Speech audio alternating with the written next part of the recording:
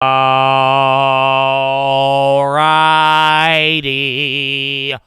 Are we live? Are we? Oh, yeah, we are.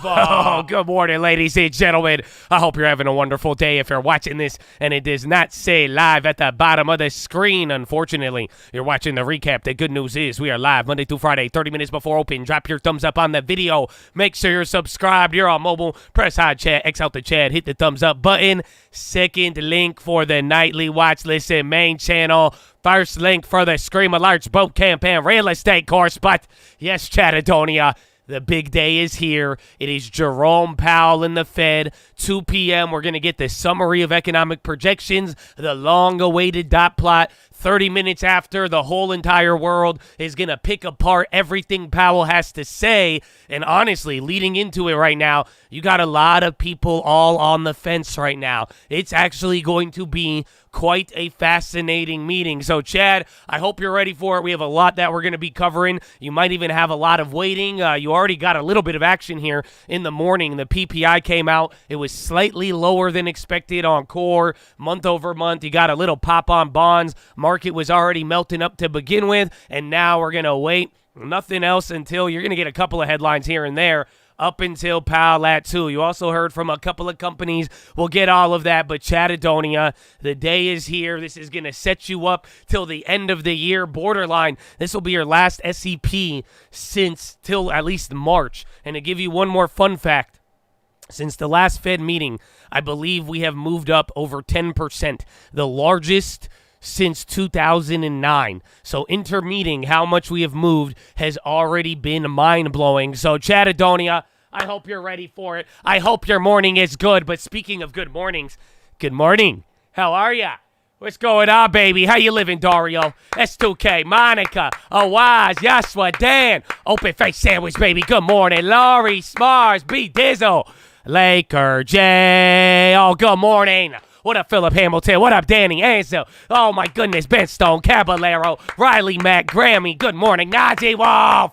Oh, what's up, baby? El Trapato, winning loser, Jefferson, Byron, Lucky Soldier, baby. Good morning. CG Trades, Gus for the long-term Cam, Brian Hahn. Good morning, baby. How you love, man? The chat's going quick. Bruce B. Tiger, man. Oh, my gosh. Brex Trades, baby. How you living? Alex Lozano, Sans by Fuego, Ray Aria, 10% Alex, baby. Rep it. Rep it, baby. Jerry Woods, Alaskan Assassin, Caleb, Candy Upton, Lucky J, baby. Good morning, Mr. Spriggs, Matthew Warman, Alex Lozano, Jordan Fullerton, Skinny FX, Zena, Tony Garlinger, Jay Carter, baby. Good morning.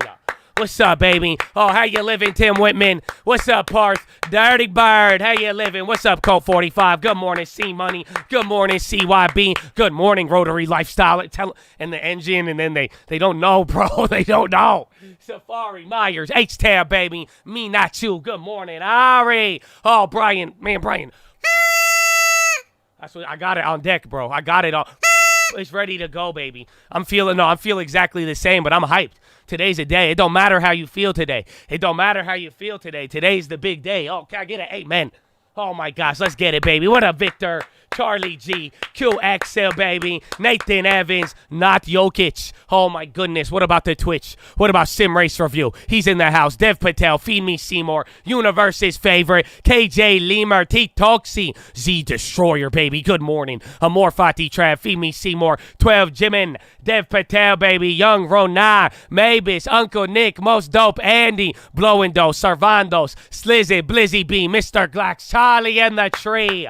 Oh, my goodness. Good morning, Ibex. Dev Patel, baby. We got Blow and Dough again. We got Robo Hand Tech. We got Skiddo Stacy. Good morning. How you living? Uncle Nick once again. And then Robo Hand Tech. That's what I'm talking about. Let's go. This is the day. This is the day that the Fed has made. But the Lord, I feel bad remixing that song. You know what I'm saying? That's what I'm saying. But it's Fed Day. He got the whole world in his hands. He got the whole world in his hands. All right, Chattadonia. Don't let me get too hype. You know what I'm saying?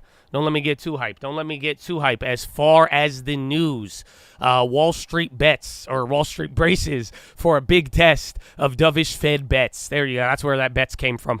Wall Street is gearing up for what is expected to be the most important Federal Reserve meeting of the year, with traders awaiting indications on whether the market's aggressive dovish bid is now overdone. Stock futures, bonds, and the dollar saw mild moves amid bets that the Fed will hold rates on Wednesday and try to put a lid on expectations for rate cuts over 100 basis points in the next 12 months. How the Fed frames its outlook for policy ending the year in 2025 via the dot plot could inject some uncertainty into the market, given that it has run well ahead of the central bank's latest forecast. The Federal Market Open Committee is poised to keep rates in the range of 5.2 to 5.5, a 22-year high first reached in July. The decision and statement will be released at 2 p.m. in Washington. Chair Powell will hold a press conference 30 minutes later. Economists surveyed by Bloomberg expect the median Fed projection will show 2 rate cuts next year and 5 more in 2025. Just a few hours ahead of the decision, data showed U.S. producer prices gains slowed in November as energy costs declined. Consumer price data released on Tuesday showed a decline in the annual rate of inflation, even though monthly gains picked up as housing and other service sector costs rose.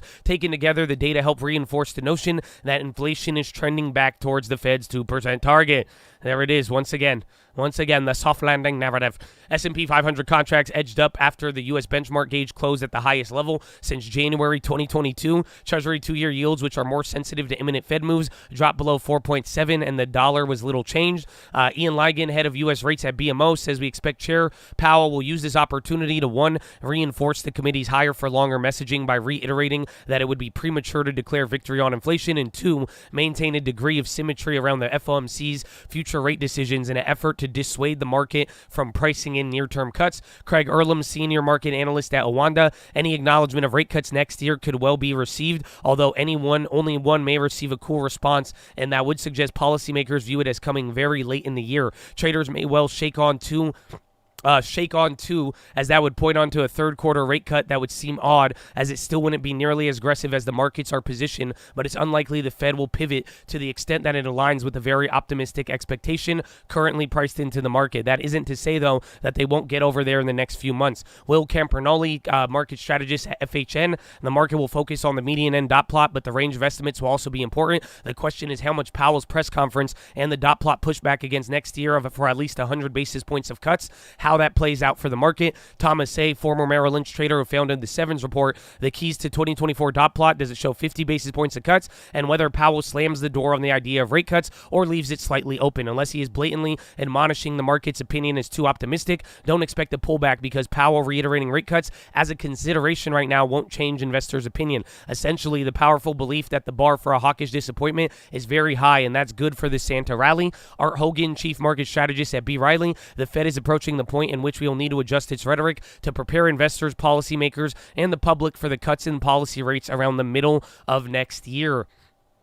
Even a slight pushback from the Fed on interest rate could unravel the relentless stock rally since last October. We have had this cohort model to sell the S&P in every scenario over the next week, says Goldman derivatives slow specialist Colin Morgan, who wrote in a note to client. It follows a warning from his colleagues last week that dangerously high optimism on stocks means there are no longer any bears left. Elsewhere, traders ramped up bets on interest rate cuts by the Bank of England next year after soft GDP reinforced the view that policymakers won't be able to keep monetary policy tight for so long. Markets priced in 100 basis points of cuts in easing for the 2024 for the first time in the current cycle, which would take borrowing costs to 4.25, and traders are betting on the first move coming in June. Tesla filed a recall covering more than 2 million vehicles after the top U.S. safety regulator determined its driver assistance autopilot did not do enough to prevent the misuse. And again, some people are reporting it as a recall. I'm also seeing an over-the-air update, so take that up to you, man. Take that up to you. SpaceX will sell insider shares at $97 a piece in a tender offer, a price increase on the boost of values Elon Musk's space and satellite company closer to $180 billion. Pfizer disappoints with a forecast for next year, showing that purchasing of leading cancer drug maker isn't enough to fill the ever-growing hole from their flailing COVID franchise. Southwest Airlines raising its outlook for fourth quarter revenue, buoyed by higher travel demand and ticket prices that are higher than they expected on the year-end holidays. Coinbase is rolling out spot crypto trading on their internet international exchange as part of a global expansion, saying some users are wary of U.S. venues due to the country's uncertain regulatory backdrop. And Country Garden Holding Onshore Unit said they repaid in full $11 million bond that will put option due on Wednesday. Key events, ECB and Bank of England tomorrow, Swiss National Bank tomorrow, jobless claims tomorrow, China one-year rates on Friday, Eurozone S&P PMI, and Global Services PMI on Friday, and then U.S. industrial production and Empire manufacturing production on Friday. And then you even have, what's it called tomorrow? Retail sales. So, boy, so not bad. Hold on. The Federal Reserve is set to hold rates steady for a third consecutive meeting, with expectations that they will push back against the ramped-up bets on cuts to next year. Yesterday's inflation report showing a pickup in consumer prices dampened hopes of a more dovish pivot. With the pause, the unanimous view of big banks watching the decision, Chair Jerome Powell has said it's too early to speculate on when rate cuts may start to materialize, and instead, policymakers are likely to emphasize a desire to stay on hold and continue assessing how higher borrowing costs are impacting the economy.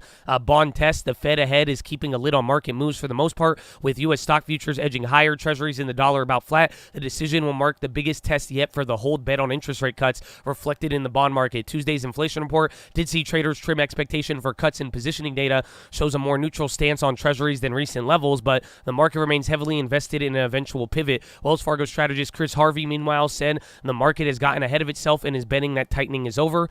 China disappoints. The top leaders pledged to make industrial policy the top priority for next year, disappointing investors who had been awaiting for a more forceful bout of stimulus for the country. The ruling Communist Party annual economic work conference set goals that were seen as rather traditional, according to BNP Paribas' Jacqueline Rong, with no new remedies on an offer for struggling property. Beyond the event, however, one China's top housing officials pledged to avoid a cascade of defaults by property developers, one of the strongest commitments yet on containing a liquidity crisis in the industry. Shock therapy. The first batch of measures from new Argentinian President Javier Milei were delivered, including devaluing the currency by 54% and massive spending cuts designed to eliminate their primary fiscal deficit. Economy Chief Luis Caputo reportedly said when announcing the measures that there is no more money, and explained the dire situation for the economy, which has sparked the need for this shock treatment. Despite that, it may not be enough for investors who had already sent the country's assets rallying on Milei's election. COP deal. The COP28 climate talks in Dubai have closed with the landmark deal that includes a commitment to transition away from fossil fuels for the first time. That involved brokering a deal sufficiently strong to get the U.S. and European Union on the side, while also ensuring Saudi Arabia and other oil-producing countries are on board. That was achieved with the agreement calling for a shift in just ordinarily fashion, which convinced the skeptics. Ba-da-ba-ba-ba. Don't worry, there's more. S&P futures are up by 0.2. It says 0.1 on here on Wednesday morning after U.S. equities finished higher on Thursday or Tuesday with upside leadership from the Magnificent Seven group. Other pockets of tech, airlines, biotech, and select financials. Treasuries firmer across the curve. Dollar index little change. Gold is up by 0.3. Bitcoin futures up by 0.4. And WTI is up by 0.9. FOMC decision, updated dot plot, and Powell press conference are the key areas of focus today. The Fed is widely expected to leave rates unchanged. Focus will be on the extent of 24 easing in the dot plot and whether Powell pushes back against the market pricing in 100 basis points of easing next year. Elsewhere, headline November PPI came in flat month over month as expected. However, core PPI was also unchanged versus consensus for a 0.2 monthly rise. Follows what was deemed as largely inline CPI report on Tuesday. While CPI's composition was somewhat firmer, report fit with broader disinflation narrative. Path of least resistance for risk assets has remained higher, and rally has continued to broaden beyond big tech on the back of meaningful FCI easing driven by interwined disinflation, peak Fed pivot, soft landing narrative, and stable 24 earnings estimates and seasonality mentioned as supportive, along with a recent batch of corporate commentary highlighting a still fairly resilient U.S. consumer. At the same time, concerns about overbought conditions following outsized November rally, the lagged effects of the Fed, macro risk and earning margins, and a dampened positioning tailwind and downside convexity now surrounding the systematic longs. Tesla in the headlines regarding the loss of consumer tax credit with some Model 3 vehicles and recall of 2 million vehicles. Pfizer down big after issuing weaker than expected full-year guidance. Love guided quarter 4 unit revenue better on the end of their prior range and had fairly upbeat demand commentary in line with what has been heard from other airlines. Take-Two up on news that it will join the NASDAQ 100. ABM beat but guided slightly above the midpoint and announced a $150 million increase in buybacks. Ba-da-bop-bop-bop. China's top leader, including President Xi, vowed to make industrial policy top economic priority. Top China housing official said a pledge to avoid a cascade of debt defaults by property developers. Argentina's new libertarian governor will devalue the peso by half. We already went over these. Britain's economy shrank in October. Official data showed on Wednesday, raising the risk of recession and testing the Bank of England's resolve to stick to their tough anti-inflation line against cutting rates from their 15-year high. COP28, you got that one. Washington expects the most intensive phase of Israel's war on Hamas in southern Gaza to be scaled back and become more targeted as soon as early January. Guyana will defend itself by all means and necessary as fears mount that neighboring Venezuela's strongman President Nicolas Maduro will try to annex part of the territory, its vice president has said. We expect FOMC median projection to show 2 cuts next year as it did in September and to show the same 125 of cuts in 25 and another 100 in 2026. Some participants might pencil in more cuts than before in response to inflation news, but others might hold back to avoid encouraging the market to price too many rate cuts too soon. And then Tesla filed for $2 million recall. Again, a lot of places say recall, and then I think other places that like Elon are saying it's an over-the-air update. Fed updated forecast is to solidify view economy will largely avoid pain that policymakers initially feared. Swap traders cut expectations the Fed aggressively for 2024, now see 108 basis cuts in 2024. Surveys suggest majority of Fed cuts could begin in June 24 with high chance of soft landing. PBOC seen adding net MLF injections on Friday. Economists say rate may stay unchanged. Markets IRRR cut. Stretched Treasury long positioning may lead to aggressive bear flattening if Fed is more hawkish than expected. Market implied inflation expectations fall to lowest level since June. Record-breaking $5 trillion S&P options expiration expected as dealers work to stabilize U.S. stock swings. Argentina devalues peso more than 50%. Yellen says inflation coming meaningfully back down to target. Does not think that the last mile should be too difficult. UK growth sees deeper contraction at start of Q4, ramping up Bank of England rate cut bets. German ruling alliance seals an agreement on revised 24 financial plan. German Economic Institute IW suggests the economy will contract at 0.5 in quarter 4, citing budget crisis. Japan manufacturer conditions firm the highest in almost 2 years. South Korea unemployment rate rises to 4-month high as import and export prices slide. China Economic Work Conference concludes with no indication of stronger stimulus. China says that they will step up policy adjustments and focus on industrial policy to spur recovery in 2024. China's export prices decline as domestic demand dries up. Kroger-Albertson deal at risk after 6 lawmakers call on FTC to block acquisition. Walgreens reviving discussion about exiting alliance with UK boot chain. Blue Origin set to launch first rocket in over a year after technical failures. Oil plummets near 5-month low as rising Russian crude exports add to oversupply fears.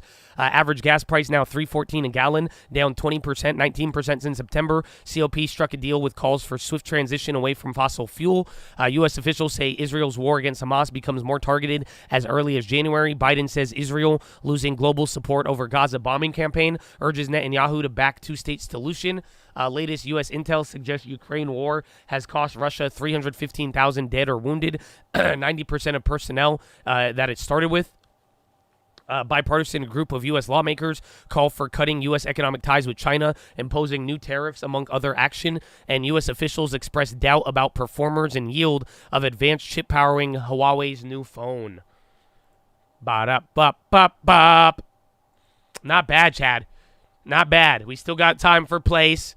Actually, I got time to go to the bathroom, too, and blow my nose. So good morning. I'll leave some of the plays up here so you could see a couple of them. I don't know if you could read them, but get ready. We got a little bit of time, and then I'm gonna want to hear from you. Then we got to shout out a very important group of people, and then it's game time, and then pow, baby. Good morning. Good morning. I'll be right back. Follow me on Instagram at The Trading Fraternity. And I'll see you in a little bit. As you mentioned, from President Biden, who really likes to steer clear of Fed's independence. At the same time, we're hearing from the Treasury Secretary, not just on inflation, but also questioning those that were talking about a recession. She didn't think a lot of that was really based on what is going on in the economy. At the moment, though, this administration, although they continue to tout a really incredible unemployment rate, below 4% for some 22 months. The fact of the matter is, when you look at poll after poll, Americans are increasingly worried about inflation. Even our own poll at Bloomberg, looking at swing states, when you look at these swing state voters, they see there's a deficit of a trust when it comes to the economy on this administration. But potentially, Jonathan, President Biden has seen this story before. 1992 elections, George Bush, he lost his re-election. He came out and he blamed it on then Fed Chair Alan Greenspan. And he said, well, if he would have cut sooner, would have been better economic conditions. He said, I appointed him and he disappointed me. AMH, thank you. The latest down in Washington. Bob Michael, Kathy Jones back with us. Kathy, the distance from 4 to 3, from 3 to 2, the difficulty of that last mile. Secretary Yellen saying this, the last mile isn't especially difficult. Is that good economics or just good politics? I happen to agree with her. I've never been in the camp that says the last mile has to be the most difficult. This is a very different cycle than we've seen in the past. It's probably more similar to the post-World War II cycle than it is to a demand-driven type cycle because we had such supply issues. So I tend to think that we have momentum on the downside in inflation. It doesn't have to be that difficult from here. Could there be some bumps in the road? Sure. But I don't think that given the restrictiveness of policy right now, the way the trends are going, I think it's very likely it can continue. Bob, how difficult is that last mile? Well, I'm with the ladies on this one, with Janet and Kathy. Inflation's going down like power windows. And you could look at the PPI, you can look at 3-month annualized rates, you can look at oil. Oil was up today, it almost got back to $69 a barrel. This is disinflation. I like hearing this guy. He sounds like I would listen to him. Like, I wouldn't listen to what he's saying, but I like his voice, if that makes sense. The last mile gonna be easy, Chad. I don't want to run a mile. Anyways, I hope you're ready. Let's have a good morning as far as the plays, baby. Vertex, VRTX, they're up 7.3. Results from phase 2 study of VX548. Take 2 up 3.1 to replace CGen in NASDAQ 100. AstraZeneca up by 2.3. Certain drugs included on China's national reimbursement list. NC up 1.6. Lernic Partners upgrade. Kenvue up 1.5. Roblox up 1.5. Wells Fargo upgrade. Airbnb up 1.4. Settlement of previous Italian disclosed tax matter for aggregate payment of 567 euros. Million euros, excuse me. DHI up 1.1, Keefe, Bruyette, and Woods upgrade. Lennar up 1.1, no news. ABM up 7.3 earnings. RevG up 6.4 off of earnings. PLAB 5.8 off of earnings. DEI up 4.5. HLX up 4.4. ASTS 3.1. Sava 2.1. MP 1.9. Iova 1.4. UGI up by 0.9. CO steps down, reaffirms guidance. STTK up 94.3%. Initial top-line data from ongoing phase 1AB dose expansion trial. IOAC up 32.5%. Notice to hold EGM on December 19th. 20.1 CCC data from CFT 7455 phase 1 trial in relapse refractory multiple melanoma. That was easy. I don't know why I messed that one up. And Stifle upgrade. MYNA up 14.1. 33 million order from Northrop Grumman. QSG up 10.5 earnings. LFMD up 10.5 collaboration with Medfast. CGNT up 9.4 off of earnings. XPOF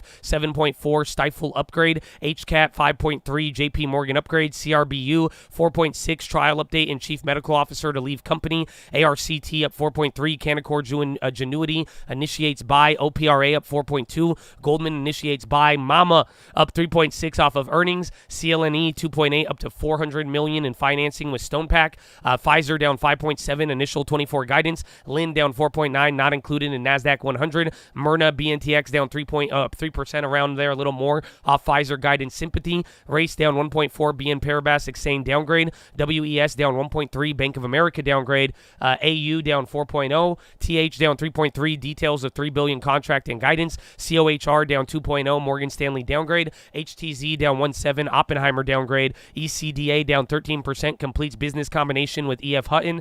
INAB down 12%. LPTV down 12.4 off of earnings. BDTX down 5.9. Top line results. Phase 1 dose escalation of trial BDTX 1535. And then AVAH down 5.1. JP Morgan downgrade. Wow. Chadadonia. It's a lot of plays. That's a lot of plays. I still need more. You still got a little bit of time, baby. Let's pump it out. Chattadonia, you got Powell today. I don't know if you're going to wait before or after Powell, but what is your first play of the day? Post it in the chat. What do you got for me? What do you got for me, baby? See what we got. Short Tesla, SPY calls, puts on NVIDIA, AMD, SPY, Meta, QQQ call, SQQ, Tesla, Pfizer shares, Apple, stock sale, long AVEX, puts on NVIDIA, Macy's, Tesla stock buy, long JTO shorts, Pfizer long, calls on the flip, Apple and Amazon calls, AMD, HBI calls, Koi calls, swinging, Nike, Uber, Roku, SPY credit spread, screaming 10%, baby, QQQ, big short on bonds, Tesla puts, HBI, soy meal short, SPY up puts, SPY down calls, Tesla calls, TLT, JEPI, more, puts on Macy, Clean Spark, adding Pfizer to long term, selling TLT, Tesla calls, SPX, SPY puts, Tessie, watching HD, STTK, VRTX, Pfizer, adding to TLTW, ASTS, Uber, Hood, Amazon breakout, long on Powell, Jesus calls, KRE, SPY call, SPY put, long Bitcoin, Nordstrom, Netflix, UL to the long term, UTSIL, NDX, NVO, Mara calls, NG, SPY calls on the dip, SPY 470, Apple tweaking, NVIDIA and calls, sell, NECF, 4800 SPX calls, SQQ, Jerome Powell calls, Tizu calls, QQ, 3 times, ETF, Avago calls, long on the chat, Google calls, HBI, UCO, NEXF, waiting until after Powell, Roblox calls, our Tesla bulls watching the ticker, SPY 500, and then RICN, UNH, SPY, the final plays. Rivian, tax decisions, JA calls, chest to the sun, and 3 times levered ETF day, folks. The chat has spoken. The chat, I got 4 seconds. I'm watching ZBZQ, KRE, Pfizer, Take 2, Gold, and GC. That's what I got, baby. That's what I got. And even better, what's more important than all of it? It's bigger than Powell, baby. Every single day, man, for real. Before we try to chase a dollar, before we try to enrich ourselves, we have a special tradition here, and I hope all of you carry it on beyond just the live stream and hold this deep down in your hearts, because what we believe is that there is a group of people out there that has sacrificed and made a commitment more than most of us ever have and ever will, and I am talking about the veterans of the United States of America. So on behalf of the cult, the people here, the people not here, I want to give a huge special shout out all the active servicemen, past servicemen, the families, anybody who has served this country and given a lot without even agreeing or being on a side where you have never even received the way we don't even appreciate it, man. This is the least we could do. So veterans, thank you, thank you, thank you. We love you and God bless you. And big shout out to anybody else out there giving back to their local communities, the doctors, nurses, teachers, firefighters, police officers, the janitors, the coaches, the garbage men, the nonprofits. You're helping out, giving back, making things run. That's what I'm talking about, baby. So God bless you, but ladies and gentlemen, please rise. Place your right hand over your heart. Say it with me. I pledge allegiance to the flag of the United States of America and to the republic for which it stands, one nation, under God, indivisible, with liberty and justice for all, baby. Send to the Jets!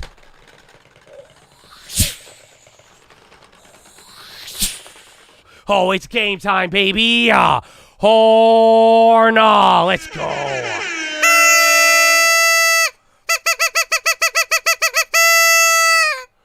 Oh, Chattadonia, you ready? It's game time, baby. It's game time. Let's go. Bright and early. You got a couple more hours, and then we got Powell. Oh, are you ready for it, man? This is it. This is it. They said, it's funny, bro. I'm telling you, it's like everybody, there's a lot of optimism. Everybody was chill leading into it. But, like, even on the morning of, they're like, this could be the most important Fed meeting of the year. This is about to be the most important. I'm telling you, a lot is riding on it. A lot is riding on it, Chattadonia. I hope you're ready for it. Pfizer gave bad guidance. So, remember, I kept saying I want to average down, but I'm worried about those numbers. I was waiting for earnings, and then they just came in, and then they even did even worse, bro. So, we'll see what happens. We'll see what happens, baby. But Chattadonia, let's have some fun. You know, borderline, they do say it every meeting. Honestly, we are very short-term, and we focus on it. And honestly, I mean, you know, to put it all into context, it has been a trip this year. Don't forget, we had banking crises. You had other wars started towards the end. We had rallies, soft landing. And then just a couple months ago, we were just dying, and everyone was like, ah! So it's going to be crazy, but we have already dealt with so much this year. I think that's why the heightened focus, the market's already priced in for perfection. So let's see what happens. But Chad, we got 48 seconds left. I need you to drop the thumbs up on the video. Okay, hit that thumbs up. Hit that thumbs up, man. Show some love. Let me know if you have any questions. We got 30 seconds. Call out any plays. Drop the news. Source that info. And let's have a good time. We got some time to kill or maybe to be productive until Powell. Whew. Oh, get ready. Get ready. Hopefully you watch the watch list too. Again, we went over what you need to look for. I'll go over it right before Powell. We will have him live, but we'll go over what you need to look for the statement, the dot plot, all that good stuff. But if you want to get ahead, all of it is on the watch list. Yalla. This is the day. This is the day that the Lord has made. That the Lord has made. I will buy puts. I will buy... Round 1. Fight. Alrighty. Let's see where this takes us. So SPY's barely green, Russell barely green, Dow at break even. My NASDAQ's not showing up yet. I'm down still. I'm up on the bond play from yesterday, down on my ES short. I'm down to hold the ES play for Powell. I'm probably going to cut the bonds ahead of that RTY drop. RTY, still holding 1900 though. At least I'm looking at the futures there. Again, we'll see Pfizer and a couple of those other movers. Again, take two. Is Tesla moving up? I'll put PHILO. Yeah, Tesla was down like 2.5% or something like that. NASDAQ's still trying to climb here. NASDAQ's up a quarter. So NASDAQ is the one. Oh, wow. Russell just rocketed. Switch gears on that one. Yeah, no. SPY's coming down, but the Russell just flip. So watch out for there. Again, Russell's up now like 0.16 right next to the NASDAQ. Again, NASDAQ seems to be the strong one of the day, but then again, we'll see how this cash open is going to treat us. And again, bonds have a nice bid. I have not looked at the dollar. Pfizer's dropping there. Again, I think Pfizer was down 8% at one point, so watch out for that. Again, Airbnb, they settled some deal. Airbnb's actually running here. Again, there was good demand there out of Southwest. Southwest, I thought they were going to be up. So we'll see. NVIDIA. Oh, yeah, don't forget about Broadcom. Young Broadcom. You don't need to fill down. Amazon up by 0.9.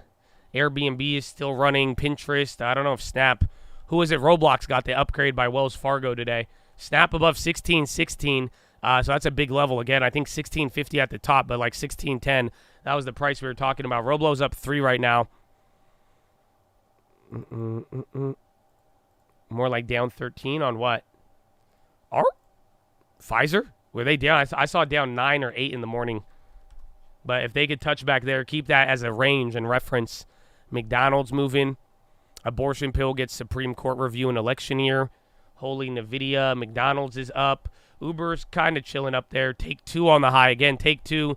Grand Theft Auto was the other driver, but now they're getting added to the NASDAQ 100. Pfizer, they were down 13. Well, I saw 8. That's crazy if they were. Are you sure? Because, again, right now it's down 8. That was the low pre-market. But either way, see if that starts even selling off lower. But, again, I was telling you guys, I wanted to average down on it.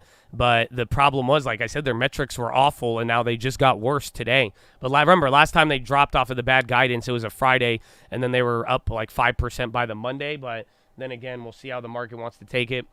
Watch bonds haven't moved too much. They're still holding the gain. SPY's even chilling, but SPY gave up like maybe like, what, 0.25% there from the open. Powell is going to be at 2:30 p.m. Eastern, baby, the title of the video. Good morning. Dollar staying unchanged. Apple's on the high. Oh, where's KRE in the fun bunch? XLF, you're not getting any movements there. Boeing's on the high. Again, they had a nice day yesterday. I do think Southwest, I don't know why they're down. I think they might be able to turn around, but no, they just keep selling off. They're down another 2. They're down 4 right now. J-Pow Pump. Good morning. And we'll type in GM just in case. And we'll see Tesla and Ford. All the autos are down. USO's on the high. I still want the oil play, but not anymore. Not after this, man. Not after this mess. Good morning. Tesla about to go green. They were down earlier. World Bank Gill says experience indicates interest rates will not come down anytime soon. World Bank Gill says high debt servicing and slowing growth, raising concerns about contagion, but threat is not imminent. Ho-ho! No! That's imminent. The peach, baby! Ladies and gentlemen, boys and girls, Bradley Frizzle and the peach has arrived.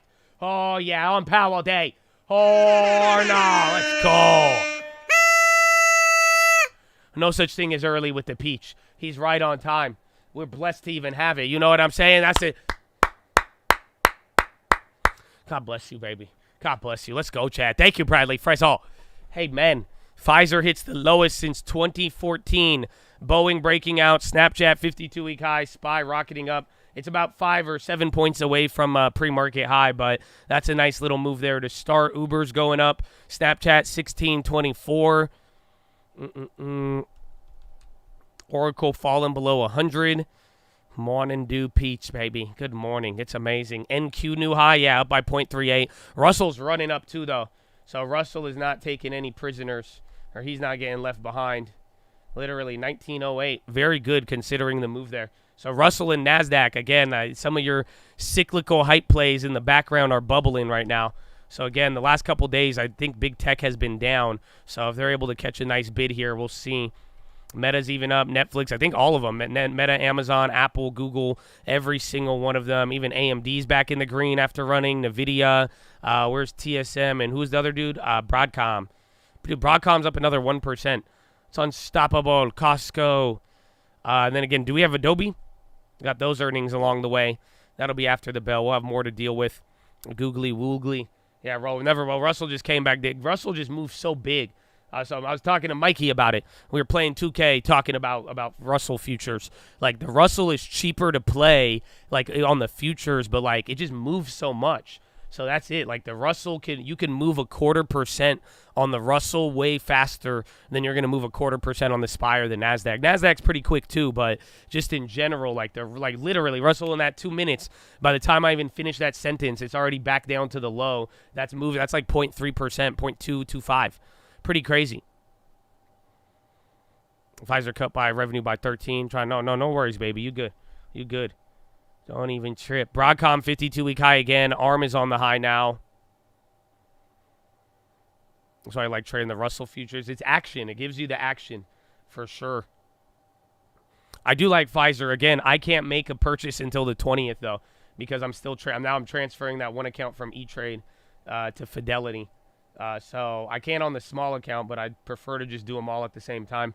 So I don't really, give me a couple days. I don't think it'll matter too much. Another week. We'll take it. NVIDIA new high. Oh, I was say 52-week high. Or Airbnb, very good. They got downgrade. They run today. No problem. No problem. I want to see airlines, bro. Match activist chatter. Good call, Danny. They're getting a pop off that. I don't know if you want me to verify it yet, but keep watch on Match. Activist chatter. You're getting the little pop, but again, it's also the morning too, so it's hard to tell if it's just random cash open shit or if it's actual news. But then again, watch Bumble too, if that's going to be a sympathy. Match had an 8K. I'm not seeing any news on it, but that may be circulating now. Z-Lab on the high. XP, TSM now. Apple once again. Bonds hit another high. That's good. So again, I remember I have the bond future and I have Russell sitting low and the ES short. So now I'm up more on the bonds than I am down on the short. Down 1,200 on that ES short from yesterday, but then up 1,500 on the bond plays. So again, they're working how I want them to, but I would like to get out of the bonds before Powell. I think bonds are going to be the most sensitive today. And then equities will still be in their la-la land, but it also depends on what Powell says. Meta hitting a high. Again, Apple as well. Your big tech playing along. 0.45 on the NASDAQ, 1.3 on the SPY. Still negative on the Dow.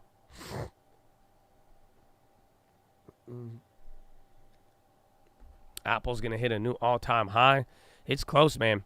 Jay Powell did not speak. If anything, you have PPI.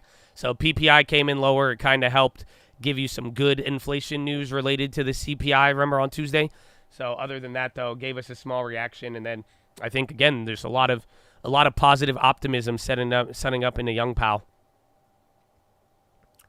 I said, Young Powell, you don't need to feel down. I said, Young Powell, you don't need to cut rates. I said, you should hold the rates for 5 years. Why would he do every fun to stay? Okay.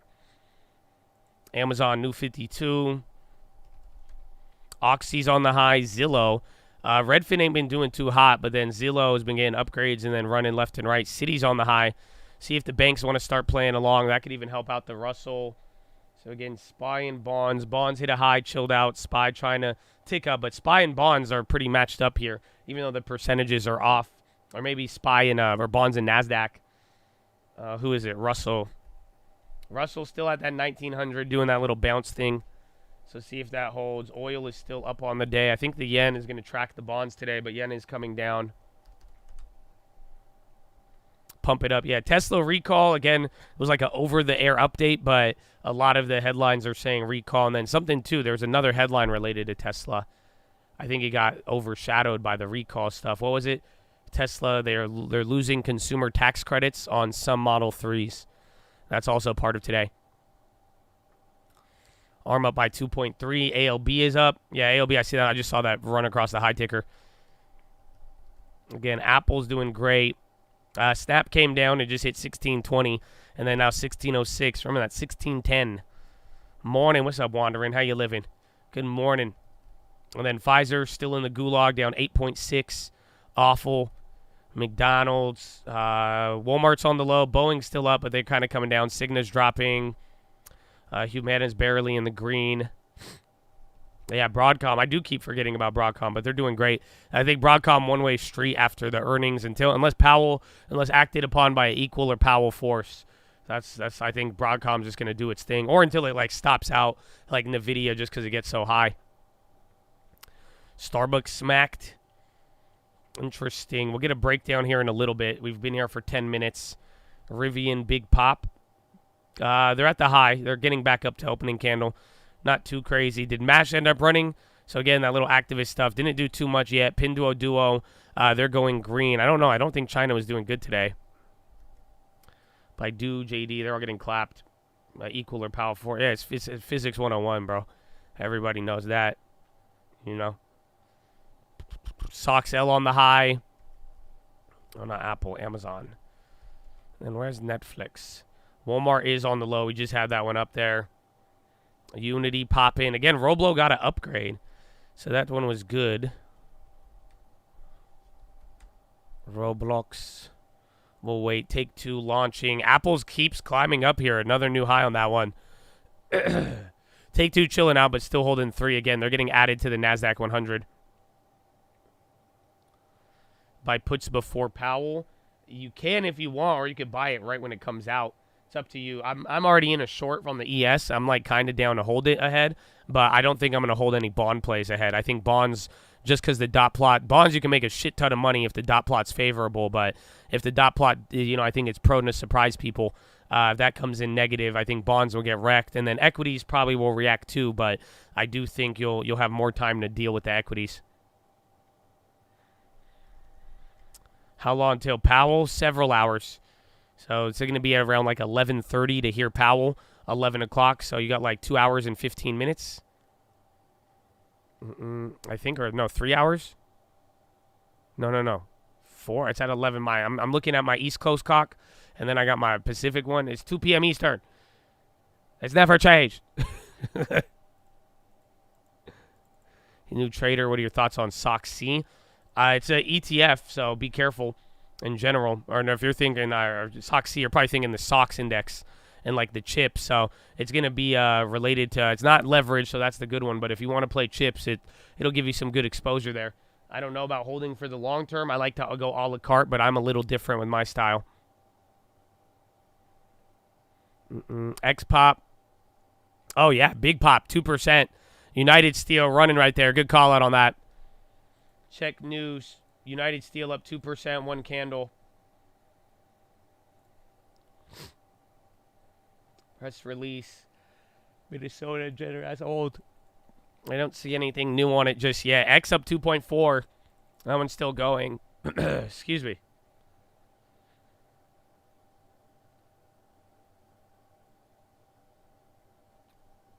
Yeah, I don't see anything on X. World Bank, I see Pfizer getting clapped, but that's a big mover for now. And then bonds kind of near their opening price. SPY coming down to the first little low it hit. Tesla, Cuervo on the high. Yang is moving up here too. Airbnb starting to come down. So again, NASDAQ back to 0.3. Hit like 0.4, 0.5 earlier. Russell still 0.08. And then Russell kind of more matched up with SPY. And then Dow is the weak link as far as today goes. And then dollars climbing up a little bit. UVXY on the high. Interesting. USO starting to go up. United Steel still going up there. Still holding that two and change, but don't know the news. I like oil, but I mean, yesterday we should have got it there at the lows, but I don't necessarily want to force it. But I do think oil is going to get a nice little pop. Again, it just died 4% the other day. Hunter Biden, my father is not involved in my business dealings. Is that I did not have sexual relations with that woman.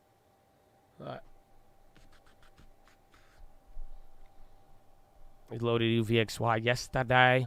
Good luck, my friend. Good luck. May thy dot plot be with you. NVIDIA pop in the upper range. United Steel now up 3. I don't think we have a headline on that. Ex-CNBC report about sale. So they may get the scoop. Oh, yeah, I got one right now. United Steel board to meet today to discuss a number of bids that are in excess of $40 a share. CNBC's David Faber.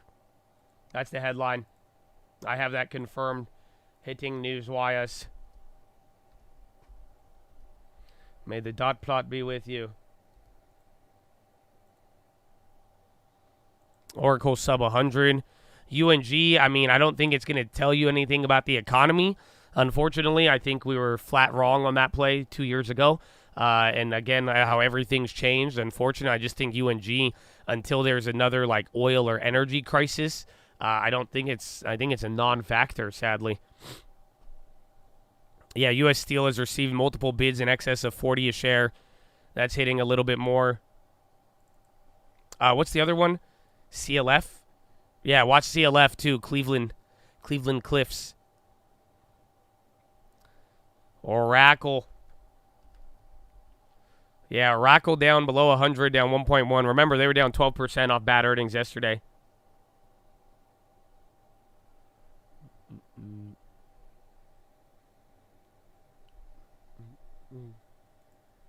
Yeah, oil's starting to run up now.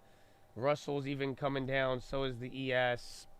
And then bonds are kind of holding, but we'll see if everything kind of goes in tandem. SPY still holding up in the green. Excuse me.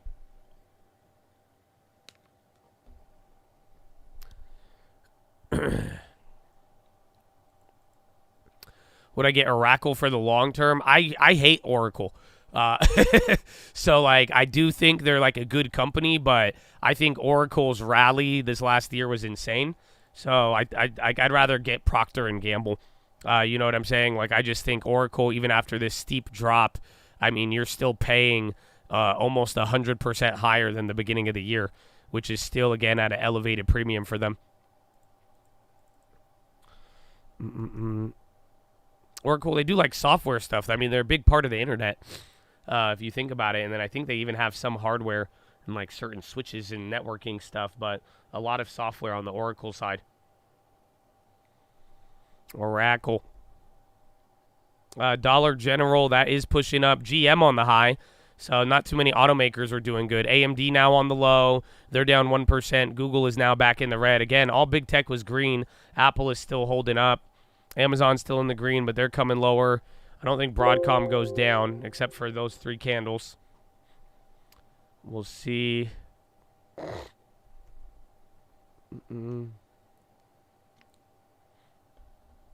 Disney somehow in the green. They're holding up. And then Pfizer down 9, so Pfizer keeps going lower. So, again, I mean, I'm down to buy that one. I think that one has made the decision for us, but I'm going to have to wait till the 20th, so give it some time. Roblo starting to break out here, or it's trying to. Not too big of candles, but working its way back up to the high.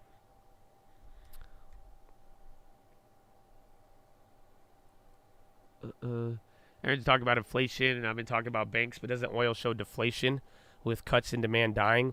It theoretically, yes, but oil has given, and natural gas and all of these.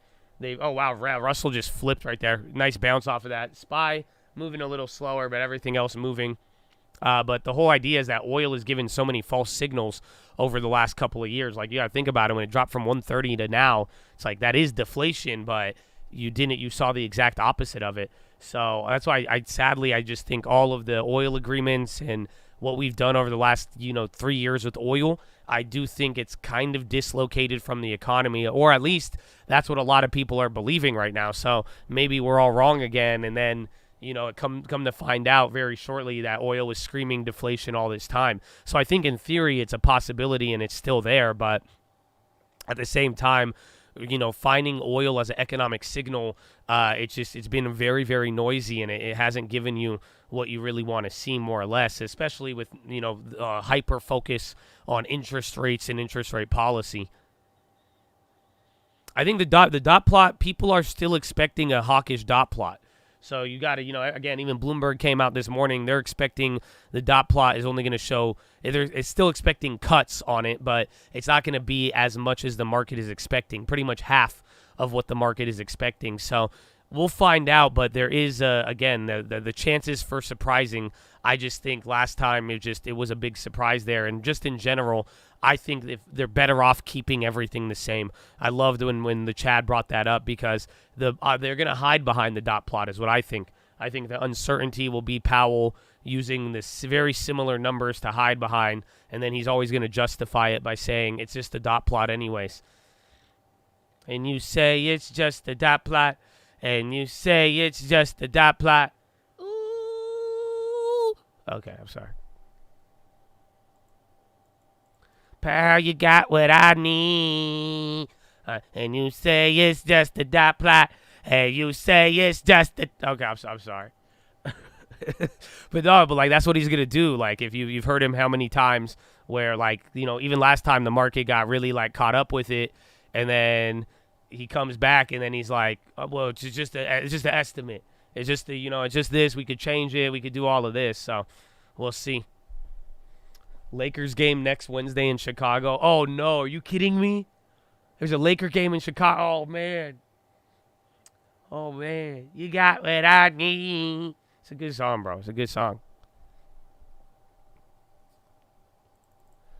GFL. You said dot, plot, and lock it.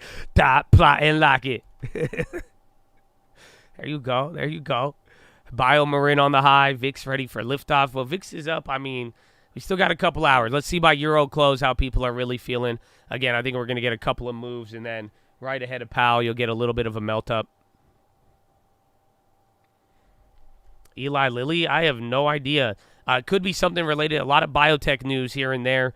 Maybe they're making an acquisition, but also check NVO's going up. And keep in mind, all of these Ozempic plays, they underperformed the last 2 months. So, again, they were the leader into all of this, but they have not moved at all. So as everything in the world has rocketed up here, the Ozempic plays ain't got any of the juice because they were the first one to get it. So that could be the only thing. They may get random moves, especially if they want to start tagging along.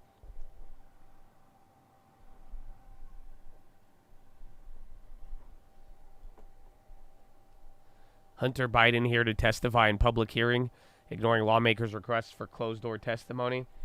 Bro, I would love to watch a Hunter Biden. Are you serious? You mean I get to watch him get grilled on this? The only time I've ever seen him talk, it included crack. So I'm sorry. I have a joke about this because it's wild to me, but I've never really heard him talk normally. That wasn't a video I wasn't supposed to see. That's crazy. I think he pregame. I think he did, but he didn't call it a pregame. That was just his cough. You know what I'm saying? In his mind, it's pretty normal. No, man, no, for real though. I've told you, bro. That's next. He got some next level shit though. He should have been a rapper. I'm just telling. I'm telling you, because he could rap about things that people ain't never done before. And I was it would be good. I don't know where it is live. It doesn't show up instantly, so maybe it's not that cool. You got what I need.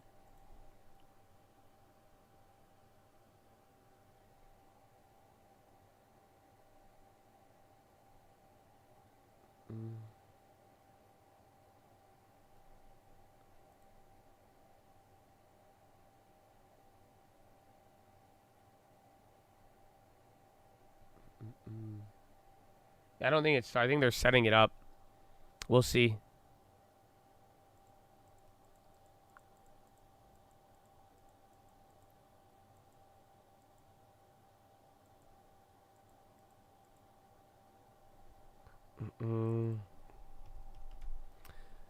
Do you believe in playing DeFi and altcoins, gaming coins? Not really.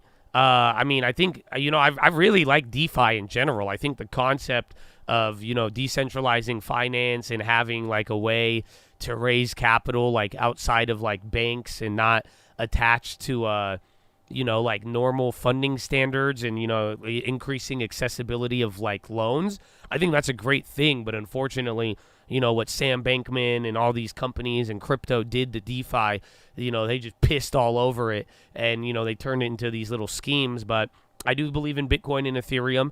And I think you buy altcoins when the hype is there. Once the Bitcoin, after the halving, maybe if there's another crazy rally, the next time Bitcoin starts hitting a new high on its first pullback, all the altcoins are going to go crazy. So it's a game of musical chairs. I still own a couple of altcoins, but I don't believe in them, if that makes any sense. You know what I'm saying? So like I have my own portfolio of high risk dog shit that I hold till eternity, and when they pop, I'll sell them out. But I'm a very patient individual. But at the end of the day, I'm not a believer as much as I would say. I would add Bitcoin to the long term. I don't know about these prices. I'm very iffy on that, but I do believe in Bitcoin and Ethereum. Bitcoin, Ethereum. I have I think Stellar, Ethereum Classic. I have that Shiba we made a little bit, but the most of the altcoins I have XLM and ETC. But other than that, it's high risk dog shit. I mean, what? It's not, as long as you are I'm telling you, the way I word it is way better for your mental than not, rather than believing it and falling for it. You know what I'm saying? You don't have to believe in the tooth fairy, but you have to know what it plays its role in my portfolio. Again, if people get crazy and get stupid, I'm not going to miss out. But at the same time, I'm not allocating a majority of my finances to a pipe dream. You know what I'm saying? MBT futures, it's weird. The MB, they're small, and then if you go to the big ones, it's just it's too big. So but Bitcoin futures are crazy.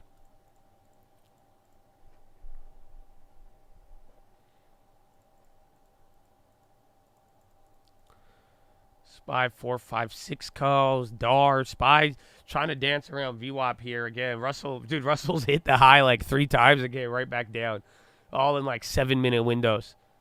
So we're almost 30 minutes in here. Let's get a breakdown of the market. Levels Uber 6380. That's it. All-time high breakout. That's the only level, unless you're concerned with the downside. So right now, Dow Jones, that's the worst on the day. Actually just went green. 11 names red on the Dow and 19 green. So that's flip-flopped a little bit there. NASDAQ 100, 45 red, 55 in the green. And then S&P 500. Microsoft going down a little bit too. S&P 236 red, 262 in the green. Yeah, Tesla back to 1. I think they were down a little bit more pre-market. Again, people were kind of freaking out. No, I guess it was. This is the low even from pre-market. And SPY still trying to fight below there. Bonds look matched up there as well. A firm dying, dollar still green. A firm is coming down. Again, low tickers picking up. Delta, Ryder, Save, Airlines, Hawaiian Air, or Halliburton too. That's oil. But again, it seems like all the airlines are coming down. I really thought Southwest was good, and they got plummeted. NVIDIA gassing. They're on the high. Square, CCCC on the high. Square down 3. PayPal surprisingly not down as much. UVXY on the high. Netflix on the high? No way. Yeah. Netflix still, remember, it did that the other day when all the other tech stocks kind of rotated out. Yeah, Uber could use a breather. I mean, Uber's been nonstop. But then again, when Uber stops, it really stops. It don't have a breather. It just, drops 4%. But then again, this chart is a one-way chart to heaven, I guess, the moon.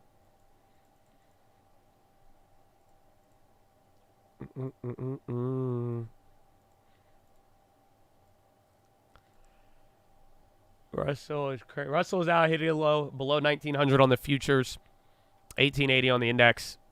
Yeah, Tesla coming down a little bit. Netflix might be your little tech leader for the day. But again, it's 50-50. If you guys didn't hear what I said, the Dow is now flipping. But for the most part, NASDAQ 100, SPY, half the names are green, half the names are red right now. So it's just going to be a battle of who moves higher, who moves lower at the most. But until we get a decisively everybody going negative or positive, it's a 50-50 split. Snap still above 1610. That's a good level to hold. I don't know. Is there an EV ETF? I feel like I'm surprised. I'd be shocked if there wasn't. I just don't know the name. Maybe it's like 1 hour to charge. I don't know. 1HR. I don't know. I have no idea. No idea.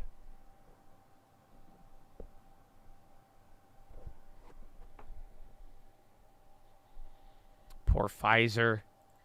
I mean, I'm telling, this was what we were talking about, but it just got worse. I wanted to wait till they gave an update on their last numbers because I told you the metrics were fucked. So now they just got even worse. So like their price to earnings, their price to book, EV to EBITDA, all these different values now with lower expected profits. Their valuation now just it's again, I don't know if Pfizer's like borderline becoming Airbnb with after that guidance. We'll see, but they do need a surprise there. I will buy more of it though for sure. I'm waiting a little bit.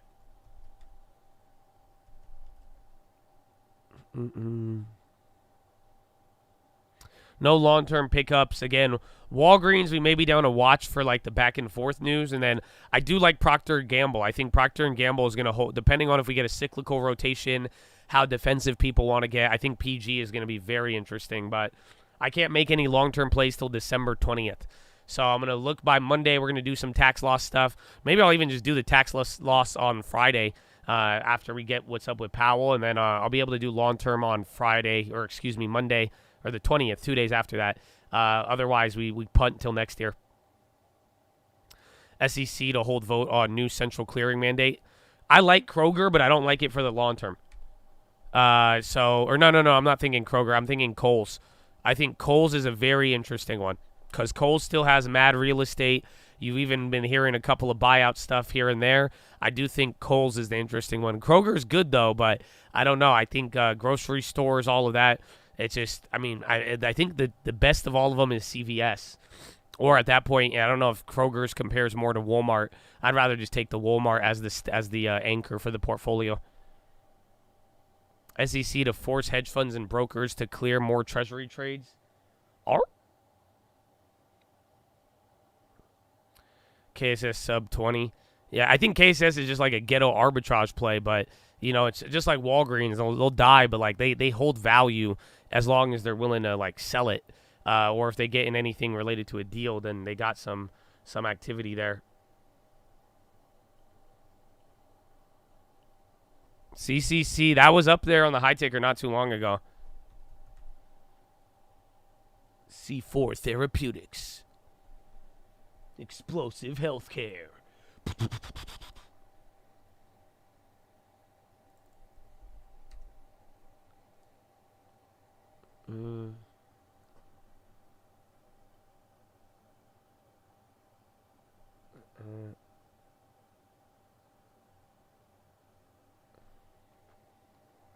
EV ETFs, Driv, Cars, Hail, IDVR, LI, Lit. I remember Lit. That's the one. And then VCAR. Thank you.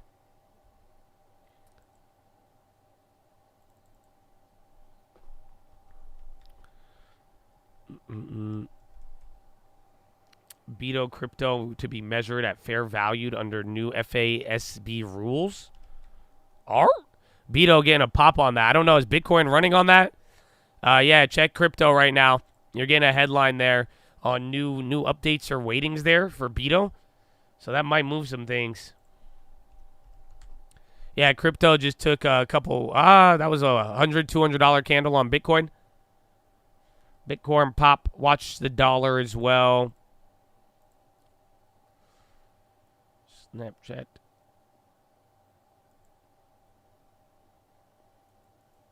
What would Beto fair value? I think basing it off of like the actual price of the coin, maybe they've been using the futures.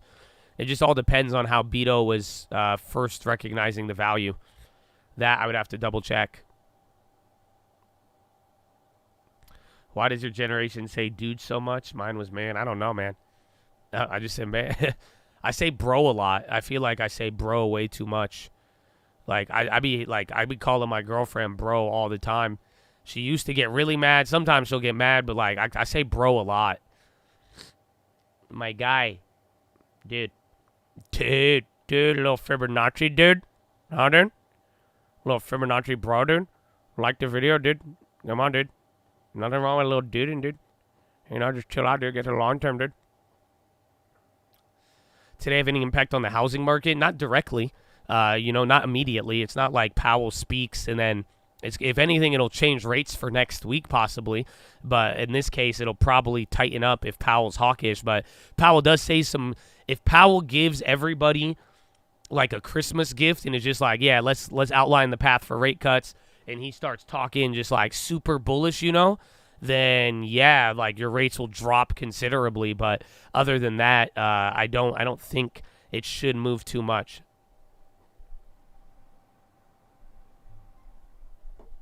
NVIDIA just running.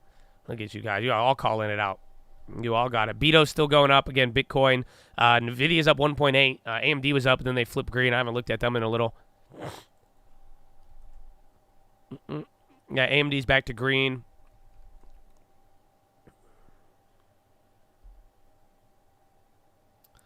You think he signals rate cuts? I don't think so.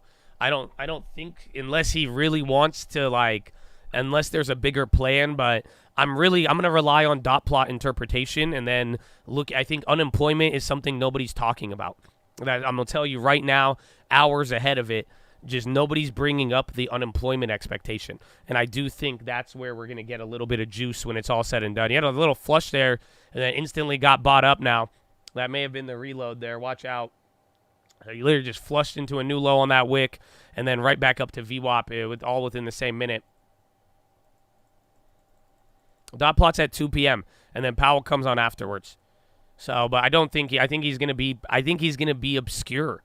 That's the best way I could describe today. Then obscure is going to be hawkish. He's not going to give you the answer you want, but he's also going to maintain the ideology that got us here. He's going to say we're not raising rates. He's going to talk about things getting better and that they're going to talk about job market moderating and other things. But if he's still going to say inflation's too high, he's still going to say all of the normal speeches. He'll even downplay the dot plot, but it's just going to boil down to, right now the market is pricing in 108 basis points of rate cuts. So if that dot plot, the best case scenario, people right now are pricing in that the dot plot's going to show 50 basis points of cuts. So that's still halfway through. If there's any gap between that, everything else the market has to reprice. So but then again, the market, I say has to, but maybe the market wants to, get a little bit of that Hunter Biden pack and keep, and ignore it for a little bit. But we'll see how that plays out. But for the most part, there's just a big gap between the market is extremely bullish. Powell's probably going to say the same exact thing and not give us that guidance. And then that's 100 basis points of spread between if Powell stays the same and then where the market is pricing it now. So we're going to have to find out. It's going to be what he's saying, but I think they're going to introduce the doubt through the dot plot, the unemployment expectations, and all that other stuff. So then you're going to get different data. And then, and ignore Powell. Watch Timmerhouse for real. Low key, though, we'll see how they hit the pump. But then again, though, I don't know if Timmerhouse, I don't think, again, if the dot plot is bearish enough, Timmerhouse can't stop it. That's the thing. And then, like I brought up, I don't know if you guys watched the watch list. It's this cool thing on the second link in the description. It's like we do it every single night. I don't know if you're familiar, man. I don't know if you're familiar with it. But can I show you guys something? I'd love to show you guys something. Let me show you something. So every single, actually, did you like the video? Did you like the video? I hope you liked the video. I don't care. Just like the video, bro. Just like the video. But every single time, look at March. Okay? This is the March.SEP. December projection for terminal was 4.1. And then they raised it to 4.3. You guys with me? And then you go to June. It was at 4.3. They raised it to 4.6. And then you go to September. And remember, September, we all thought the dot plot was going to go down. We did the same exact thing, unfortunately. And then it went from 4.6 to 5.1. So the whole entire trend this year is everybody thinking that the rates are going to be lower, and then the Fed just jacks up the dot plot on the terminal. So again, this is what's allowed them to keep the pressure on the market while at the same time still allowing the bullshit to happen, if that makes sense. So that's just the only problem, is that literally every dot plot, every quarter, we have done the same exact thing. where we're expecting a lower dot plot, a lower terminal, and then it comes in at least higher by a quarter or 50 basis points. And now this time around, we're thinking they're going to adjust it and drop it by 0.5. So I wouldn't be surprised if Powell just sounds super bullish, and then they raise it to 4.8 or 5.2 or something, 5.5, and just something stupid where it just doesn't make any sense. And then it's like, why that makes no sense? But then that's the uncertainty, and then everybody else just follows along. But quite frankly, though, this is a hard one to guess. I speak all of this very humbly, where I could be flat out wrong today, because I don't think anybody knows. Like I'm saying, there's a chance a lot of people wind up wrong today, and it's just the fact that who knows what Powell. The idea is Powell has been playing strategic ambiguity like a champ, So that is the key. The last long-term edition was in October. We grabbed MO. Altria. I want to buy in the long term. I want to buy long term. Dun, dun, dun, dun, dun, dun.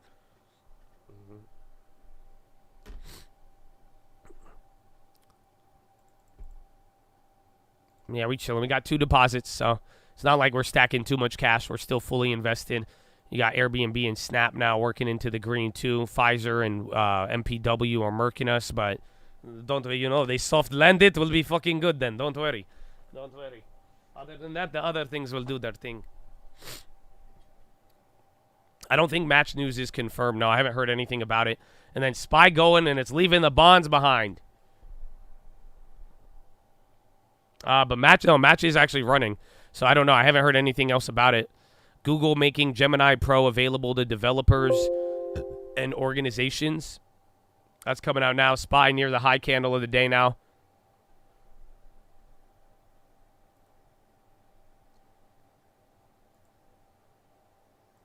No, I have not. And Mr. Ziegler, how about your... Oh, no. I'm seeing if there's Hunter. ICT. It sounds very familiar. Is that biotech? If it's a biotech, I think I know a little bit about it. Netflix on the high. How would someone go about buying stocks back that's sold to purchase a property? Same plan. That's it. You literally start over, add to the long term, set up the amount, whatever amount in cash you have left. If you want to buy some of the other stocks you held, since you just did stuff with them, I mean, you could wait like 30 days, maybe for any tax implications, but then at the same time, just go about building growth and dividends once again. And then I would start with the names that are down. This is just what I've been saying here. Even yesterday, a lot of people get discouraged by the market. It looks like it's really high, but there is so many good names out there that are actually trading break even in 2023 or trading at a lower price. So I'd start with a little bit of the discounts. Make sure you add the quality, though, so you don't end up with a portfolio of just dog shit, and you'll be good to go. Like what? Procter Gamble. That's the one that is I can't shake that one from my mind. I think Johnson & Johnson, that's another one. I don't know. Is McDonald's up on the year? McDonald's, yeah, they were just down again a couple of weeks ago. Walmart is almost right back to where it was at the beginning of the year, so that's by $5. But again, Procter Gamble, J&J, these are some great ones, I think. Let's see. EA is up. Take-Two already went up. AT&T's dog shit, though. I don't like it. I want to add to it. I'm pulling up a chart of the S&P, and I'm just clicking random names that I see on the S&P. Again, EW, that's another one we have. Oh, I'm still in that play. Dana here.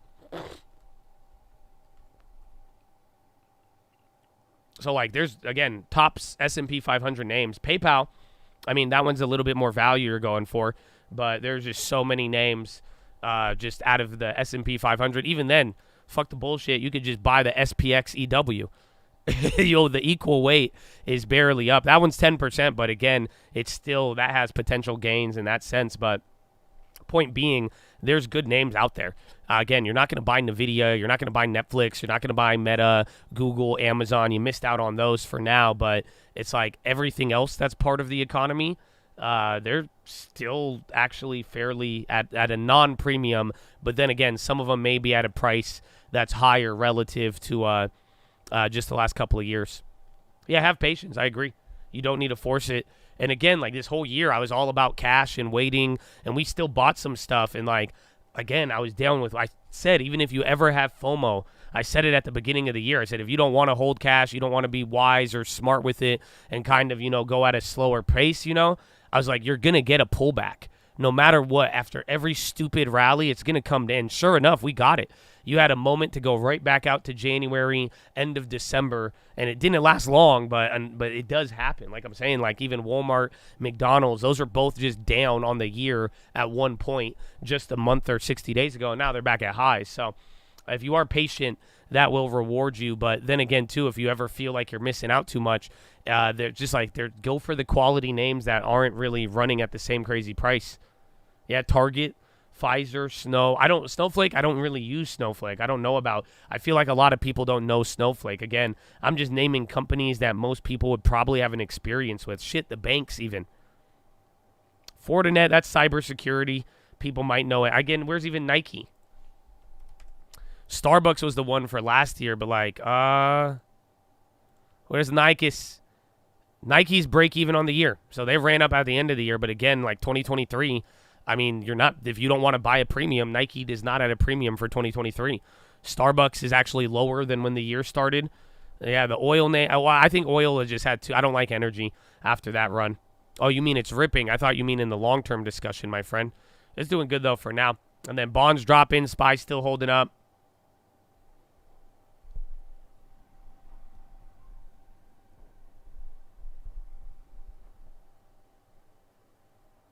Do you think PayPal is done? You think it's done? Do you think it'll come back? I think it will. I don't think PayPal is going anywhere. Again, they're responsible for a lot of global payments, and even on the internet. Maybe the stock performance declines and it turns into a fallen angel, but this idea that PayPal is just going to disappear, I think it's humorous. Again, it's just, it reminds me of Uber when everyone tells me that it's going to turn into the self-driving was going to kill it a couple years ago. But PayPal is not going anywhere. Again, as far as what price it's going to go at and the growth rate and the valuation, that's a whole nother story. But I don't think PayPal is going anywhere. Pfizer is on my watch list, yes, for the long term. I have it in long term. PayPal won't die; it just won't go anywhere. I could get behind that. You know what I'm saying? But like, I don't. Just this idea that it's going to disappear and that this company is going to fail is just like, come on. Like you are underestimating then what they do, or you're ignorant to it. They do a lot of global payments, not even globally, but like just even on the internet.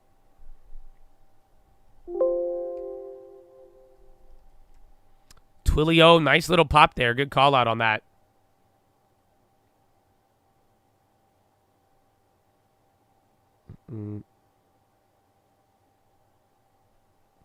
You read an article with self-driving to benefit just yesterday. It's fun. My whole career of buying Uber, everybody told me it was like the later generation. It was like later. Everyone was like, it's going to get killed by self-driving cars and Tesla. And I was like, I don't know about that. What about Airbnb? I wouldn't buy Airbnb. Airbnb is too expensive for this year. Airbnb is one of the top performers on the year. So again, because if you look at their beginning of the year, they were at $83. So they're up almost 100%. Again, they were near there at like 155, but they've moved way too much. So it's like, this is where my average is at. So I bought in high, but at the same time, I'm like, I would kind of wait. But then again, if you want a little bit of exposure, but Airbnb, it's going to have a pullback eventually. But at the same time, it's like I don't like to buy too much premium this year. If you're going to buy premium, you might as well go buy Ozempic. Ozempic or NVIDIA maybe, but I would probably go with Ozempic.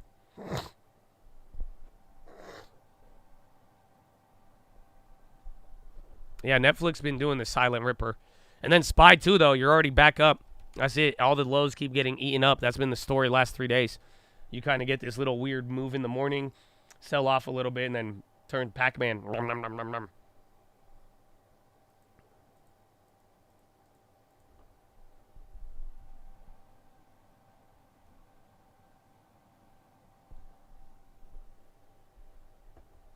Baba going under 70. Waste Management on the high. Coinbase starting to run up. That's at 140. Twilio hired Q Analyst, advise on defense against activist investors. So Twilio trying to fight back activists?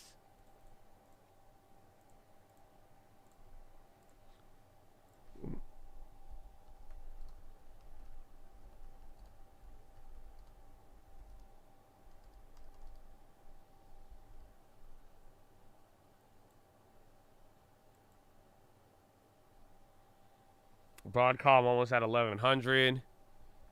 I think Broadcom is going to either get too high to where it stops running, and kind of like when NVIDIA hit 500. Until then, unless the chips slow down or there's a bad day today, I think Broadcom is that's it.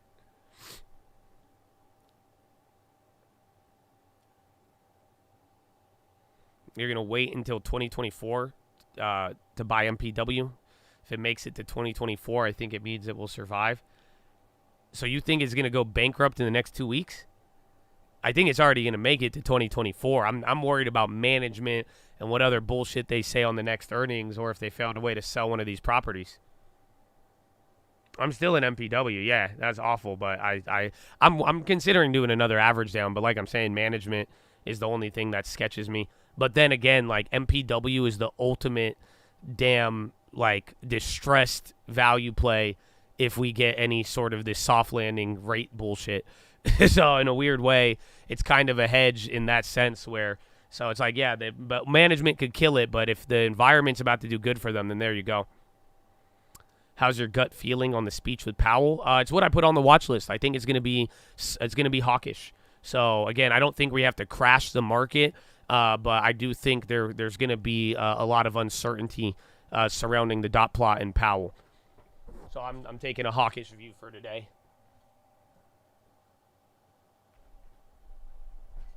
I'm in the mini Russell futures, not the big one. So I have the M2K. And then I'm down on the ES. I'm down 12. Literally, I'm down 1250 on the ES, and then I'm up 1250 on the bonds. They're literally matched up perfectly all day today, which is kind of a trip.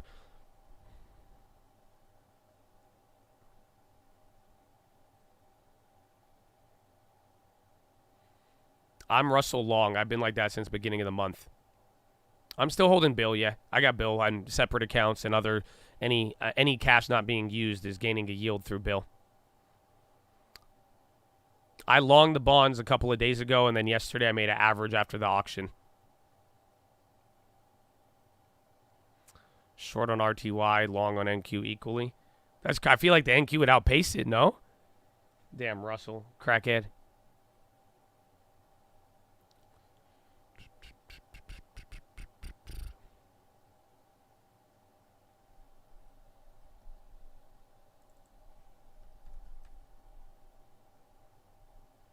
Entry on RTY is garbage.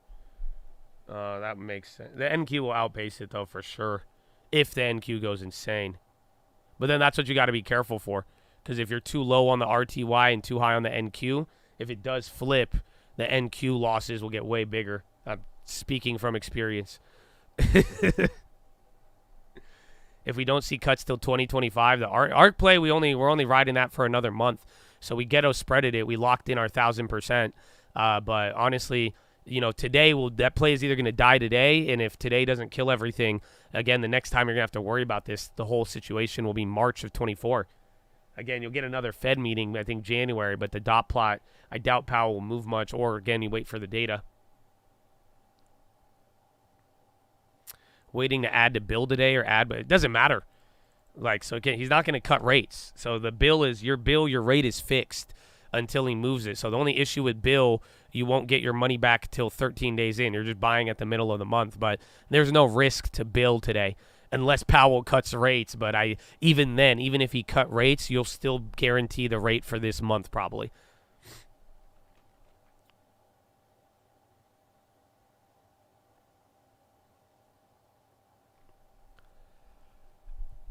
You bought 30K a deal. Is it at risk? If it's an equity, yeah. I mean, it doesn't matter what you buy. Neo, you could buy Apple, Amazon, you could buy the GameStop. It don't matter. But usually Powell, and depending on what he says here, it has the ability to move the market. So chances are prices could change very drastically after 2 p.m. Eastern. I have Roblox. That's like a long swing. I never added it to the long term, but I've held it for very long. So I'm a big fan of Roblox. So I like them. Unity, not so much. But Roblox is kind of high up here. Again, because we made some nice average downs at lower prices. I've been selling covered calls on it. Holding ARM. I don't know. I feel like ARM isn't that bad. I mean, even they held up as far as IPOs are concerned. Too many think we are going to dump. We probably pump. Right now, the consensus is that we go up. So more people are expecting a bullish outcome. Hence the 2-day rally and then even the green leading into Powell. So I don't know where you're getting that impression. I feel like I'm kind of a contrarian by feeling a little hawkish. I don't even think we're going to crash. That's the thing. I just think we're going to have a hawkish Powell, and then it's going to stay on the same with a hawkish dot plot. But for right now, you know, the market is pricing in 108 basis points of cuts. So that is as optimistic as you could get. I mean, maybe you can get more optimistic, and maybe that's the worry if Powell is too dovish today. But, yeah. You guys want a flash poll? Let's do it. Let's do it.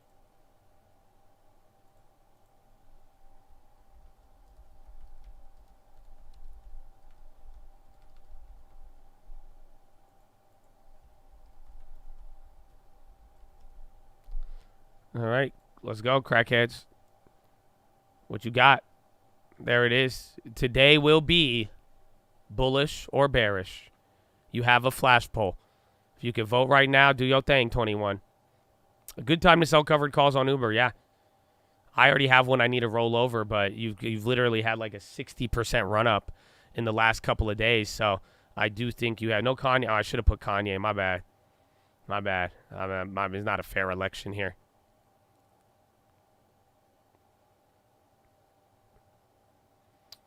And you got to think about it. Like, I feel like bears are more likely to vote than bulls.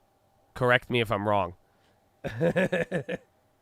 You know what I'm saying? You know how they say, like, people who have, like, bad experiences are more likely to leave a review? It's like, you got to think about who the mother effers leaving Yelp reviews. Like, you got to be, I feel like, a little bit more, you know, just depending on how it is. But even then, you have 59% right now? No shit. Damn, 500 votes already in 1 minute? Damn, so about 60%, just under, are bullish on this.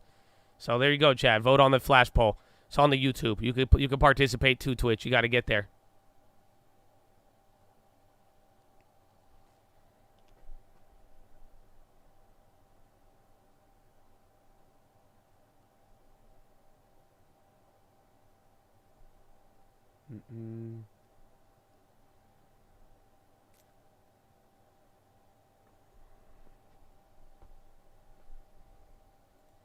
More votes than thumbs up.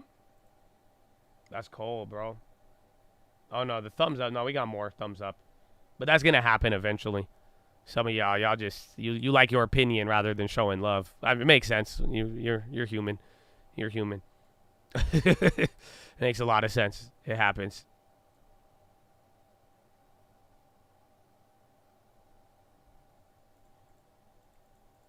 You can't see the poll. I don't know why it does that. I don't know if it's on mobile or not. Mailing in your vote via emojis. There you go. There you go. How do you determine 108 basis points are priced in? So we put this on the watch list. That's why second link, youtube.com/the trading fraternity. I will go watch that ahead of it. I'll go over the recap on everything else, but it's based off of the Fed futures. If you go through Fed rate monitor tool and go through it, it's showing you where the market is pricing in rate cuts right now. So it's something we've talked about a lot. If anything, we've a dead horse that we've been beating. If you're voting on the poll, hit the like button. Well, let's see, man. What do we got? 800 votes. Man, y'all almost put as many likes on the vote. Man, y'all crazy. But 60% so far. Again, I feel like it's a strong bullish consensus. Again, even though I think Powell is going to be hawkish, but when it's all said and done, though, I do believe everybody is as optimistic as can be right now. Again, everything is priced for perfection. Even the CPI, you could have went down on that if you wanted to, and nobody, ain't no love in the heart of the city. PayPal gassing. Wasn't Square down like 3%? Very weird. And MasterCard running. SPY still near the high of the day.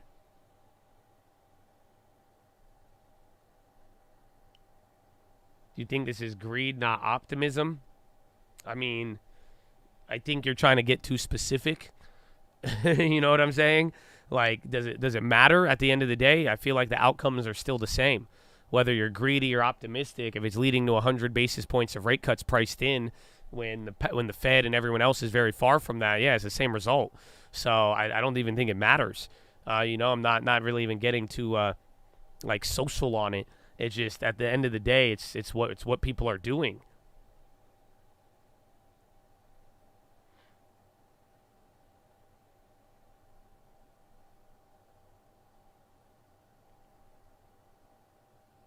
That's extremely one-sided. You got to factor in how many puts are bearish after more bulls than bears. Yeah, you're right. Because then there's people. I just said how I feel about it. There's people who are going to vote the opposite just because it is a very skewed poll. But then again, you don't need a YouTube poll. Just go look at the Fed futures. U.S. crude inventories draw of 4.25 million, estimate 1.8.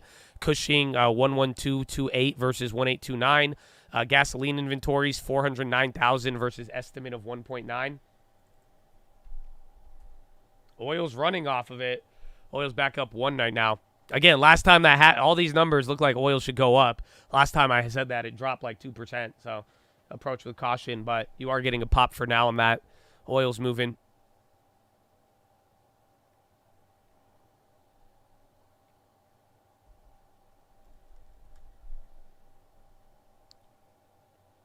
SPY 52-week high.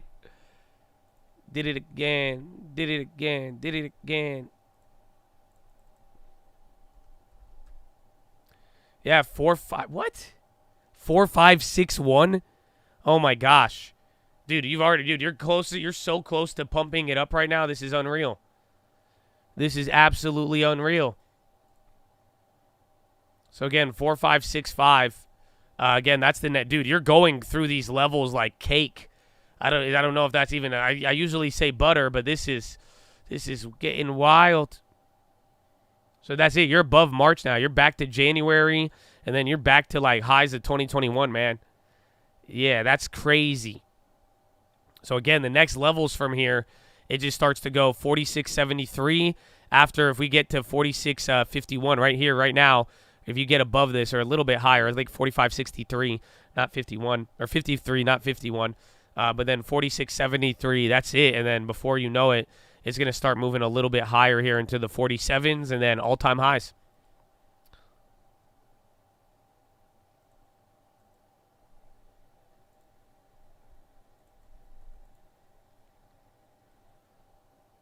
Less than 3.5% till all-time highs.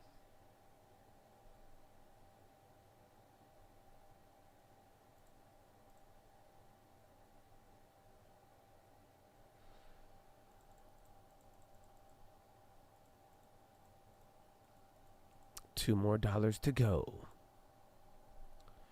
The next TP. Micron's still running up here. Again, that could be another chip maker. Micron's actually doing good. Again, Netflix still just melting up here. 471. Yellen is talking right now. Man, Yellen is the most bullish mother. She just love it. She's like, last mile gonna be easy. I've never heard anybody say that about like anything usually. Like motivational speakers don't even say that. Like, if that was supposed to be a PHILO, she wasn't like, that's an awful PHILO. Yo, imagine I PHILO you up. We do the clap. I sit you down. And I'm like, hey, man, what y'all need to remember is that the last mile is always easy. So you got to start good. But remember, right when you get to the end, it's going to be easy to finish. It's like, I don't know. I don't think anybody has ever told us that. Like, everybody rolled with it, bro. Everybody's like, you know what? It's a different cycle. I agree. I'm like, what?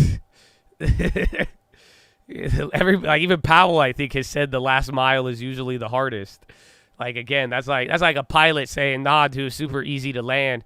The hard part is the flying in the air. No, I've never heard of anybody tell me that. But hey, Yellen, Yellen is a different breed, bro. It's a different breed.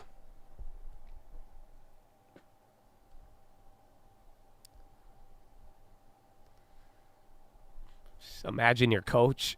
I want you to play really hard. And then right at the fourth quarter, it should be easy. Okay? Great. All right, go get him. Let's go. Soft landing on 3. 1, 2, 3, soft landing. All right. U.S. Treasury Yellen further for Fed to get to 2% inflation goal.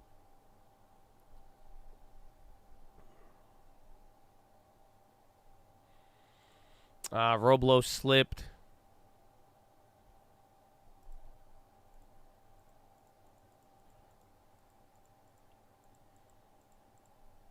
All right, you got your little red, but again, you just hit another high, dude.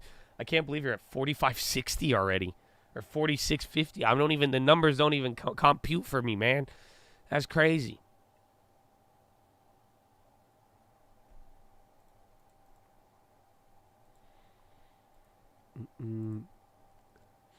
No, she's the queen of slip-ins. She always says it. She has to back. She hasn't backtracked in a minute. If y'all don't know Yellen's game right now, there's only one reason why Yellen sounds how she sounds right now. I don't think it's pure delusion. I think there's a very logical reason why Yellen is such a bull and why she's a pumper. And there's only one reason why. You come on, think about it. You have to know. You have to know. It's not the election. It's not, believe it or not, it's not the election. No. Elaborate a little bit more. One person said it. One person said, I need more elaboration. She knows it's rigged. No. It's a very logical reason, especially if you've been watching the market. It's a very logical reason. Like, why would she want bullish, accommodative conditions? Why would she be saying shit that would make everybody think it's going to be the softest of landings? Like, think about it. There you go. Bro, Yellen's job is to sell bonds. There's nothing about the election or re-election. This lady is trying to raise so much money selling bonds. You remember, right when the rates started going up and we were having trouble with the bonds and Powell, and then she has to go sell $500 billion, everything goes to shit. It's going to make her job harder, can't get the money at a good rate. Everybody was talking shit about her. They were like, why are you selling bonds at this rate when you could have done it way earlier? Her job is to sell the damn bonds. She needs to fund the Treasury. So that's it. Like, her job, she wants everything. She wants you to keep buying bonds. Like, Yellen would love it if you believe in a rate cut, because then you're going to buy bonds and you're going to support that market so that every month she could drop 80 to 500 billion on it, and then hopefully it's still stable enough so she gets her paycheck, or she gets the bonds, and then that way too it's not high enough where people start talking shit about her, and then she gets the funding. So it's not even that. I don't think it's that deep, but it's also like, it's not like you don't have to think about it too much. It's like, that is her real intention, I would believe, is that she needs to make sure there's a good bond market that facilitates. Yeah, they need liquidity for the bond market, but it's not like I don't think she owns stock. She's getting ready for the election. Like, oh, no. Her job is to make sure she raises that money with bonds.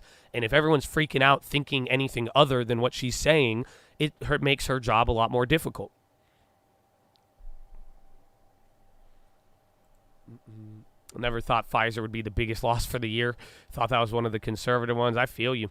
But then again, I mean, the best part about a name like Pfizer, like the MPW we're down a lot on, but like MPW is still kind of shaky. I don't think Pfizer is going to stay like that. So maybe your biggest loser this year, maybe your biggest gainer next year or the one after that. But either way, it's like they do have that stability. It just has not shown through this year with all of the updates and guidance and changes. Yellen says she expects inflation to continue to come down. She sees inflation rates beginning with the numeral 2 by the end of 2024.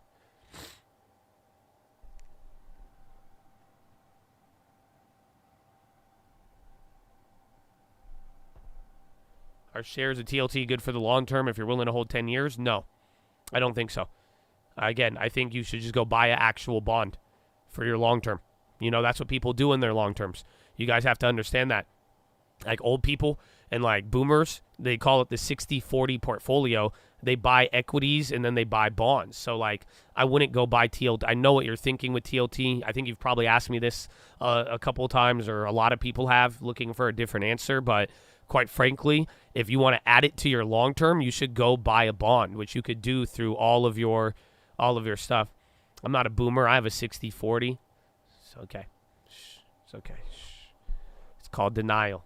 Don't worry. Don't worry. Shh. You're not a boomer. He's a boomer. He's a boomer. Shh. It's okay. He's not. You're not a boomer. Shh. He's a boomer. 60. You can't walk into the club and be like, I got a 60-40 portfolio. Like, honestly, like, like, nah, they gonna know, man. Like maybe you lend like 80-20, I'd believe you. I'd be like, you probably just have a receding hairline, some gray hairs. Gray hair mean wisdom. I ain't trying to impress anybody. Amen, baby. No shame. No, but the 60-40, though, it is more of it's a safer strategy, all jokes aside. That's why, like, again, the older you are, most people adopt that. But it's like, if you want to buy bonds and you're getting on the bond hype, I've been saying it for months now. Just buy the physical bond. You still would have benefited. You would have been getting the coupon, and you would be getting the benefit off of the value. You could sell out at any moment if you really wanted to and cash out with a higher value.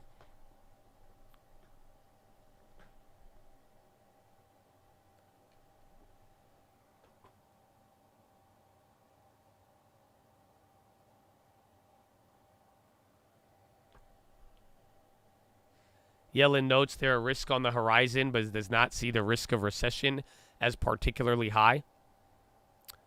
What's the difference of buying the bonds or buying TLT? The advantages or disadvantages is that TLT, you have to pay to hold it as an ETF. So if you plan to hold it for 10 years, you're going to pay the expense ratio.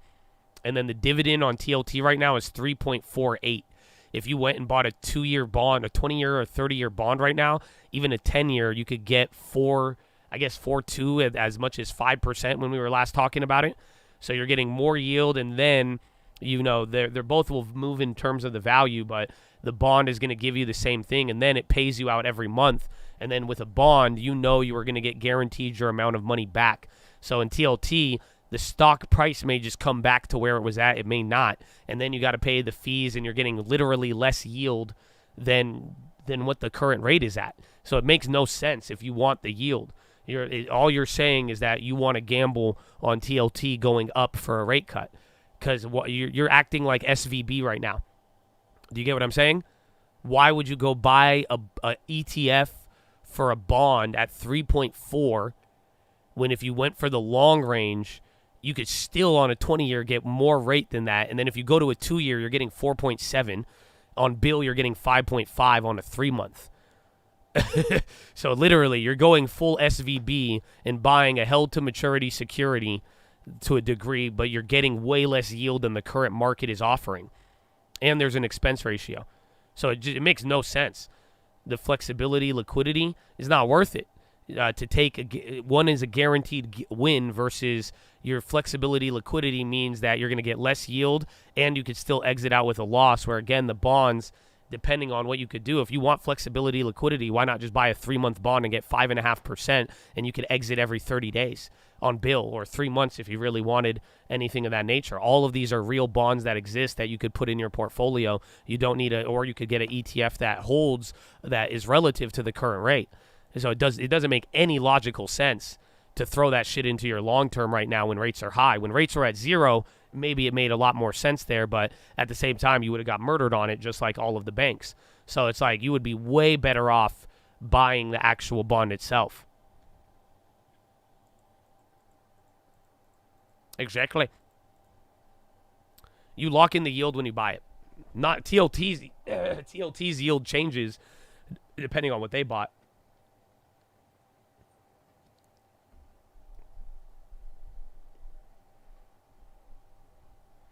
My man bun says anti-boomer.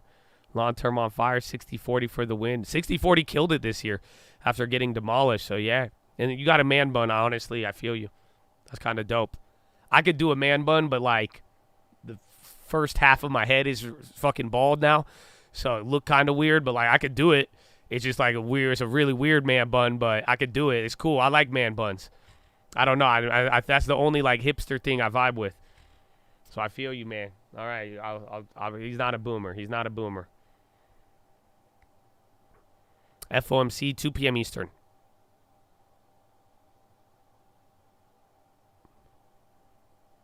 The man bun covers up the bald spot in the back, but not in the front. That's why, bro. I look like Stavros. Literally, Stavros's hair is my hair. It's hilarious.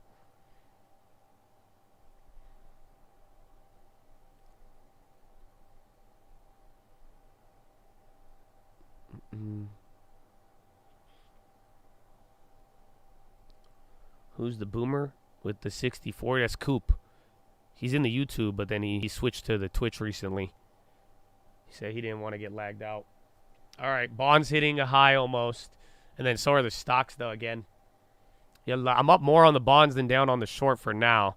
So we'll see.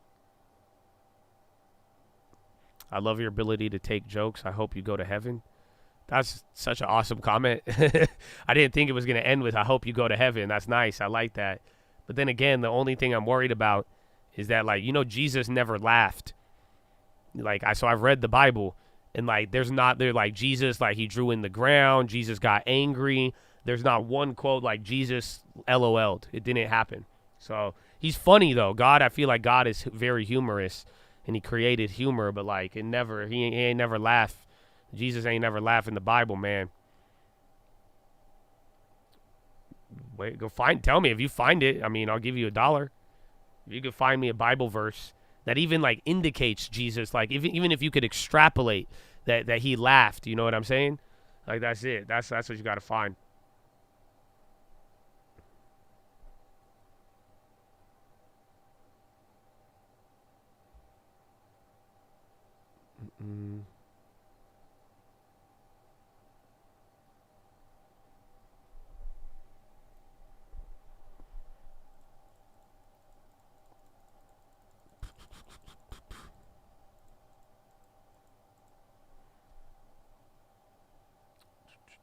All right. Bonds came up, but SPYs outpacing now. They're still matched up. Doing their thing. 21. Where's the yen? Again, that's another thing. Yen could move big off of today. Don't get that twisted.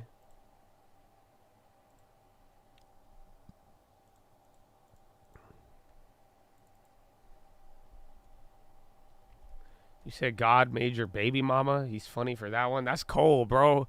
That's y'all. Why you gotta see? Like, I feel bad for laughing at that. Like, my mom with the no, we are all God's children. Okay, come on.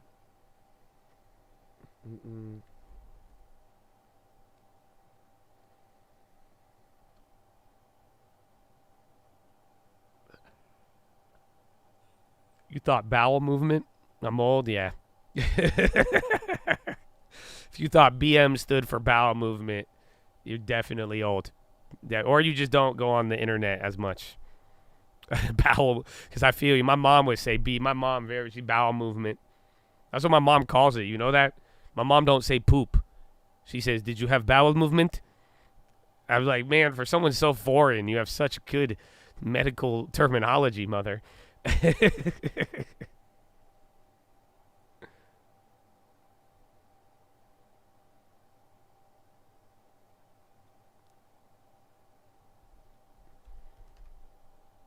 Bristol Myers, I like them. I mean, I think the last time they had issues was like some of the foreign stuff, but this is one again. They were expensive. That one you could get cheap. It's a staple. I mean, it's a name that's been around, but like you see that obviously Pfizer is showing you in a lot of names they may be able to drop, but that's a name that it should be around. It's been around for 20 years. It'll stay for another 20. They have like weird shit overseas, but other than that, I'm not too opposed. And I think one of their drugs did bad recently. Correct me if I'm wrong on that.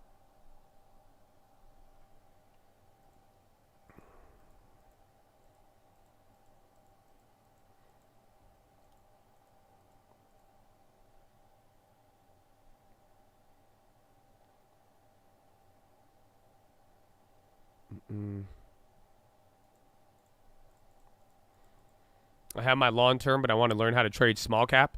So set up an account and then set up a budget where, like, hopefully it doesn't cut into your long-term deposits, and then just go from there, honestly. And, like, but why small? Like, are you talking, like, penny stock small cap, or are we talking, like, Russell 2000, like the Snapchats and the GameStops of the world?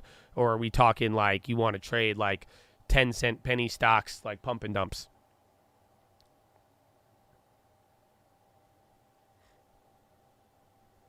Yeah, but keep it separate from long-term is so important. Amen. Tell him, Tim. Tell him. One of the most, that's the way you're going to fuck shit up.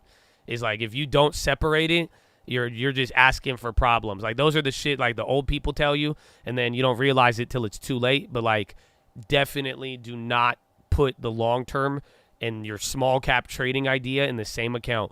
But I need 25,000 a day. No. That's a trick. It's a trick. No. I know you're going to say that. No, separate them. You don't need to make that. No. Okay?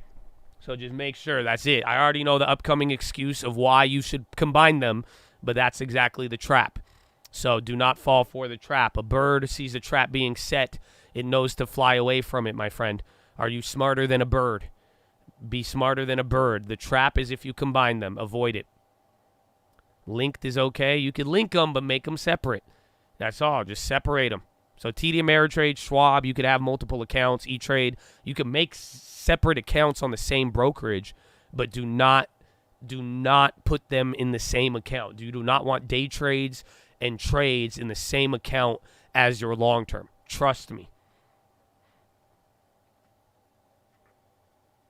I think even the lack of linkage is a good way too, because then you can monitor it better. I never sell the long term. I mean, I have in the past, again, to buy properties and do other stuff, or if I've needed the money. But so far, this YouTube account that we've made, you guys have watched for several years now, not one single sell. Except for HBI. I did sell one time when they cut the dividend, and we had like 30% gain. I bought it solely for the dividend, and then I'm glad we sold out of it, but that was actually my only sell that I've done in the last 4 to 5 years in front of you guys for the long term. I've bought and sold other shit left and right like it's nobody's business, but that's it. It's just the long term, very, very little, if not at all. I've never sold MPW, no. I'm not going to sell it. I liked, even though they cut the dividend, it was still high. They didn't get rid of it entirely. And then again, it's kind of part of the recovery. Maybe I should have sold when they did. That's a pretty good rule to live by. If the company materially changes, but they lowered their dividend, they didn't cut it entirely. HBI, they didn't change their dividend for 10 years, and then I still have MPW on the trading account. No, I bought more that one time, but no, I have MPW long and trading. Just being patient with it, but you definitely, it's a good rule to live by sometimes with the dividend cuts, but yeah. Okay. And then I'm selling EW. Got out of those. $400 profit. Again, I was down like $2,000 on it after earnings. It took a little patience. So I'm out of EW. 74.18. 430 profit.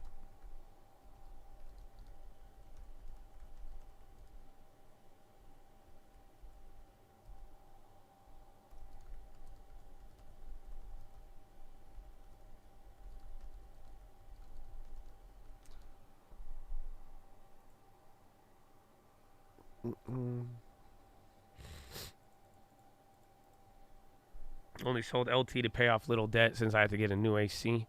And that's what it's, again, that's what it's for. Don't get it. I'll make sure, though, like, you don't, because once you do it once, though, it's just like anything else. You're going to want to do it again. So make sure you don't find another debt or thing to get into and then be like, I'll use the long term. So that's what you got to watch out for. But overall, that's what it should be there for. But, I've sold in the past for houses and other expenses that, again, putting it into other investments, that's usually your best bet. Like sell your long-term, go buy a house. You're not really selling anything, You're putting it one investment to the next. Yellen says Russia war against Ukraine has had very significant impact on global economy. Israel and Gaza could potentially have impact as well.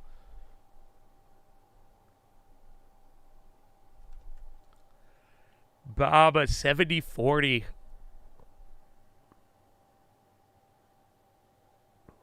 The Hebrew verb sachak, laugh, also has meaning poke fun, make a laughing stock.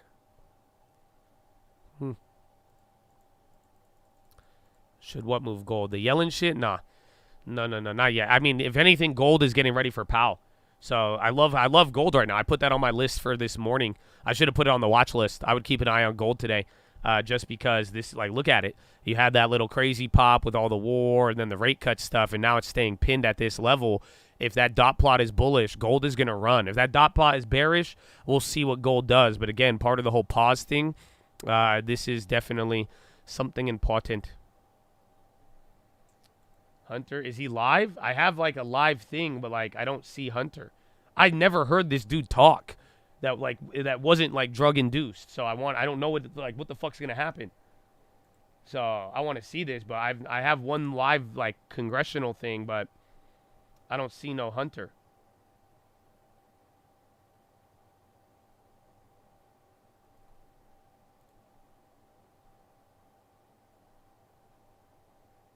This isn't Hunter? This ain't Hunter, right? Ready. I don't think that's Hunter. There's the other one. There's like this thing, but I don't know if it's again, I don't know. I don't see him on, like I just want to see Hunter. That was him? It looked like him, but I don't know if it was him. That first one was Hunter? No shit.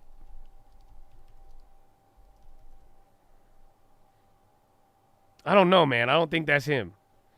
How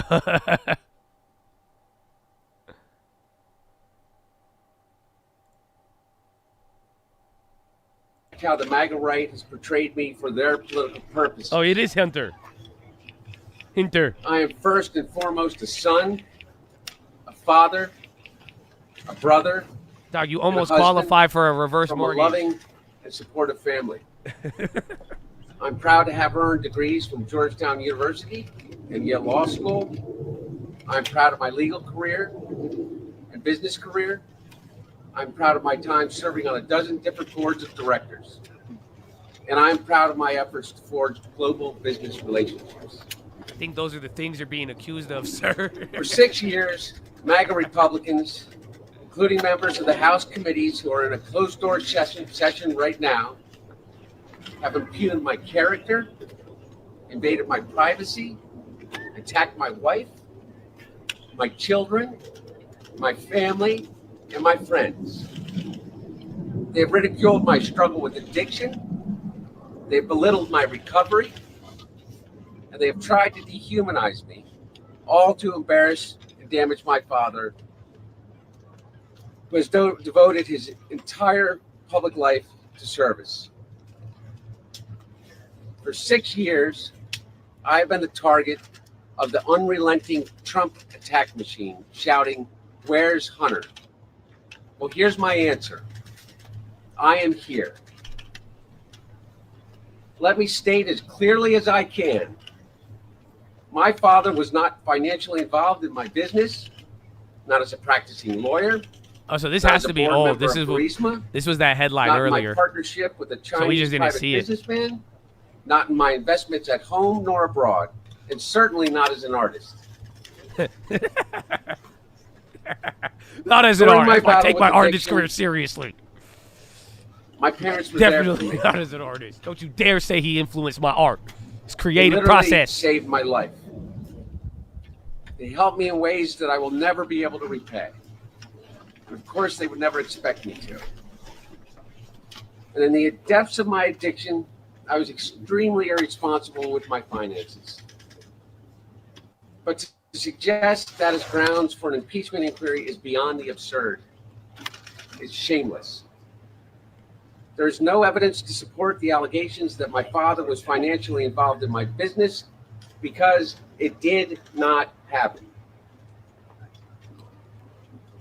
James Comer, Jim Jordan, Jason Smith, and their colleagues have distorted the facts by cherry-picking lines from a bank statement, manipulating texts I sent, editing the testimony of my friends and former business partners, and misstating personal information that was stolen from me. There is no fairness or decency in what these Republicans are doing. They have lied over and over about every aspect of my personal and professional life. So much so that their lies have become the false facts believed by too many people. No matter how many times it is debunked, they continue to insist that my father's support of Ukraine against Russia is the result Bond's of making another non-existent move. bribe. Oil futures up by They $1 too. displayed naked photos of me during an oversight hearing. And they have taken the light of my dad's love, the light of my dad's love for me, and presented it as darkness. They have no shame. These same committee chairmen have engaged in unprecedented political interference in what would have already been a 5-year investigation of me. Yet, here I am, Mr. Chairman, taking up your offer when you said we can bring these people in for depositions or committee hearings, whichever they choose. Well, I've chosen. I am here to testify at a public hearing today to answer any of the committee's legitimate questions. Republicans do not want an open process where Americans can see their tactics, expose their baseless inquiry, or hear what I have to say. I want to hear. I'm listening. What are they afraid of? I'm here. I'm ready. Manipulated evidence. Oh, that's it, yeah. And lies. And I'm here today Yeah, so to that's acknowledge it. They just have this that on I've made loop. mistakes in my life. Is it? I don't know. And wasted opportunities and privileges I was All afforded. right, that's all right. Thanks, Hunter. Thanks, Hunter. I don't know, man. I don't know. He said he seems really like innocent when he defends himself, but then it's like, swear he was at Passages like 12 months ago or some shit. And then the tax thing. But hey, I'm not a politician. I just, like I said, I wanted to hear him once normally. I got what I wanted. We'll see what happens. We'll see what happens. You guys held it together pretty well. Amen. Mm-hmm.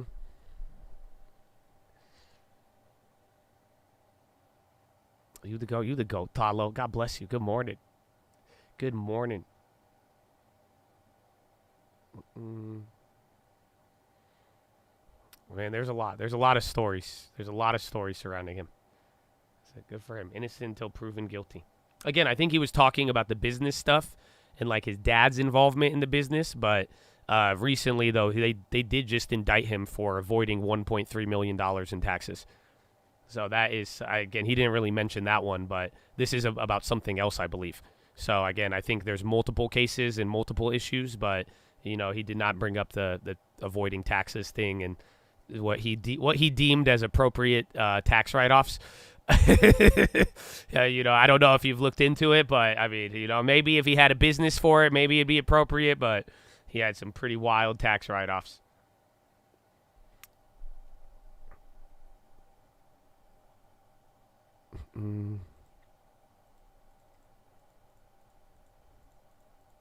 Yellen was talking earlier. She might be live.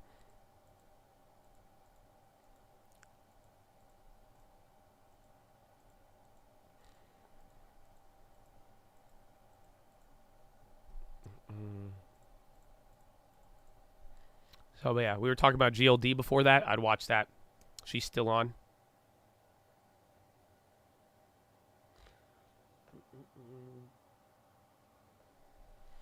You emphasize with addicts. If he did illegal shit, you should face consequences. I feel you, man. Again, Chad, we have a lot of addicts. I used to do a lot of crazy shit back in my day too. Like, if anything, 100%, all about positive change and getting positive. It's like it was another level, man. That's all. Like, I think the reality is that most normal people, even in addiction, like, to be able to have the resources to do what he did, most of us wouldn't be able to.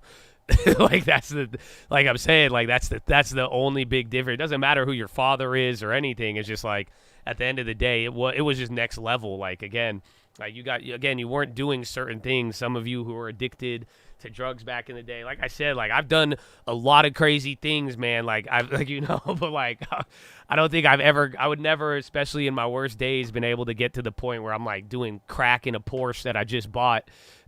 Like I don't know, like I've never done that. But I've done crazy shit, but not to that level. So it's just another level. So I feel there's always consequences, and like I do empathize with that part 100%. But it's just like it's next level, man. There's a lot of shit there. It's pretty. Yeah, it's Jordan Belfort, maybe even crazier, like to a degree.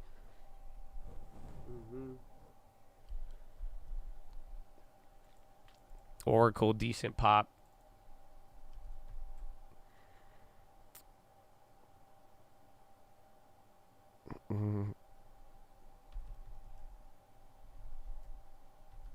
Microsoft's on the low. They're flushing now. Again, Biogen on the high. Bonds are still holding up.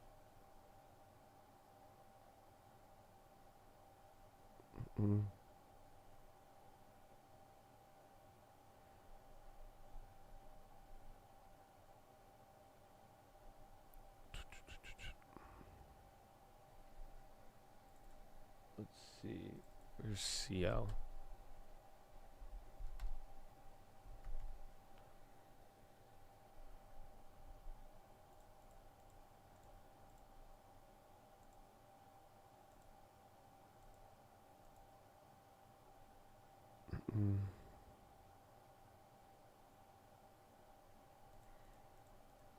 Acting NHTS Administrator Carlson notes agency appreciates Tesla's agreed upon auto recall. So was it auto recall, or was it anything else, or like was it just the over the air thing? Courts never went easy on me because I was an addict. Well, that's like it's crazy to see the next level of some of the stuff he did, but then at the same time, it is like the nepotism is real. Like that's it. He's just a nepo baby. I know, like we're the young people. I feel like the young people, you guys know what the nepo babies are. Like you know how it is. So it's just, if anything, like most of us would get clapped so heavy for doing a fraction of anything. And again, I mean, not to condemn what he had to go through, or like again, addiction is real, but it is definitely if it would be nice if everybody got treated the same though. In that sense, like if we gave more support to people who were like, maybe that's what you should do. I don't know, Hunter Biden, maybe they make a program to like, try to help people in those points. Like that, I feel like that'd be a better effort than not.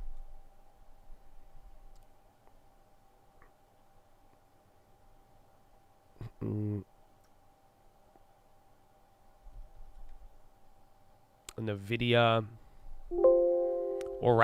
Oracle's on the high? Oh, Oracle was up or down, and now it's came up. And then you're going a little lower.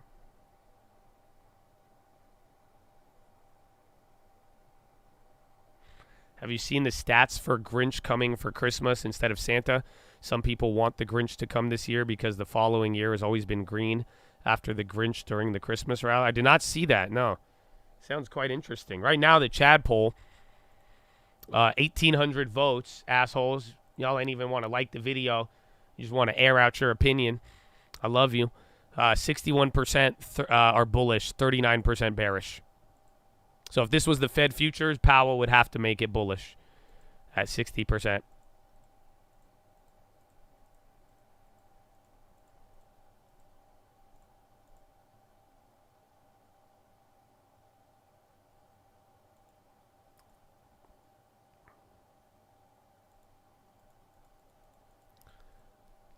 Let's go, bullish. Let's go. Netflix games will have 86 games by year end, 90 in development. So Netflix games, is it just like mobile games? Labu. That's on the high. That's the biotechs. Oh, they're already running. And then KRE went up a little bit today. We just sold out of EW2, got a little profit. That play was a destroyer early.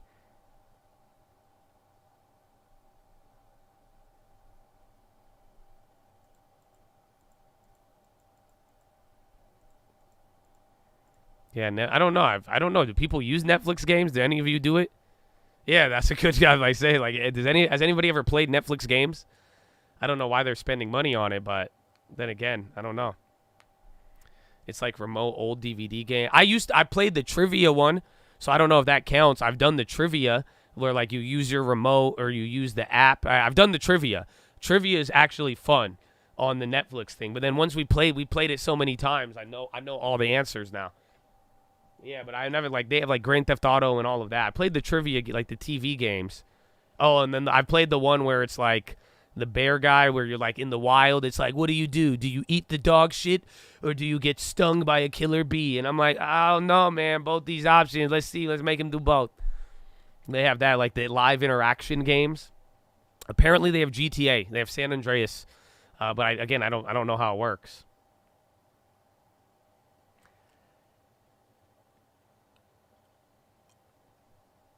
Chisin CHSN still running from last week up to 13.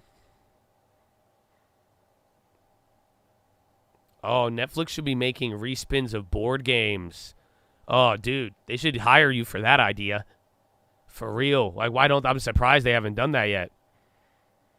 They should just have, like, board games so you could sit around the Netflix and play a board game. That'd be dope. Without the board or the game. Just your Netflix. Would I talk about KRE? What would you like to know about it? We talked about it on the watch list day before yesterday. And then I added a little bit more and went over the play, the strike price, all of that on yesterday's watch list. So what are you missing?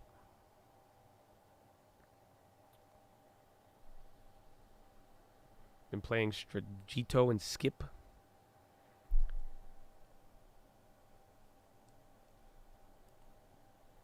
Rate monitor showing rate in May, but March creeped up to 46. Yeah, they're all getting bullish. So, again, even after the PPI today, the Zaza went up. So, again, Zaza's even up today.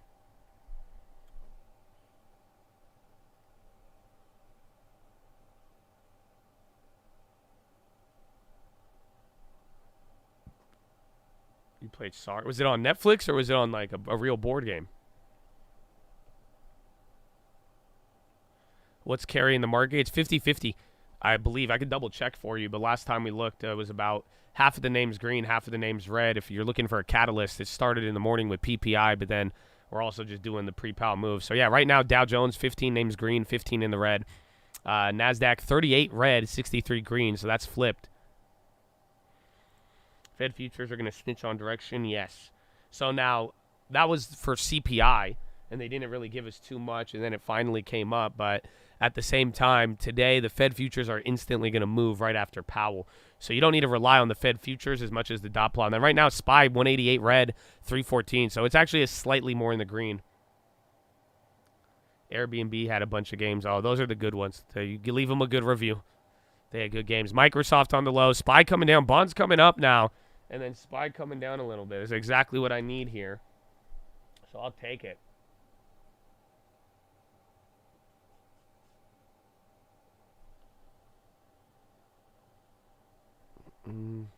It's a big day, man. It's a big day. A lot could happen. That might just be a reload, though. Again, bonds are still bullish. Like I'm saying, more names are green than not. Pepsi on the high, and XLP. And I think Pepsi's one of those names. We're talking like end of the year again and what happened this year. Pepsi is one of those high-quality names that's cheaper. It's at the low now of where it started at the beginning of the year. I think same thing with Coca-Cola. So, again, those are all blue-chip names that you know about that are, again, not at a premium. Great for a long term. So dot plot is going to be big, again, and all the little factors associated. So dot plot, but statement changes could also be a big deal, but if that doesn't shift, they shouldn't shift, then we won't have to worry about it. But we'll go over a nice little recap right ahead of the event. Tesla's still flushing on that, I guess, admission that it was a recall. Tesla down 2.6, going lower.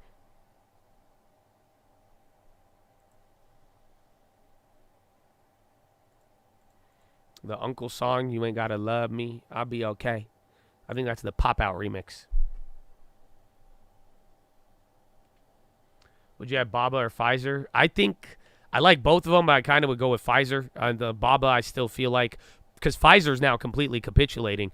I think Baba needs one more capitulation, but then again, I would prefer American domestic than China. So Pfizer is probably going to be the one I'm going to pick up, unless MO goes down. Yeah, it's over the air, but then the acting NHTS administrator just like a couple of minutes ago, 10, 11 minutes, said that the agency appreciates Tesla agreed to autopilot recall.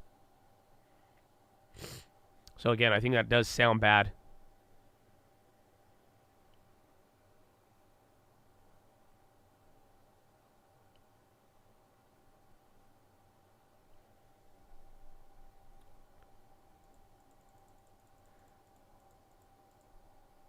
Coin on the high.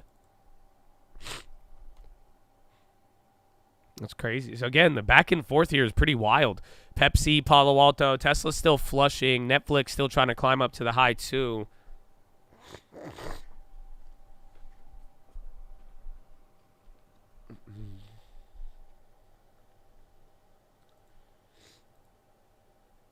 All right, Chad, I need to go to the bathroom. Follow me on Instagram at the Trading Fraternity.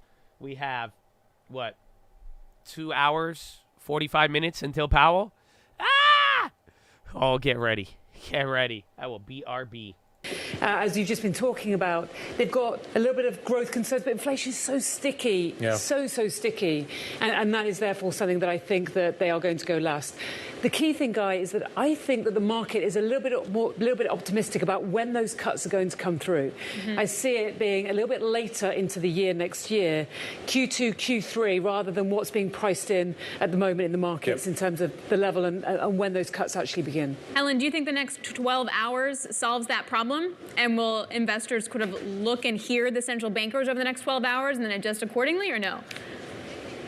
I absolutely hope so, but I'm sorry to say I'm not sure that they will. I don't think that the Fed is going to come out with anything that is really going to give us a huge amount of clarity. They're going to do what they've been doing so far, which is playing it a little bit cool, leaving rates where they are, and not really hinting towards anything. So I don't think, I'm sorry to say, that we're going to get quite as much from this evening, today for you guys at lunchtime, than we're hoping for. I think it's going to be continued in this kind of slightly benign atmosphere that we've got. And I think that's going to continue, as I say, I'm sorry to say, for a little bit longer than the markets think. Okay, so let's come to the why you're cutting, because I think this is significant as well. So the when is kind of fairly flexible. The why, I think, is really important as well. The Fed seems, certainly Chris Waller was talking about this idea that the Fed could cut because inflation is coming down. And that feels like we could get a few cuts. If you're cutting because the economy is slowing down dramatically, that could imply more cuts. From an investor point of view, how different are those two scenarios in terms of the way you want to allocate money? They're absolutely huge. The why is the critical part. So if we think about the ECB, obviously Europe is the area that I'm particularly interested in. If the feeling is that the ECB is starting to cut because of concerns about recession, those cuts will be deemed to be bad news. But if it's to control inflation, or to feel that the inflation is already under control and yet we've managed to get where we wanted to in terms of inflation, then those cuts are actually seen as good news. So we've had this kind of weird situation for a while now that good news is bad news and bad news is good news. But actually, I think we might be moving back into the why being the key thing. And that's what worries me most from a European perspective. And that's also, to be honest, Guy, why I think the ECB might hold on for a little bit longer. Because they will want people to think, OK, these cuts are very much because we've got inflation under control. They've always been very, very focused on saying inflation under control is key for us. So if they can say, yeah, we're there and we're stepping back from that, I think that will be taken much more positively from the market. A very early cut from the ECB might suggest recessionary concerns, and that is not good for equity markets, even with European valuations obviously being significantly lower than the US. So, Helen, the other side, and I mentioned this earlier, is Goldman saying that Goldilocks is coming to Europe. And part of that is that the neutral rate is going to be lower than it is, say, in the US. So the room to cut is so much more. And that really could provide a nice tailwind to European equities. Yeah, no, it could do. And I think that would be the perfect scenario. I mean, that's certainly the one that we're really hoping towards. That I think Goldman put it really well, that they hope that Goldilocks beats the three bears. And certainly from an investment perspective, that would be the perfect sweet spot. I think people are forgetting that even if interest rates stay at these levels, it's not... Etsy to cut 11% of market workplace. Sees Q4 gross merchandise -2 to -1. Etsy, bro. There's been a lot of Etsy drama lately. I saw conspiracy talk on them, and then somebody clapped them the other day. I forgot, like non-conspiracy wise. But they're coming out. They're moving. Etsy's already down 2.5 off of that. Good call out.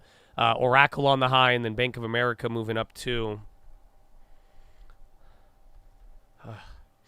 Cardinal Health. Remember that ran yesterday? Yeah, it was Citron who clapped them. There it is. I do not have Tesla puts. No. I haven't played Tesla in a while, actually.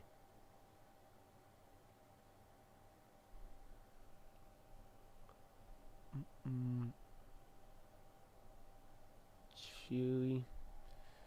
Chewy, chewy, chewy. Can't you see?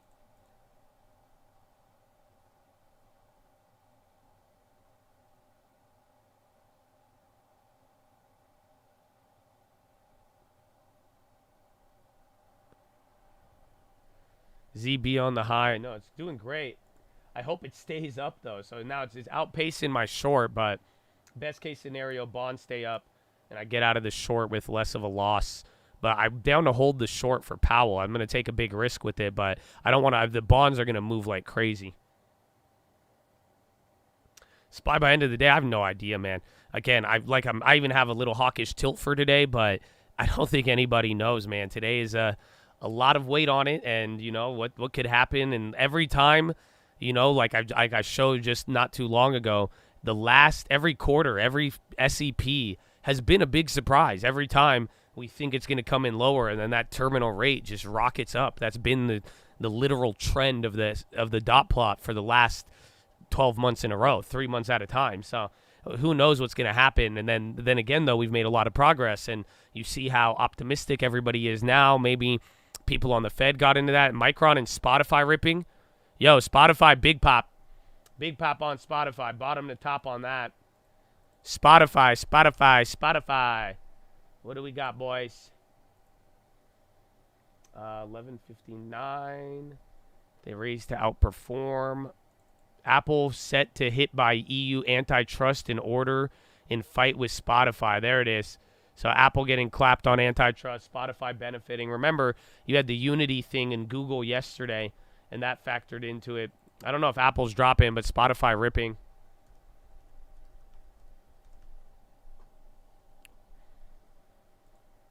EU to ban allegedly abusive app store rules for music rivals. Oh, wow, that's great for Spotify. And then Tesla's still at the low. Yeah, Apple got a little cheek lay. Spotify benefited more.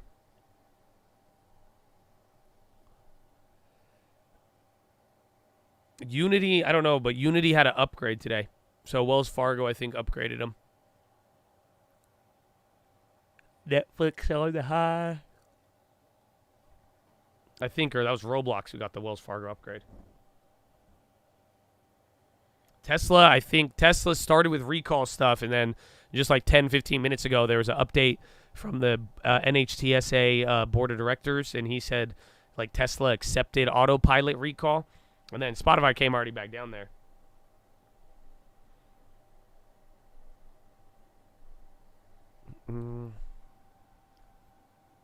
Walgreens on the high. Let's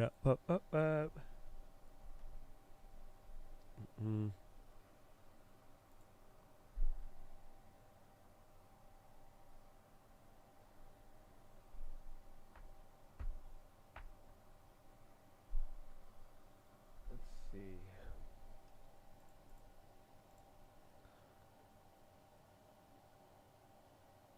TLT at 95. My goodness. X ripping again. They had the offers earlier. It's only 8:30, so 7 minutes till Euro close here. Again, VWAP is actually trending up here. I don't know the volume, but we're about to get Euro close. That was our little pre-Euro close move. Remember yesterday you did that, and then you rocketed up. It was a nice little reload. I'll reload it. 12 million by hour two. Not too bad. Again, all the volume's going to get front-loaded or not, or back end after Powell. Do you still think we go down? I think it's going to be hawkish. I mean, I don't know. Nothing. I just think it's going to be very uncertain. So, you know, I'm going out on a limb here. Again, you could see the odds. A lot of people, again, even the Fed futures believe otherwise. But I don't know if I just don't think Powell's going to make it as easy. But then also, too, like, I don't think Powell's intention is to bring the market down. Does that make sense? So, again, I think it's going to be hawkish. I think we're going to get slight downside, but I just don't think Powell, I don't think he wants to bring the market down, but he's also not going to give the market what they want. Like, I don't know. It's like, it's, like he's not going to put out that easy, but he's still interested in you. I don't know any other way to put it, but so I'm like, that's going to be the problem. Everybody in the market thinks they're going to get lucky tonight, but I don't think Powell is going to. I just think he's, I think he's going to tell you to take him out on another date in March, and then we'll see.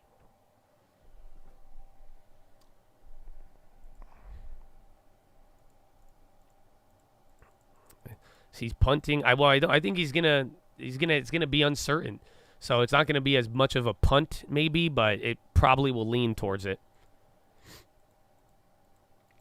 We're still in. March cuts are still there. Even beyond March, we're pricing in 100 basis points of cutting by the end of December. I showed it on the watch list yesterday. It's kind of humorous, generously speaking, markets are pricing that rates are going to be at 4.1 or 4.5. It's like if you even go beyond that, it's like if it gets crazier, it's like borderline. Market is thinking rates are going to be at like 3.9 by end of the year, next year, which is very aggressive, very aggressive. Unless Timmy got something to say about it.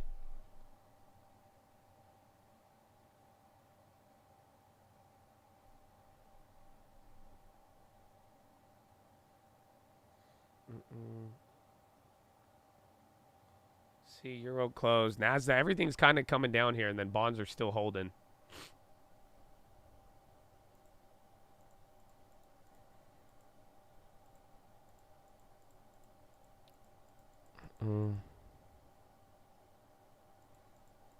Pfizer gave really bad guidance today. So, again, remember last time you heard from Pfizer, too, they had even worse guidance. So, it just keeps getting worse. The company is just guiding lower and lower and lower. ACN, Google partnership. Spot making another move up. X is still up. Wally World, Walgreens. Yeah, Spotify's climbing back up. X hitting a 52-week high. Accenture and Google Cloud launch joint generative AI of excellence to help enterprises harness the value of generative AI. No shit. ACN. I don't know. These partnerships haven't hit, though, lately. It's just kind of been like, we partner with so-and-so. And that's it. X going up still.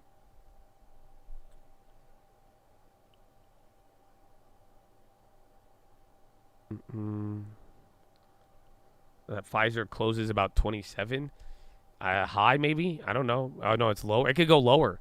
I think the stock is just going to do its thing.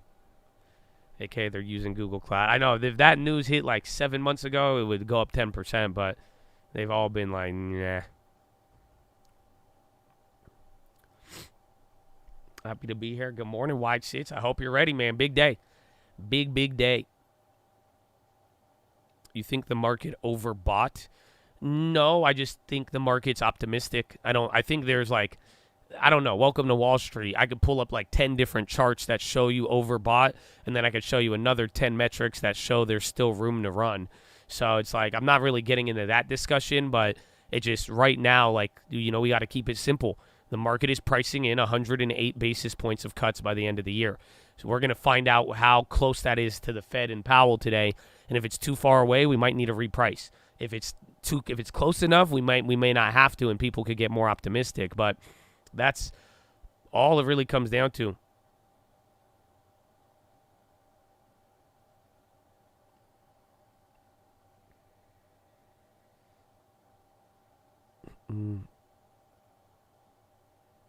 Etsy, I think they just came out with bad guidance, or they gave an update there, lowered numbers.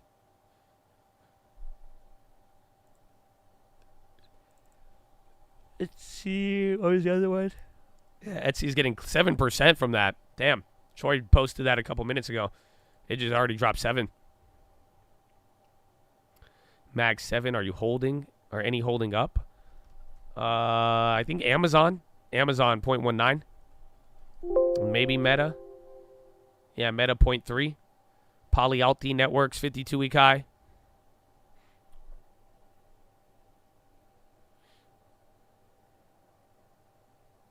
What do I see in Pfizer? They got a really big cancer drug, and they're one of the biggest biotech companies in the world that has been around for over 20 years, and I still think they'll be around in 20 years. And it's like, if they fail, I wouldn't be too mad in a societal sense, and then if they succeed, I mean, I get the benefit with my hedge on society. So it's either way, but they've been there for a while. And again, it's a blue chip biotech name, healthcare and all of that. So I know why people don't like it. I know why some people like it, but it's not. Again, if I'm investing on like personal beliefs, maybe I'd be a little bit more hesitant. But at the end of the day, like, my stock market mind tells me they're going to be here in 20 years. So unfortunately, I'm going to buy that shit. Yeah, they have a lot of areas that could get better, but they make a lot of money on cancer drugs. That's another one, and that's like their biggest upside for now, besides anything else they failed on recently.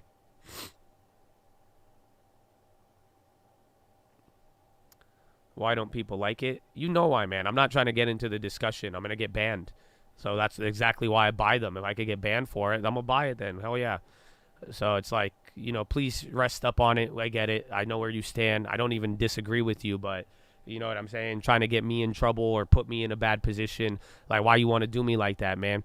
I think, and then again, at the end of the day, like conversations yesterday, people don't even want to hear it. It doesn't even, like, again, where I know when I talk to people that their reactions are like, it's not like your people's minds aren't going to change. You either believe one view or you don't right now, and I think that's about it. But honestly, I think everybody knows. It's not even like and if you want to say, oh, well, what is it? It's just like you're trying to stir the pot. People need to hear it, but go tell people. But, like, you know what I'm saying? I think everybody here is very familiar, and at the end of the day, we're here to. I'm gonna make an investment on it. Unfortunately, like I think if you hit like a political chat or like find people who would be more swayed by like certain things, I feel go tell them. But to like kind of echo it in the same place when it's like it's this, you know what I'm saying? It's just unfortunately, I got to not engage.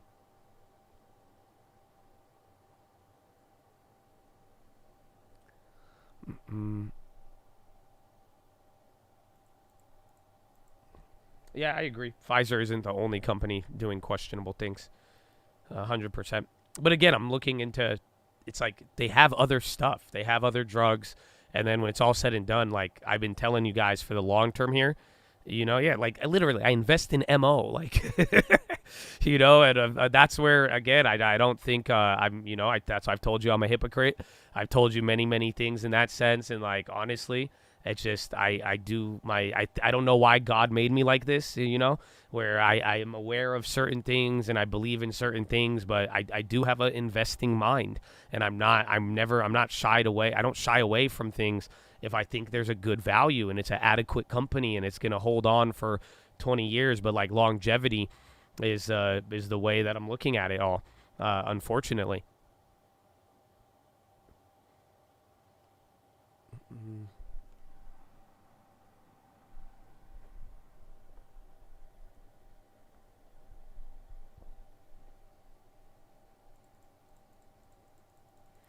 They've been dying in price for 2 years. Yeah, I mean, welcome to biotech land. So we talked about it the other day. One of our best plays is Abivi. Like Abivi, bro, especially with how much they're growing and what they're acquiring, bro. Abivi is going to be that's going to be a golden goose in your long term. The longer we hold it, man, Abivi is going to be great. You know what I'm saying? So it's like, but like when we bought Abivi, it looked exactly like Pfizer. They were much newer because it was a spinoff, but they gave up most of their gains in about a year. We were buying Abivi at 6% yield. It was in the gutter. So, you know what I'm saying? It's like, that's kind of how they work there. It's about what they offer, longevity. Again, people got worried when one drug does good, it rockets up. When the drug slows down, like, let me tell you, like, let me give you some knowledge on this. This chart of Abivi and then even Pfizer, there's going to be somebody that trades like this.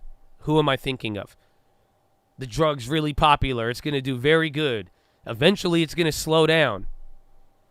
And then people are going to be like, oh, man, it's over. It's done. Like, and then, like, think about it. What am I talking about?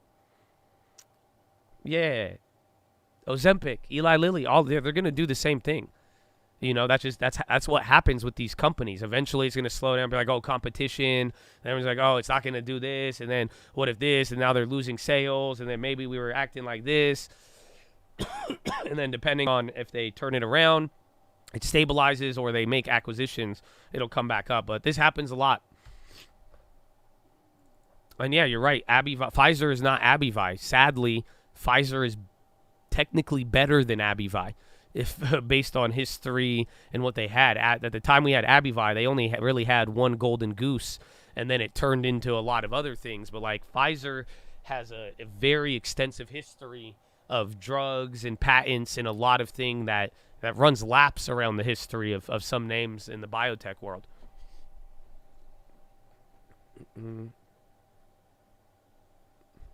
That's what you thought about regen. I feel you. It could have. Some of them could happen, but I feel like you will get your gap after 2020. But that's the thing, though. This was your drawdown, so you have to wait till the next one, maybe in every like 4 or 5 years, possibly. But I knew Ozempic early, and I got scared away by the premium, and I should have got him. But we'll have to wait. You're doing a school project on Abbott and never knew it was related to Abivi? Yeah. So Abivi was Abbott. They spun it off. The Abbott was getting too big, and then Humira controlled so much that they split it up, and then they made it their own spin-off, kind of like J&J, Kenvue, but they did that for bankruptcy.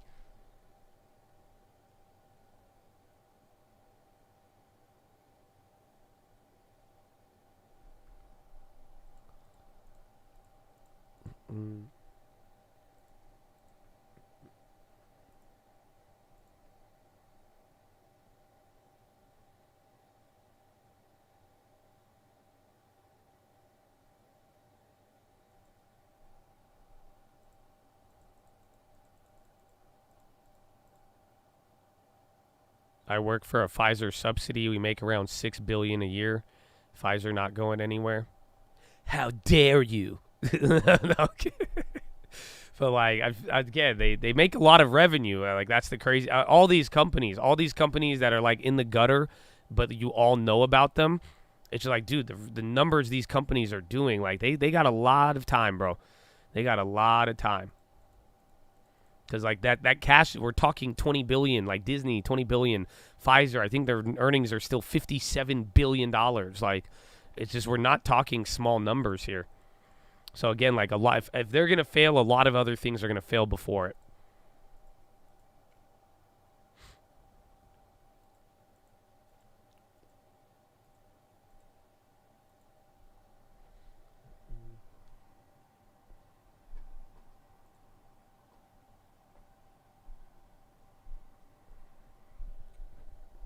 Oh, you missed push-ups? So did I. Let's get them. Everybody. Ladies and gentlemen, boys and girls. Wait, where's my desk thing? I can't find my desk. There it is. I found my desk. This is the thing. We're live Monday through Friday, 30 minutes before open. Drop your thumbs up on the video. Make sure you're subscribed. You're on mobile. Press high chat. X out the chat. Hit the thumbs up button. Second link for the nightly watch list and main channel. First link for the Scream Alerts Bootcamp and real estate costs. But ladies and gentlemen, you've been here for about 2.5 hours. We got 4.5 hours left to go. About 2.5 hours till Powell, baby. So sitting is the new smoking. I need you to get beside your desk and do 10 push-ups. Can't do 10, you do 5. Can't do 5, you do 4, 3, 2, 1, anything. But get the body moving. Then optometrist recommendations. Stare at object 10, 20, 30 feet away. Go blink, blink, blink, blink, blink, blink, blink, blink, blink, blink, blink. Blink, blink, blink, blink, blink, blink, blink, blink, blink, blink, blink, blink, blink, blink, blink. Oh, relax those eyeballs. Chest to the sun. Flex the core. Tuck the hips in. And boom, baby. That's good posture. You look amazing. You look better than the dot plot going to look today. You know that? I ain't going to lie to you. You look good, man. You look good. Keep it up. Keep it up. I tell you, relax your jaw. I'm looking for my resistance. Where did this, my other one? What the hell? Oh, but relax the jaw. Go. Breathe in really deep. Go. Oh, that sounded crazy. Then breathe out with your tongue out. Do the dragon breath. Oh, it's beautiful.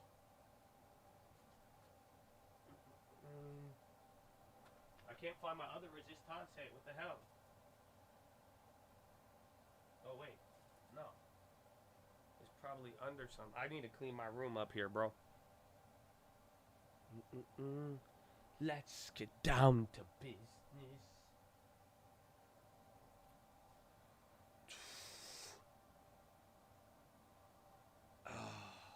SPY dropping there again. Bonds are holding. Boyle's on the way up.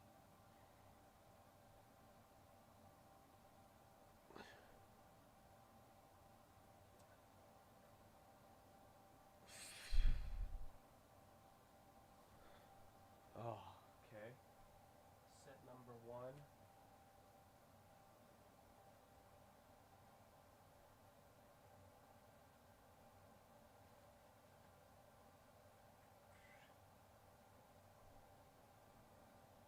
Bro, did someone jack this one? I can't find the heavy resistance band. That's stupid. I just had it.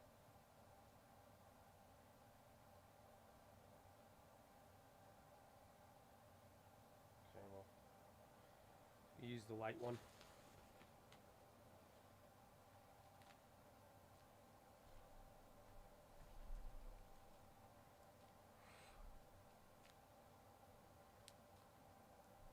Have your first high value inspection. Estimate 10 million. You're nervous. And the size. Nah, man, just do good work. Like, really get into it. I mean, look for big issues on something like that, too. Because, like, usually those bigger properties is going to have, like, multiple AC units, the heating, check the roof. Like, the bigger stuff that could, like, really affect the value.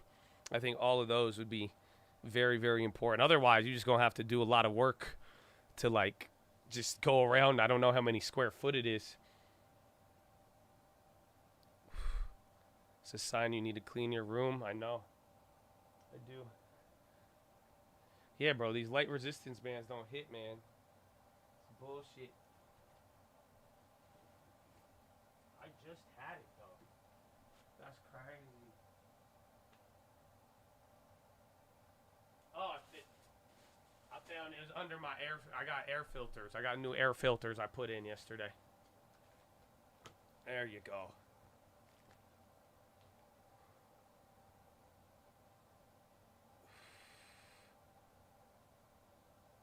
No, I got, for my air filter, I got like an air purifier. That's the airplane. You guys don't hear it. I had to put in a new air filter on it. And then it's there. Can I bench 225? If I really wanted to, but I haven't done it in a while. I'm like at 185. 225 hurts. Hurts my wrist and shit.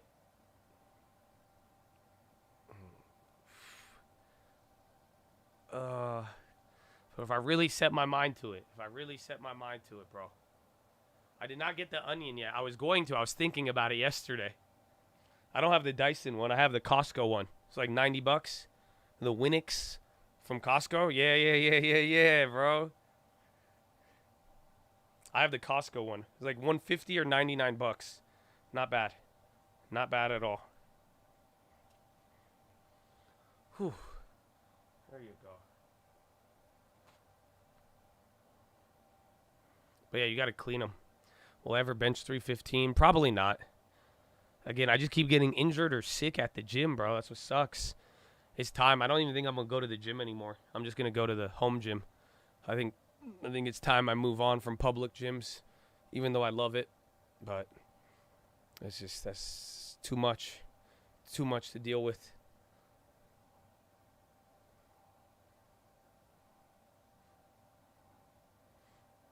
Tricep will help bench. Just my wrist. I never use the wrist wraps, but I have them, but I never like put them on. If that makes any sense. Do you wash your hands before leaving? Yeah. And then when I get in the car, I do. If I don't even wash my hands, I'll hand sanitize them right when I get in my car.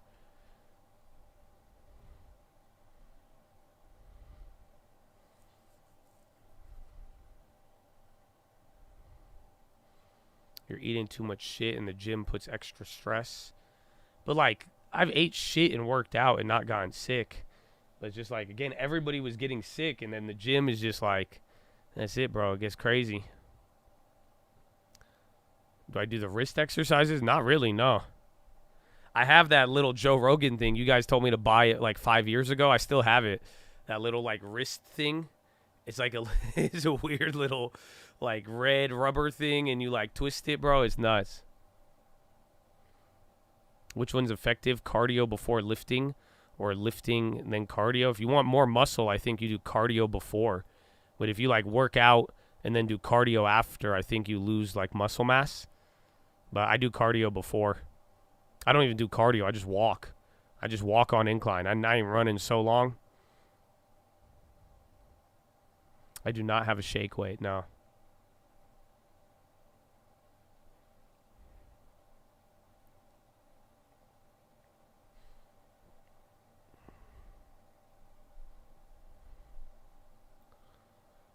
Do I hoop? No. I've done it. I did it once last year. The pickup game. I don't know, man. I feel like too many kids playing NBA 2K, and then they taking it to the LA fitness courts, bro. But no, I only balled once. I went 1 for 2. I airballed my first 3-pointer, and then I switched the second one. I think I had 1 assist, 1 rebound. That was my stat line. Not bad, though. Not bad for a old guy just getting in. And then I was sore for like 3 days after. That's it, man. It's good.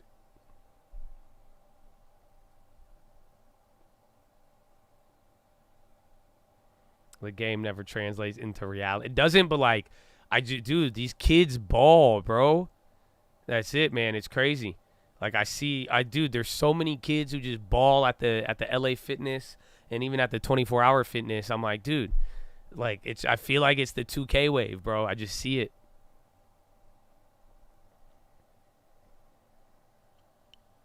You're saying the opposite, cardio after. I think we'll just leave it up to debate because, like, half of the chat was like, yeah, you're right, Josh. And then somebody's like, no, you're wrong. But I've always done cardio after.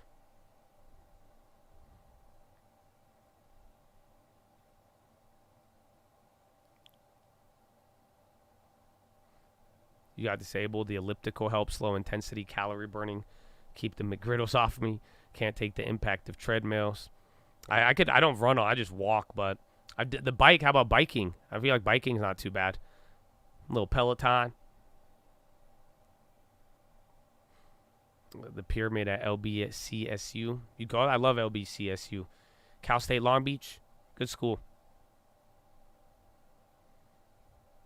Running's not good. Biking is good. I like the biking. It goes hard, though. Like, low-key. If I'm, like, kind of too tired or if I'm having any weird pain, joint pain, because I'm old. That's it, man.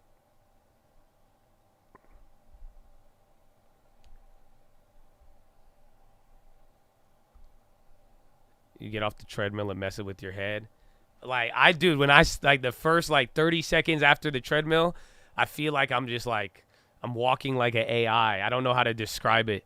Like, I start walking, but it doesn't feel like I'm walking, but then I'm, gliding. Is that what you mean? Because that's what happens to me, and it's a trip. But then I didn't know that was a symptom of being old, man. What the hell? It's so weird, yeah. All right, but I don't know. Is that an old thing, or is it just I think it's like an elevator. Yeah, the world moves fast, but then you're in your own zone. It's nice, kind of. Yeah, outer space.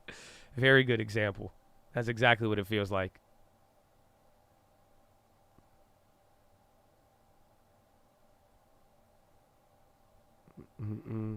You've been riding the ferry to work? Oh, wow. I've never been on a ferry.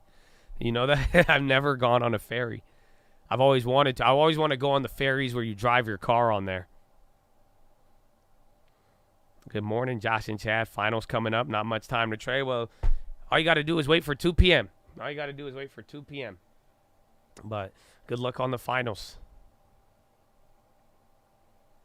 Take the Staten Island ferry. Isn't that the OG?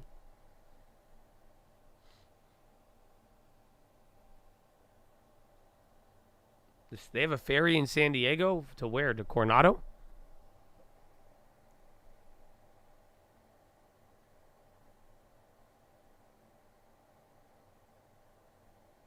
You could take your car to Newport?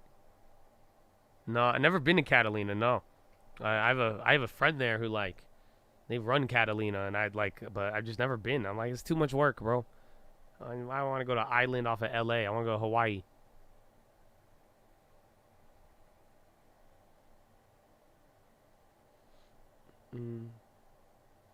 Fun fact, my first job was building barges. Wow. No way. That's pretty cool.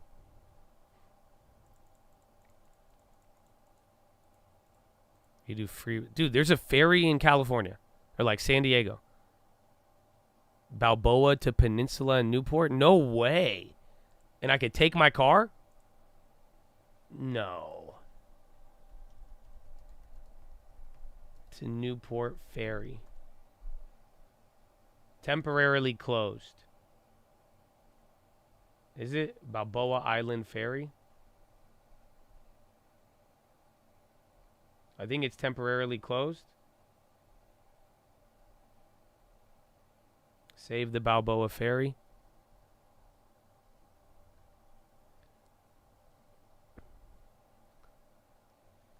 Dude, I didn't know that.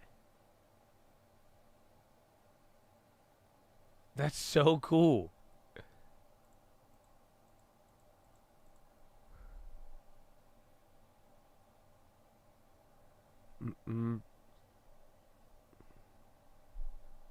Do I want to go skate with you and your girlfriend at Coronado?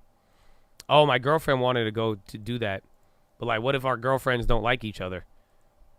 Like, what if we like each other, right? And we're like, oh, like, the long term. But, you know, we just chopping it up. And then they just hate each other. You know, girls sometimes, they get a little crazy. And they're like, this is bullshit. And then they're going to be like, I just want to go ice skating with you. I just want to go ice skating. That's all I want for the holiday. I thought you were going to take me to go ice skating. And then you brought this guy. You ain't even seen his face and you want to invite him. And all you did was talk to him. And then she just kept looking at me like she kept staring. Like, you know, so I don't know. That's a risk, man. That's a risk. That's as risky as the dot plot today. Mm-hmm.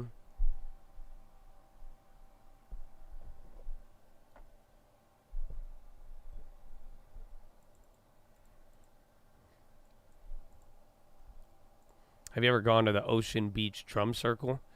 I just heard about it. No, I've never have.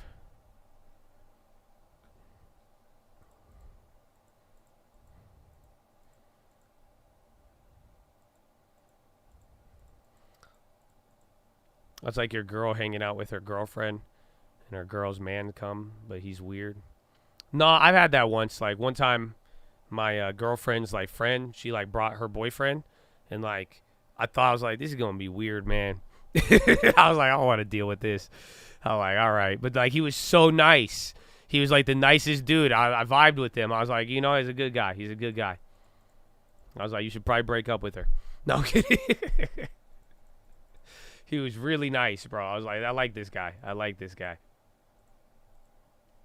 Which sectors do you think outperform in 2024? Japan. Japan, I mean, some of the undervalued ones and then really like not unprofitable tech, but some of the tech that is like lagged.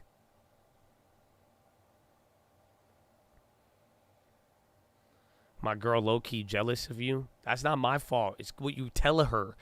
It's like, that's why you like, I listen to you more than I listen to my girlfriend. It's like, no, you just telling your girlfriend that. That's why she getting mad. Watch, just be like, I hate Josh, and that's it. And just tell her you don't watch, and then you'll be fine. That's it. You just gotta, that's it. And just tell her how much you love her. Tell her she looked beautiful today, and don't, before you bring up anything with the stocks, and that's it. You'll be good. Trust me. Trust me.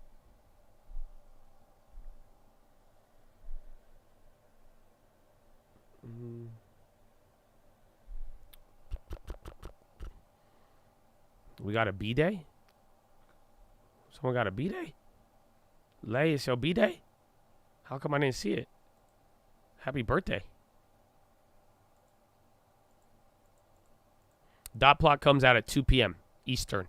So literally, what, 2 hours? 2 hours, 8 minutes?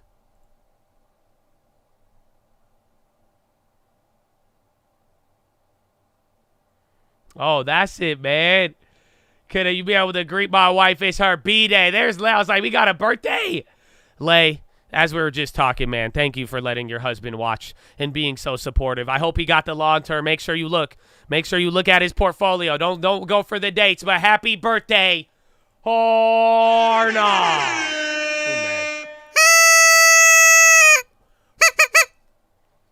Amen. Amen. SPY going down. I mean, we're just right at where we were at open. And again, we sold out of EW. That thing's going up again. But remember, you had the, what's it called? Yeah, I was looking for Lay in the chat. I was like, I didn't see no Lay. It was Christian, man. Nah, but for real, man. Shout out all the wives and the girlfriends who don't get jealous of the long term. So thank you. Thank you. But like, Lay, look at his portfolio. If it has any dates, he lying to you about what he's doing here. If he don't got a long term, it shouldn't have any expiration dates, okay? He should have a long term. He should be saving 10%, okay? That's so he could get you a good birthday gift. You could tell him. Be like, I know you got the long. If you save 10%, put in the long term. I know Snapchat not down anymore, so where my birthday gift at?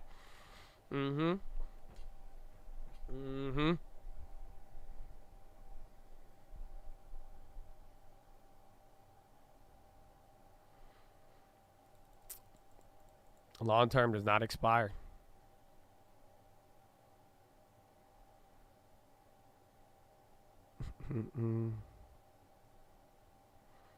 Josh, the most hated YouTuber no one has seen. Where did that come from? Why did I get that title? Well, like, I feel. I don't know why.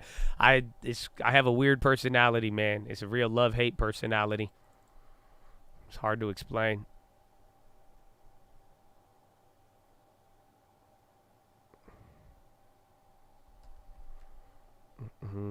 You put him on the spot now. I used to always put you guys on the spot.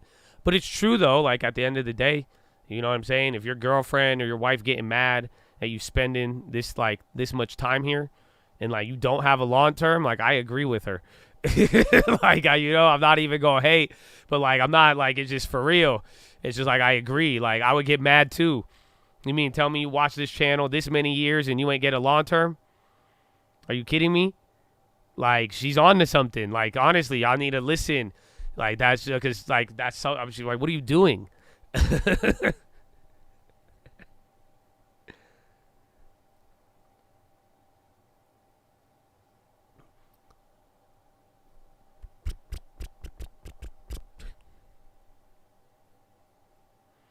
I was raised in Cali, believe it or not.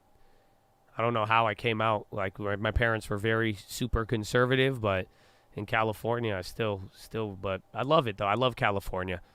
I'm very liberal. I don't know how to explain it to people. Like a couple years ago, you would call me a raging liberal. Now, apparently, I'm a MAGA Republican. I'm like, what? Bro, I'll show you where to get weed. You know what I'm saying? But like, what? It's crazy though. It's crazy. So, but yeah, Cali born and raised. I've lived in a couple of other places, but Cali's it's a good place if you stay inside and just go to the beach. Where in Cali, you know this already. 619, come on.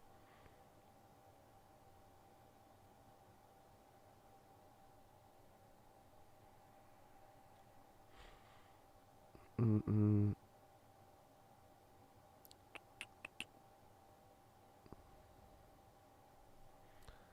beach, love it. It's a street name. Unfortunately, I didn't get a street name. I only walked away with a gamer tag. Is about it. Last time I went to Tucson. I don't have any rentals. I had a property like way back in the day. Got out of it, but I miss Tucson, bro. I love Tucson. Tucson, a great place. Dan Ciego. In all fairness, you live in the best part of Cali. I love SD. I mean, why is that in all fairness? I mean, hey. It's chill. But San Diego isn't as, like, crazy. But then, like, when I'm young, I left. I was like, I want to go to L.A. It's cool.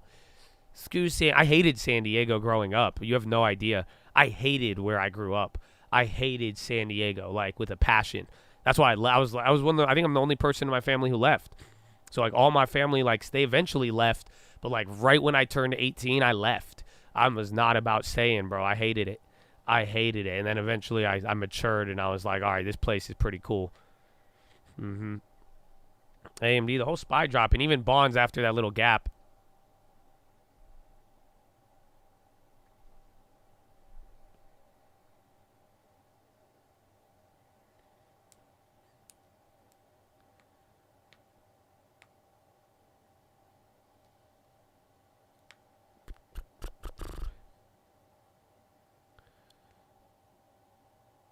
This seems suspect. The market? No, we're still up. This was like yesterday, the last couple of days. If anything, wait till pre-Powell. Like right ahead of Powell, we'll start moving a little bit. We'll have an idea if it's going to be pinned or not. We'll find out. Yeah, no, the Fed isn't going to move today, but the dot plot, the future expectation. That sucks. The bonds coming down, but so is the trade there on the ES. I feel like everyone feels that way about their hometown that ends up coming back. I feel maybe it's bigger than just SoCal.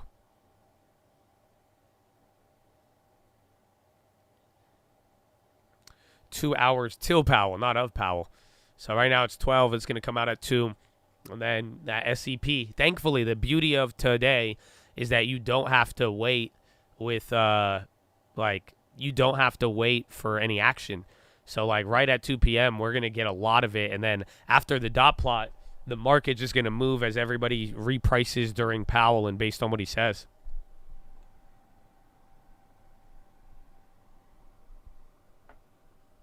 You like Sacramento? It's cool. I've been to Sacktown. It's not that bad. Like, I don't know. It was different than what I thought it was, but it was pretty cool. I went to the Capitol. So, like, I've actually been in the Capitol building in Sacramento, like the state Capitol. It was a cool experience.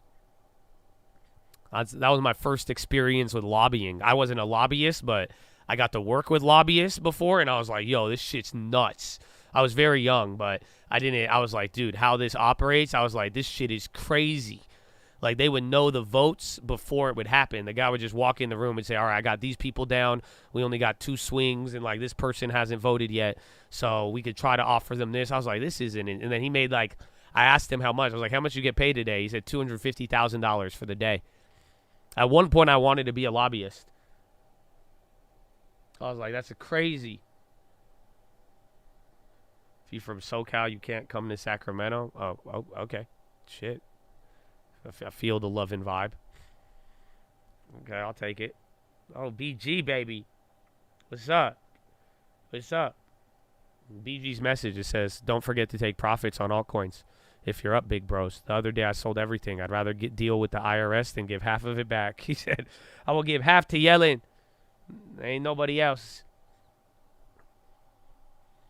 The lobbying job. Ask me on Friday. I'll go over the whole story. It was a trip.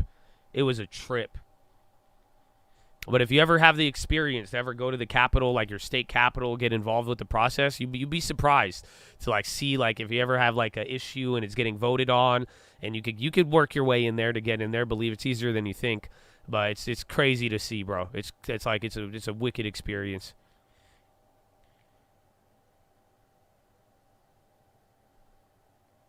You stop paying your internet bill, so you stop playing video games. So you had a lot of extra free time. So you've been watching your city council meetings that are 4 hours long. I don't know if that was a good shift. Why are you watching council meetings for 4 hours? And how the hell are you on the internet right now, sir?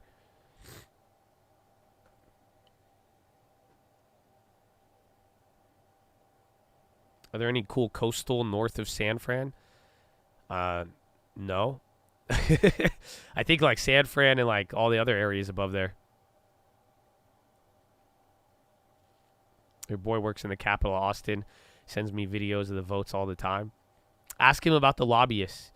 See if he could get you to talk with one. They're chill. They're really chill, actually. That's why, I asked the dude, and he told me. It was great.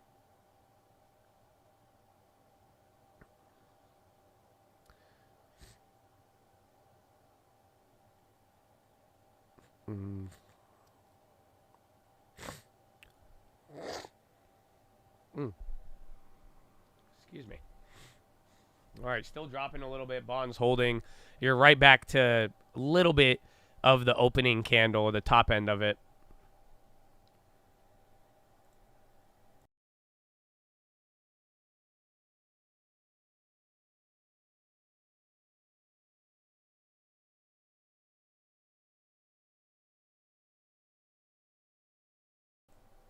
Oh, I just had to blow my nose. I muted it. It was aggressive.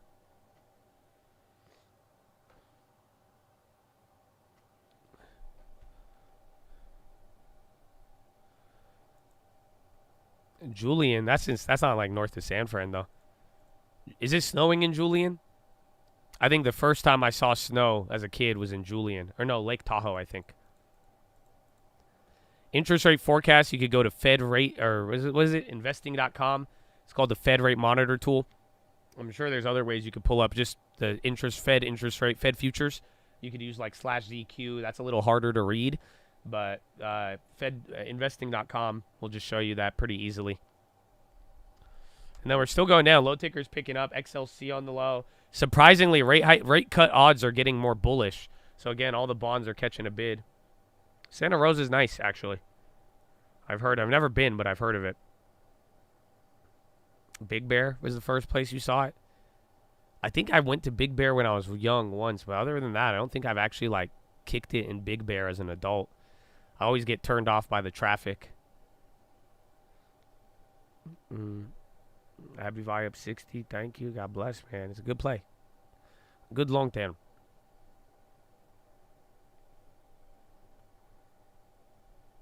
Santa Barbara. Santa Barbara's nice, but like, it's kind of weird. I remember I went to Santa Barbara once, and it was chill. It was like super like dope, but like it was kind of weird. Like everyone kind of creeped me out. I don't know how to explain it. There's no way I could put words to it. But like I like Santa Barbara, but like everyone's creepy. I don't know any other way to put it.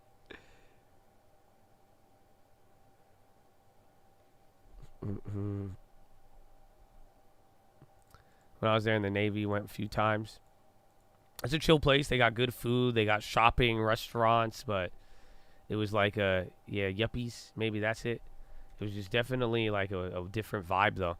Like it didn't feel like LA, and it didn't feel like San Diego. But then you had the beach. You sensed the rival cult.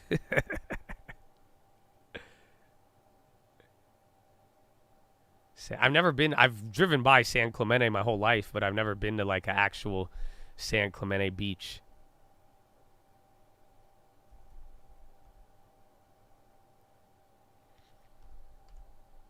Yang on the high. We still have that one. I said I'm going to hold it for a little.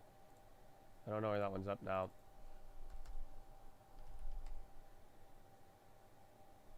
Oh, no, I sold out of Yang. Shit. Womp, womp, womp. If you could run the vote 50% higher than the likes, you could like the damn video. Oh, man. Hey, man, the opinion's more important than showing any love, man. Welcome to 2023. Get ready for the election. Get ready for the election. Go to San Clemente Pier during sunset. Great pizza spot. I'll try it, maybe. I want to go to that Oceanside. We talked a lot of food on Friday. Y'all gave me some good recommendations. But it sucks. I was going to go and get them all that last Friday, but then I was like, I can't go anywhere. I feel like shit.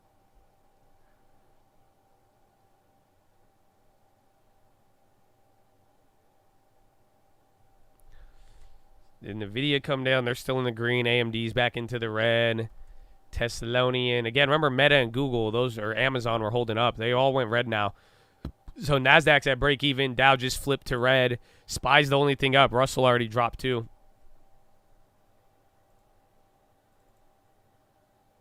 Am I long uranium? Nah. Take two again. They're getting added to the NASDAQ 100 after all of that.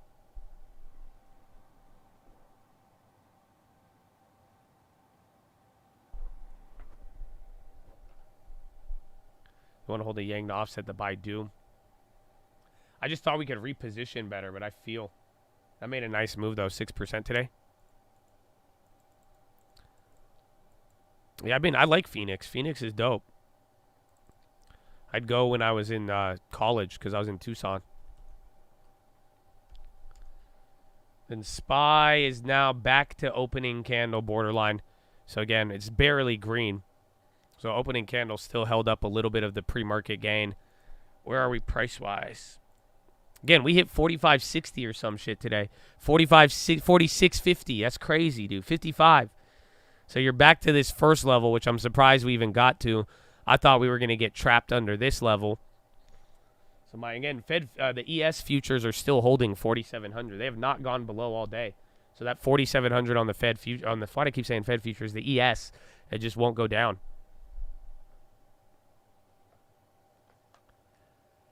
Medifast down 16. What's Medifast ticker? I'm thinking MDT, but I think they're up. EW kept going.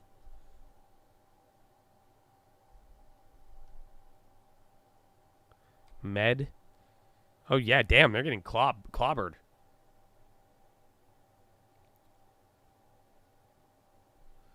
Med. Pfizer hurts. I wouldn't worry too much, though. With the pain will only last for a certain amount of time. But again, I think something like Pfizer is it's a lot different than any other play like Pfizer and the other one, MPW. I think just two different categories. Both are worst performers on the long term this year, but I do think Pfizer, we may really love it by the end of next year. I would be down to grab Pfizer, but I have to wait until the 20th. I think Powell is going to bring up real estate after Supercore yesterday. I'm sure somebody's going to ask him the question, and then I'm sure even if they don't, he's probably going to mention it in some respect.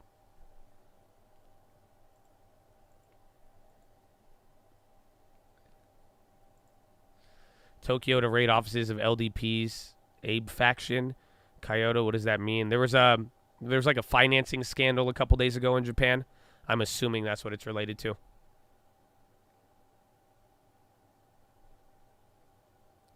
You've been getting that news back and forth. Like, again, a lot of the Japan stuff. But unfortunately, only thing that matters in Japan is if they go cut that policy or raise the rates. So, again, that's December 19th. Been gone for many moons. Sold that MPW when they cut. Would you mind taking 30 seconds as where it stands now? I wish you were here earlier, man. So we had a whole talk on this already because we even talked about not selling in the long term. We talked about HBI, how I ended up selling that at the divvy cut. Maybe I should have done that with MPW, but I think MPW, the management is still sketchy. I'm still holding it, but I still kind of believe in the way I'm looking at it. It's either management's going to fuck it up, and if not, and if you get your soft landing and you get rates easing up here, I think it will be the ultimate distressed play because if rates ease up and policy eases up, they thrive in that environment. So I'm not too worried in that sense, but I'm more worried about management taking bad steps as the road is about to clear up and then running into another wall. That would be it. But I'm still holding all of the position. I'm actually down to average down on it, but with other names that have higher quality being cheaper, like Pfizer and even like MO and even Walgreens, I'd rather take some of those to start. But I've not given up on it. But we were just talking maybe like an hour ago about maybe we should have sold at the dividend cut like we did with HBI, but for other reasons though, the difference was they didn't eliminate their dividend like HBI. So, but still holding, still believe in it. It's our worst on the year next to Pfizer, but I do think should be good, especially if rates do chill out and like the lending landscape for real estate calms down. Then yeah, I think it's going to be chill.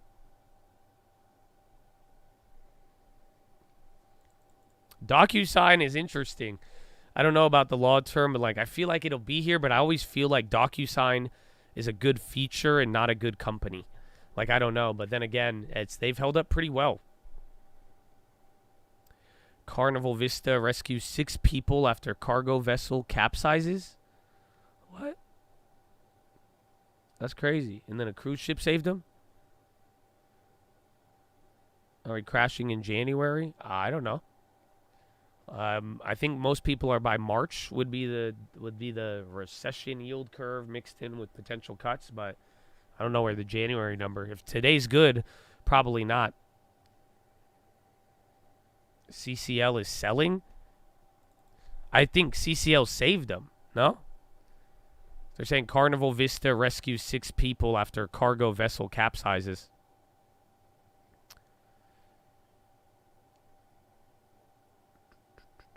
Barnes the new high. I'll take it.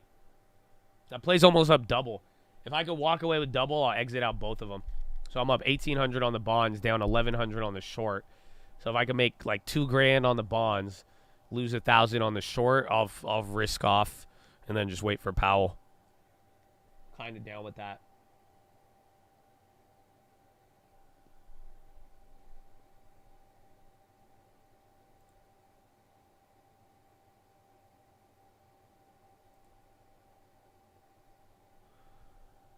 Dot plot drops at 2 p.m. Eastern.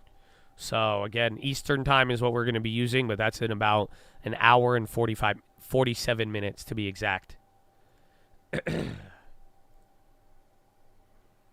They put 6 people from the cargo. That's why I was like, why would Carnival go down on that? They're damn heroes.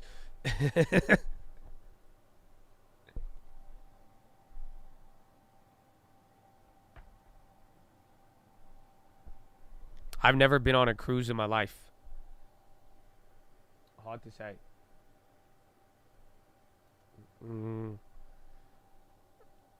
45.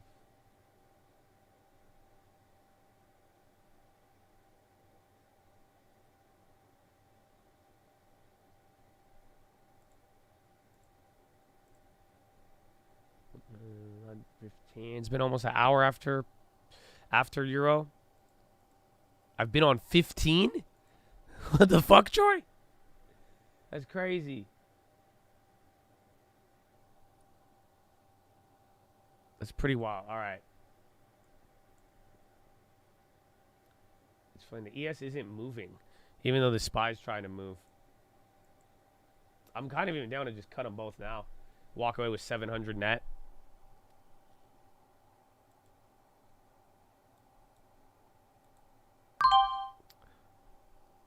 Oh, fuck. I went short again instead of buying to close it. Fuck me. Wrong. I thought I was long on it. My bad. All right. So I closed out the short with 1,100 loss. I'm still in the bond, 1,800 gain. But I'm going to close that one out here in a second. I'll just get out of both of them. Make my life easier. Oh, they scammed me. Oh, I got one less. All right, so I made 17. So 600 net. I closed out of ES short, and I closed out of the both bond plays from yesterday. So, again, even that bond pickup made 1,000, and we had the other one up another 700, but I'm down with it. And then that way we're risk off. So, again, I'm still thinking bearish for today, but then that way I'm going to be able to reposition pretty nice right after the data.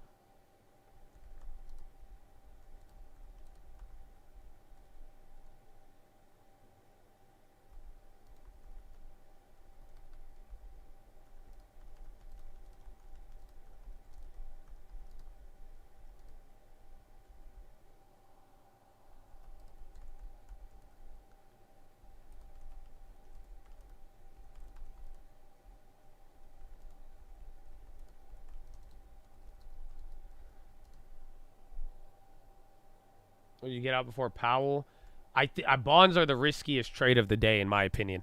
That's why I was saying it all day. I said, if anything, I'd hold the short, but now I got lucky off of the gap. You see what I'm saying? I got 1% on my bond play, and I had double the size, so then the short didn't hurt me as much. So I was like, if I could walk away with 800 net in the last 24 hours, I mean, fuck it. I'm going to just take that and then go into the next one and then just wait. But again, bonds are going to move like crazy. The only other bond play we have is the ZQ. So that's the only other one now that can move a lot there. But I don't know about the TLT, like call. Again, options I think are different. Again, I'm taking the risk straight up on the damn futures, which move more. But I haven't looked at the options for TLT, so I don't even know how they've been moving or how if there's any premium or juice, you know, all of that good stuff. Based on TLT, it means yields are going down. Yeah, if TLT is going up, that means yields are going down. People are moving away from super. No, it means they're buying the bonds. Remember, if people are feeling that Powell's going to be bullish and that we're going to get a bullish talk of rate cuts, people want to buy the bonds because they want to capture that gain. They want to front run it. But now we have no risk until Powell besides any other equities we're holding in the ZQ. And then I got a lot of cash to play with following this event. So we could have some fun today. We could have some fun. But now we got to wait till Powell. Hour, 45 minutes, 42 minutes.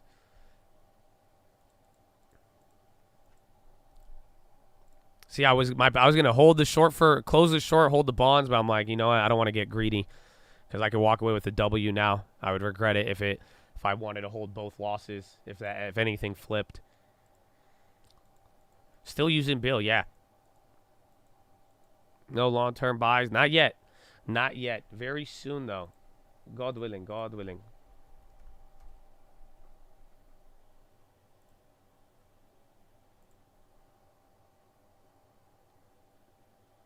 You may hedge with 0-day puts on TLT. That could be a good idea. Just make sure you do, like, run your numbers. Like, you know, think about how big your position is on the January calls. And if you're going to buy the 0-day puts on the bonds, maybe don't go 0-day. Go make sure you get till end of the week or even next week. I would, you know what I'm saying? I would not go for the 0-day. I still have the KRE. That one's from yesterday. We're going to hold that till March probably, or unless we get a big gain on it earlier.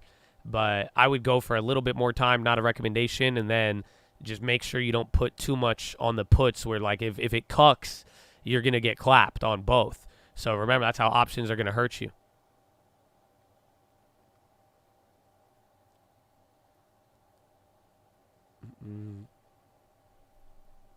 The Draymond punch? No, I did not. I did not. We played a 2K game yesterday. That's all I know. I did good in 2K. But, like, we played with some really weird dudes who were really good.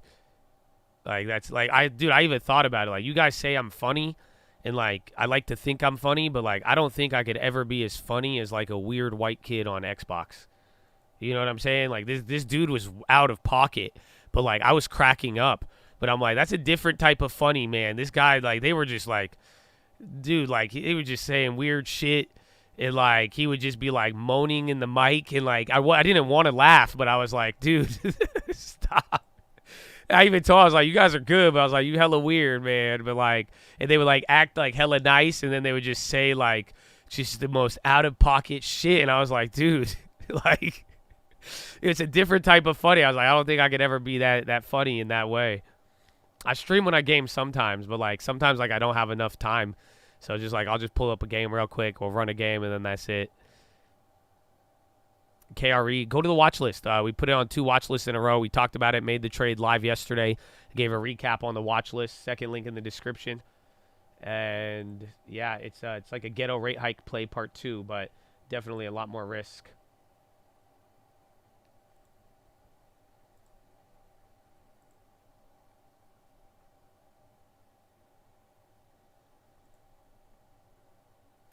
Hooterman was playing with it. I think we all had the same vibe. We were just like, all right, man, this is so it's interesting.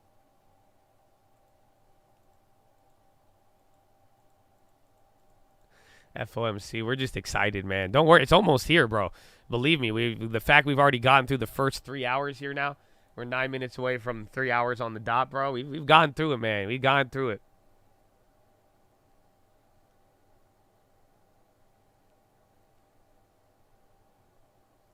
You hear your son yelling crazy shit. Yeah, you gotta, bro, it could get mad toxic. You better watch out, man. My parents didn't monitor me when I played video games on Xbox Live, and why you think I cuss so much nowadays, huh? So you better watch out. You better watch out. Even my girlfriend once, she heard me, like, roast somebody, and, like, she judged me hardcore. Like, she judged me hardcore, bro. She was like, are you okay? Like, it's like, I'm fine. I'm in the EA Sports. It's in the game. Oh, you don't understand.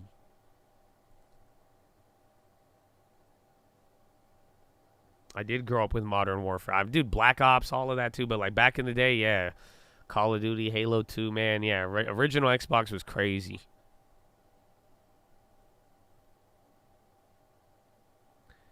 Claiborne made a Pro-Am team. Logo is Jesus crossing up. Where's Claiborne been at, bro? Did he remove me from his friends list? What the hell, Claiborne? Oh, they cut me out, bro? It's because I ball hog too much on the small forward. I don't think they know I'm a center build now. That's cold, bro. Nah, you didn't. Oh, you here, bro? I thought you clapped me, bro. I was like, that's cold. That's cold. You got a Pro-Am team. You ain't even invite me. Bond's still going up.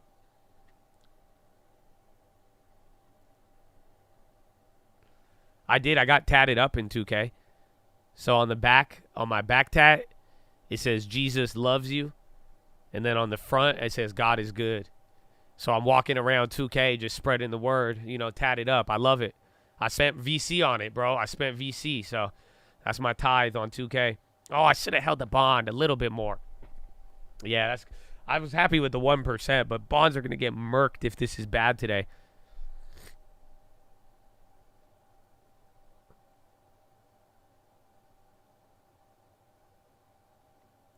Farfetch in talks to secure emergency funding from Apollo.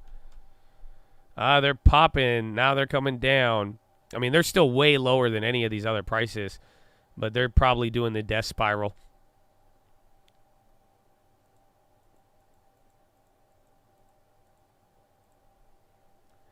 Yeah, Screen Slammer in the name of the Almighty. Ain't right.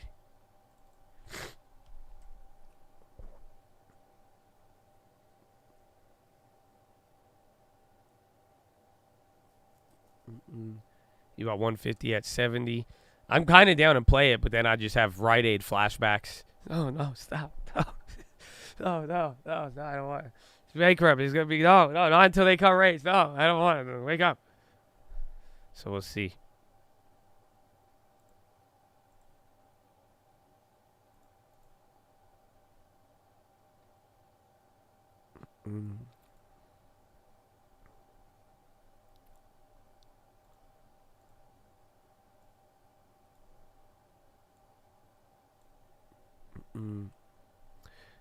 It's clap now. It's cheap. Maybe if it flushes a little bit more, but we need the crazies. You need more crackheads. But then again, like anything, the more liquid stocks I lose on. Like that's just the fact of the matter. Unfortunately, I've done my own review. You'll see it too. And we'll go over like even the tax losses. But it's just like anything. If it has high liquidity and I'm down on it, it's going to come back. That's kind of been the story. But if it's like, if we go down on it and it's low liquidity, it's going to be trapped for a while. NFL owners to award Super Bowl.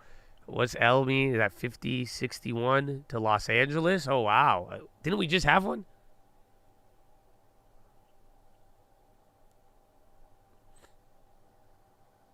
Yeah, the Pfizer news was in the morning. That's why they got clapped.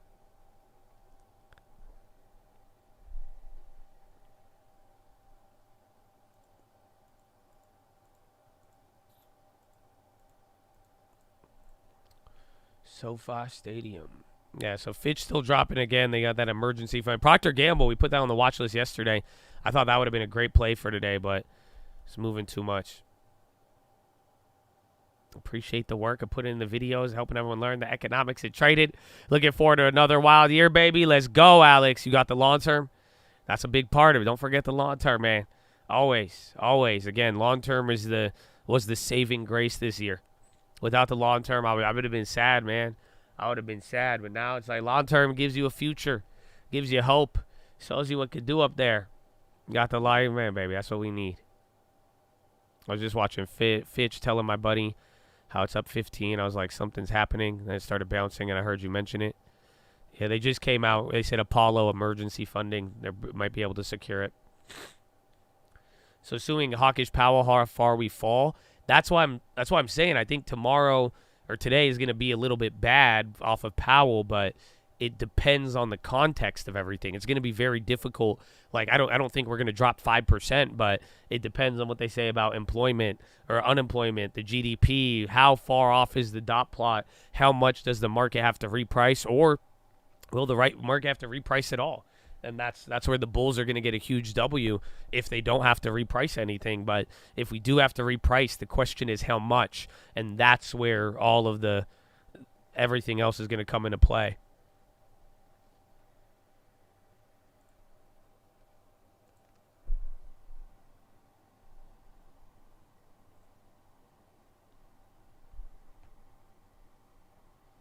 Should I YOLO this 400 on overnight tomorrow expiration puts?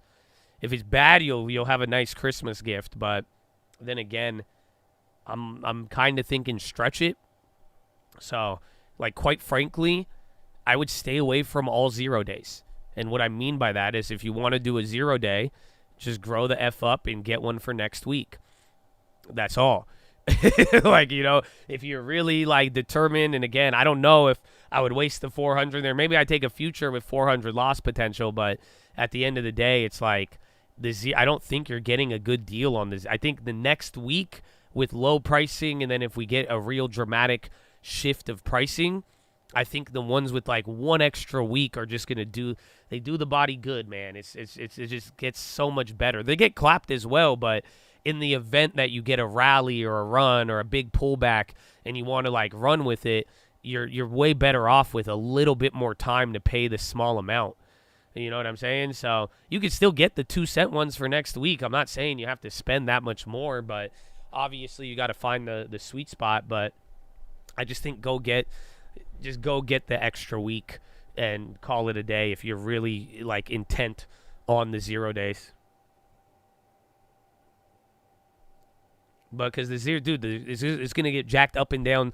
You got to realize we might, even if it's bad, we could still end up break even or green, and then it's going to dump tomorrow morning. And guess what? The 0 days are all out the window. And trust me, the 0 days on Powell on this high vol. Right now, even the options aren't pricing in too much, but it's just going to whipsaw. It's not really. Maybe you'll get lucky if you get it at the right time, but at that point, I would wait till after Powell speaks if you're going to do a 0 day. But you might as well get the info and then go with the 0 day. But quite frankly, I do think that if you are gambling on shorter term options, you're way better off with one extra week of time. I think December 22nd is where you should be aiming if you want a short term risk.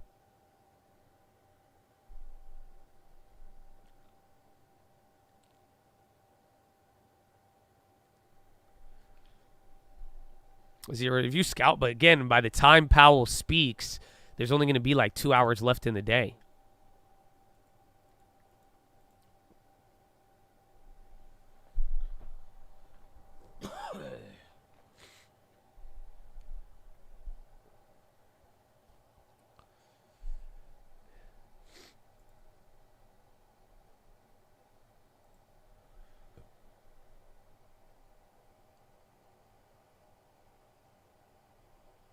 Nice. We got dividends today.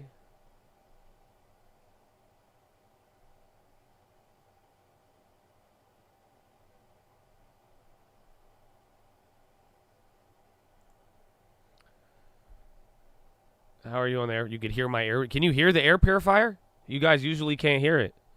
I'm kind of glad. I feel like it gives you some noise in the background. I need to check the filter. Good. Filter looking good, Habibi. Nothing like changing the air filter, bro. No, you can't hear it. That's weird. Some of you say you can, some of you can't. I don't know, man. I don't know. Watchlist fire. I've been liking the text that we brought the text back. I didn't know you guys liked it like that. So I hope it's been helpful, man. I really hope so. So we're coming down here. Bonds back where I sold, but now could have made a little bit back on the ES. But I closed ES for a loss, and then we almost got double the gain on the bonds. So now we're freed up here. I'm holding the Zaza. Into the event, but we will see. Headphones on. All right, little drop there. You're back to the lower end of the opening candle here today, which I think we're below that second level or the first level we opened up at. Yeah, 45, 46, 46, 46, 45. It's just kind of crazy we even got up here. So remember, the ranges get bigger, and we've moved literally just yesterday. You were at 4,600 flat.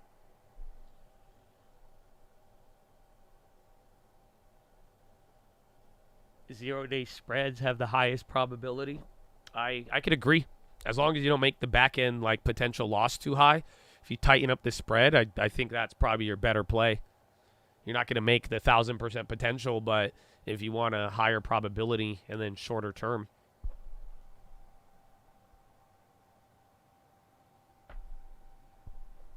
Yeah, Russell, that wasn't the case in the morning, man.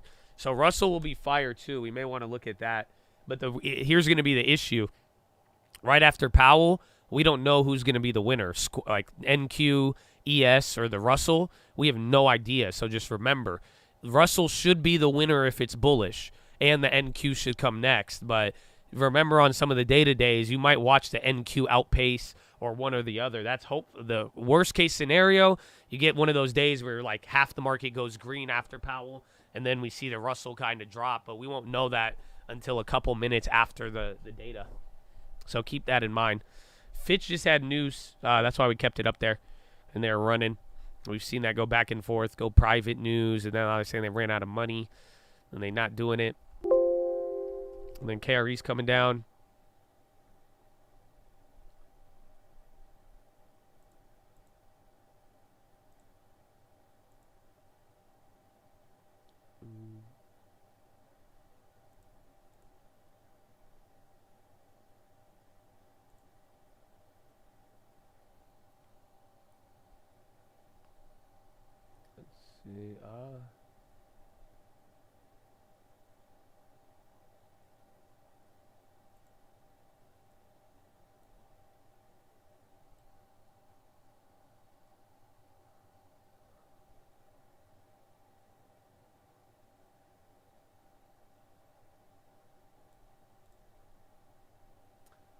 Oil. Oil's still dropping. Oil's still up, though. 0.9. Y'all convince you to be bearish into the Fed? I hope not. You know what I'm saying? Like, I'm not. I think nobody knows, man. For real. I've tried to say it humbly. I said it earlier. I have my idea, but, like, I said it yesterday on the watch list, even before we did the poll. It's like, nobody knows. That's the irony, is that everybody is optimistic, and maybe it comes true, but, like, nobody really knows. This meeting holds a lot of weight, and it's going to be the setup into the next 3 months up until like March of next year. So it's just like, we really do not know. So it's like, if anything, a bias may hurt you. If anything, that's why it's like I'm leaning hawkish, but I'm very, again, I had an opportunity to de-risk right here. I took it, and a little bit of red right there, and then it's just going to get down to we'll vibe with it. Like, if there's something green and bullish, well, try not to ignore it. And then vice versa, though. If it's bearish and you really see that impact and that dot plot does what it did last quarter, if I freak out like I did last time, then I know what to do. Then it's going to be bearish. But at the same time, I don't think anything is certain. And that's what we got to really realize. Nothing is certain right now. Like, the optimism is not guaranteed. The pessimism is not guaranteed at all, too. That is, again, I think what Powell wants. But, so, take it with a grain of salt. But, the best way is, you'll find out the answer very shortly. But don't put yourself in a position where you'll get clapped off of it. You know what I'm saying? Like, that when it's all said and done, because everybody, once we get the data, you're not going to hear about, is it going to be bearish or bullish? Everyone's going to take it and run with it and respond to it. So don't put yourself in a position to get clapped off of it. If you easily get FOMO after a big move, then maybe make a small play. But at the end of the day, you don't got to go too crazy. Dot plot comes out in an hour and a half, 2 p.m. Eastern. So it's 12:30 right now at 2 p.m., an hour and 24 minutes.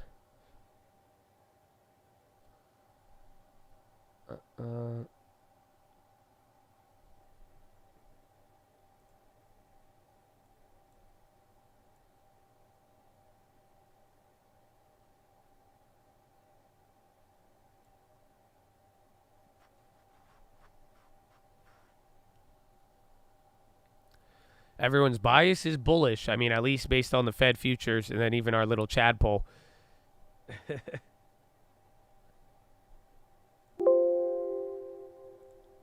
Oil's still coming down.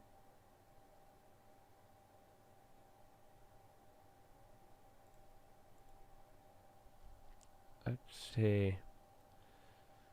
Even after this crazy 7-week rally. Yeah, man, everyone's crazy.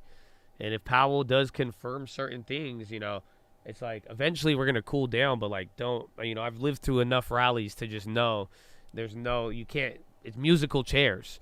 You know what I'm saying? It's just straight up musical chairs. So that's why I'm like, you know what? Don't make sure you don't bet too much on a chair and hold your long-term chair. You know what I'm saying? But it's eventually in an hour and a half, everything's going to change. So, you could spend all your energy trying to predict it, but I think you'll be better served responding and knowing what it's showing, and then we'll be able to get an idea there. But once we get the dot plot, and the dot plot is going to come in confusing. And if it's too confusing, it's going to leave us in one of those weird scenarios.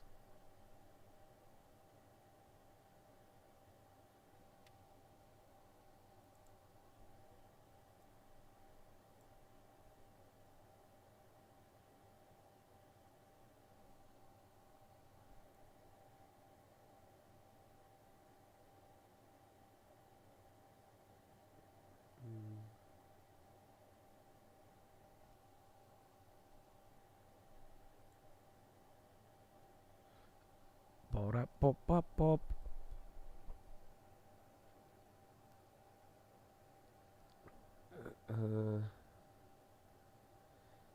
Seen Sailor's chair rant? Reminding me of the Chad. No, what'd he say? McDonald's.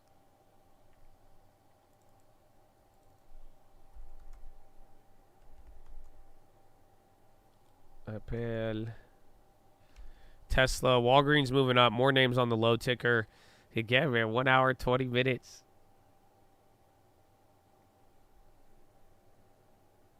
The bears will interpret the dot plot as bearish and cover their shorts on the dip.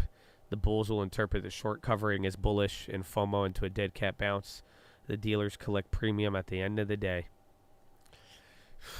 Well, shit. I mean, you're not wrong. So, we'll see. The dot plot is big, though. So the follow-up, and that's why we were saying, it's going to go beyond just today. But, that one's not, I feel you, man. There's a big expiration, too.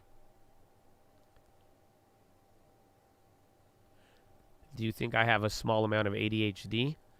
I'm sure. I think you might be more concerned with it than I am, but I'd say definitely. But my mom didn't believe in it growing up, so. Now I'm here.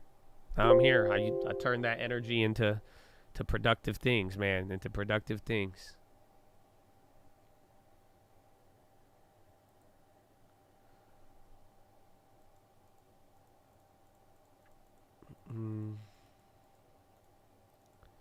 I think it's $5 trillion in expiry is big. It's not small. So, even then, we have to wait for all of that, and then we'll go from there. Take two in silver. Gold is going to be another one, too, man. Gold will be another one to watch out for. I think gold didn't get as much attention today as it should, because I think after a Fed day, it's gonna have some big moves there if it is in favor of gold. If it does rally, what would the price target? There's no price target. It depends. I mean, at this point, though, if today is good, and let's say Powell meets all of the optimism that the market is pricing in currently with the Fed futures, I think all-time highs become on the table. Not by today, but maybe by the end of the month or early into January, we'll be looking at 4,800. That's what everybody wants. Yes, it's not ADHD. The Chad taught me. I'm just extremely intelligent and I easily get bored. That's what I learned. Amen. I'm just highly intelligent and I easily get bored. That's all. The Chad taught me that one. It's a good one. The real Christmas present is Powell gives us cheaper prices. Somebody said that earlier. If you look at, they said that apparently if we do get the Grinch and you sell off the Santa rally, usually the next year is positive. Yeah, Robert, thank you. You taught me that one. Amen. Amen. Fed minutes are in a month after that. We're worried about the statement in the dot plot today. That's going to happen in 1 hour and 18 minutes. It was 18 minutes ago since somebody asked me. Look, the time is flying, baby. The countdown is counting down.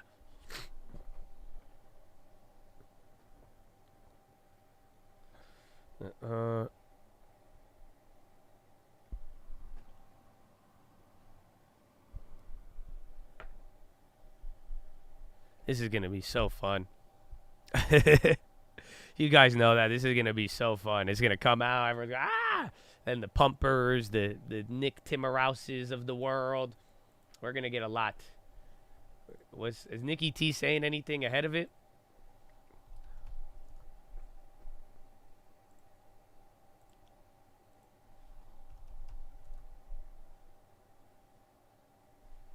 It's like every time I type it in on Twitter, I put in Nikki T instead of his Nick Timmerhouse. I don't know why. I nicknamed him.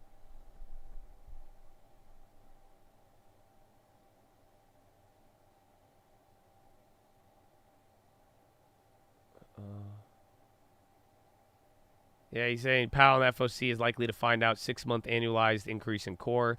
It's tracking below the 2% objective. So Timmy's already... Dude, Timmy is setting up super bullish into this.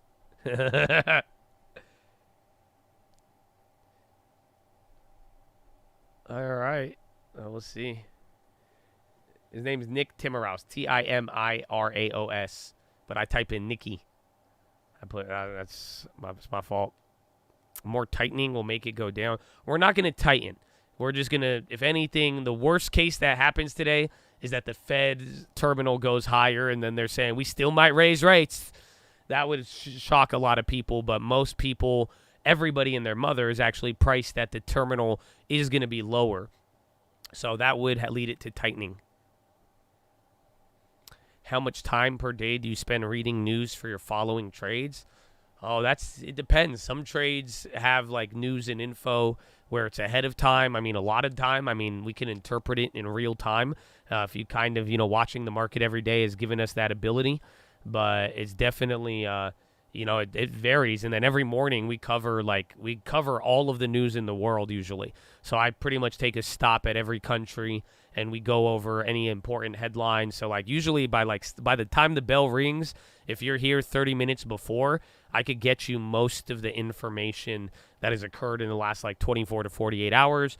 There's opportunities to trade off of that. And then in real time, we got a wire on the screen here. You could get a lot of other things that come out. But it really just depends on the type of news, what it's related to, so on and so forth.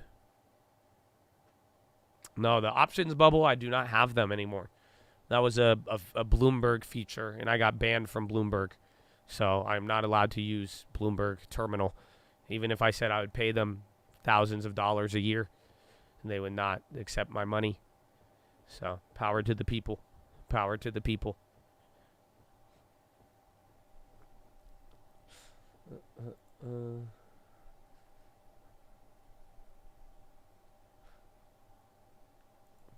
Why were you banned?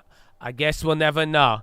It's the #1 champion now. Yeah, the Fed future's about to go down. He the hottest in the world right now. Just touched down in Washington, D. Yeah, and he's going to cut rates. And everybody thinks that it's 100 base. Just sold out all the floor seats. Nicky's going to pump when he hears this. Take me on a run. I want to see the Fed. I really want to. Cut rates with you. You could be my American interest rates. American, right? Take me on.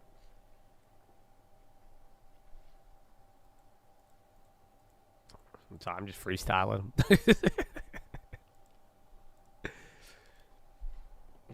a good song, man. The OG song. It's a good song, bro. Good song, bro.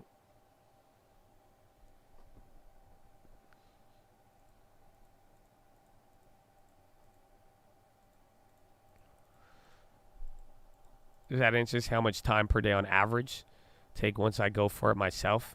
Well, I think it's going to take, the learning curve is high, but, what I'd encourage is, to really, get immersed in the market and, try to understand fundamentals, too. So, it's one thing about news, and I'm telling you, I could get it in real time and interpret it, but it's just, it's understanding kind of what's going on. So, I legitimately, I've watched every single hour of the market this year, without exaggeration, right? We've been live doing it. So it's I do think immersion, you got to get immersed in it, understand why things move on how they do, some of the business process, and you'll be able to understand why this news has this effect. And then also too, don't underestimate, sometimes the stock price will not reflect what just happened. That'll be your first lesson down the road. I'm sure you'll get a crash course on it. Everybody does. Where there'll be days where that doesn't. Bad news. Why is it up? Good news. Why is it down? That's also something. But again, understanding that goes. You have to understand why. In this environment, why is good news bad news? It's related to how people are looking way ahead into the future related to interest rates. So when they get bad news today, they think it'll be good news for interest rates down the road. So therefore, bad news is good news. And then vice versa. Good news scares people because then they're like, oh, then inflation comes back. And then there you go.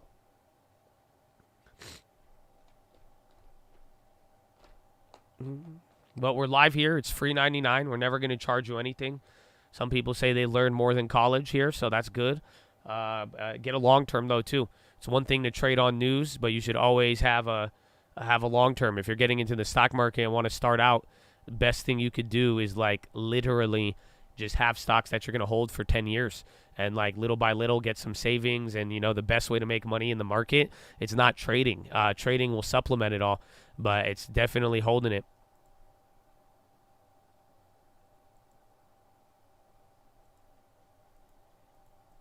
You subscribed after hearing me speak this? Well, thank you, man. Get ready. I don't know, like low key. I mean, if you want to see something, man, wait till Powell. You know, that's we get really excited with Powell. This is where the action happens. So, you know, again, I'm gonna get really locked in. So I hope you enjoyed the moment so far. But let's just get ready, man. 2 p.m. It's gonna get crazy. And we have the watch list too. Second link in the description. There's a nightly recap. Not all of you could be here 7 hours a day. But we got little notes on everything. We go over some plays as well. So check it out. But yeah, the big event is in 10 minutes. Or excuse me, hour, 10 minutes. So that's going to be the fun part.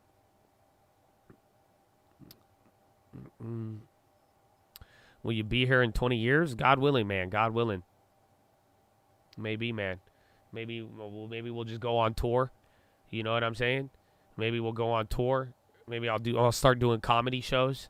You guys can pull up, and then I'll give you long-term updates at the comedy shows. You know, I was talking to my girlfriend. I was like, I wish I could do comedy. I was like, I would love to do comedy. I was like, I was telling her I can't write jokes, and like, bro, she starts being like super supportive, right? She's like, oh, you're super funny. I think you could do it. And then you know what she tells me? She's like, and all comedians look weird, so I think you'll get it. And I was like, what? I said, what are you trying to say right now? And then I had to break up with my girlfriend. But, yeah. Is that wild? I said, excuse me? She really thought she was being supportive, too. She, like, legit thought she's like, yeah, they all look funny. And I'm like, I'm, like, looking in the corner. I'm like, did she really just say that about me right now? Is that what? I was like, damn. But then she's kind of right. Mm-hmm. She brought you the 20-piece, too. I can't believe you guys told me that yesterday. My girlfriend brings me chicken McNuggets because I was talking about how much I wanted them, and you guys were like, marry her. And honestly, man, I hope none of you guys have daughters, okay? Because you better not tell your daughter, hey, if he brings you McNuggets, marry him, okay? Y'all set the standard way too low. Way too low. You tripped me out with that comment. You have no idea. You have no idea. I'm like, what? That's why I'm going to get married? Because she brought me McNuggets? Oh, y'all wild. Y'all wild.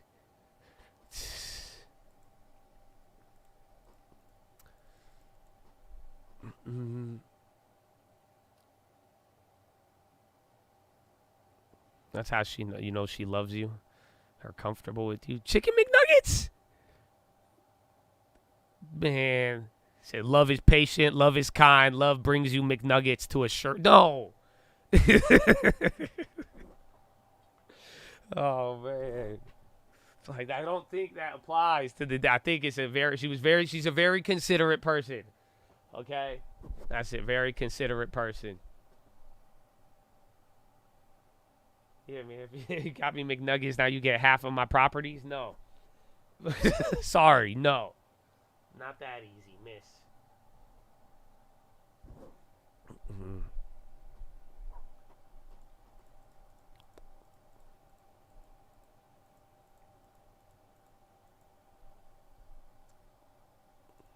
But no, I did appreciate the nuggets, though. I won't lie to you.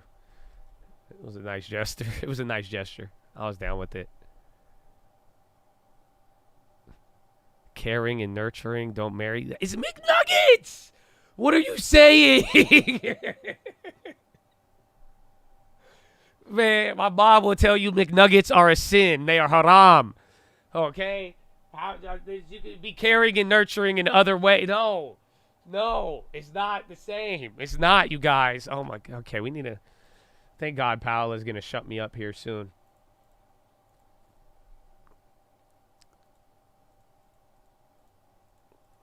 Mm-hmm.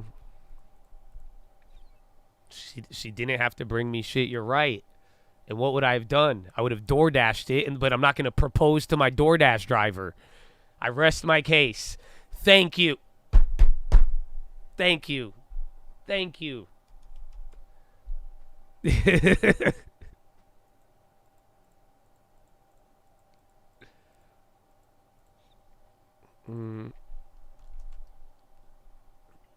On that note, we still have not moved since we closed out of the other plays, though. Bonds came down. Oil's dropping. We're still up 0.9. Russell, still the loser. NASDAQ's actually right at break even. I haven't been looking at that. So NASDAQ, SPY's been moving more. SPY and Russell. NASDAQ's right back to break even, kind of chilling out.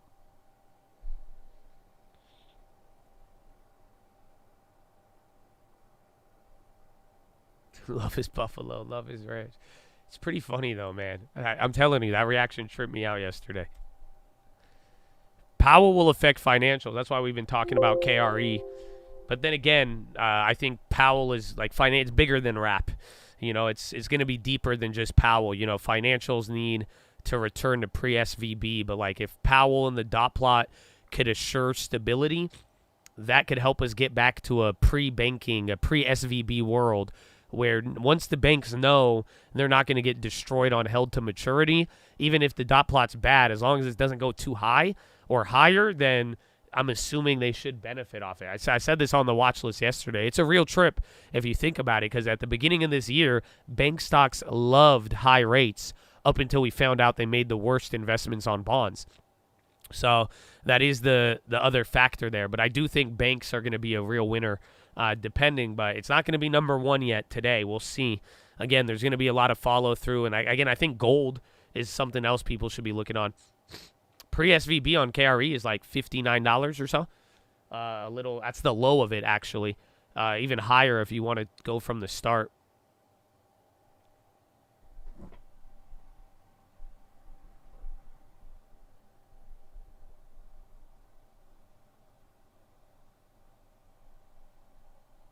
It's the fact she brought you nuggets without being asked or told, didn't expect to be paid back. It means she thinks your needs without you telling. All right, that's the best.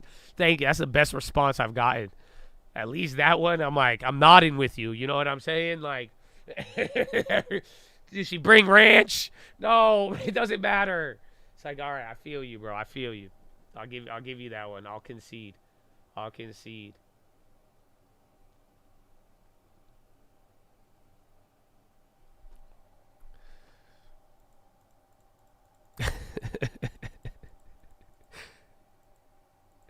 Crowds drive Yosemite to new reservation system. Art?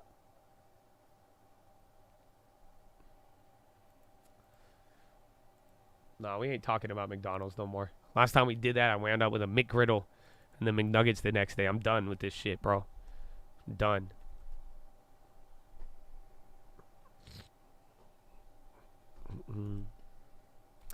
Apple going up. Where was it? Spotify. Elf is damn. We sold Elf so early. Shit.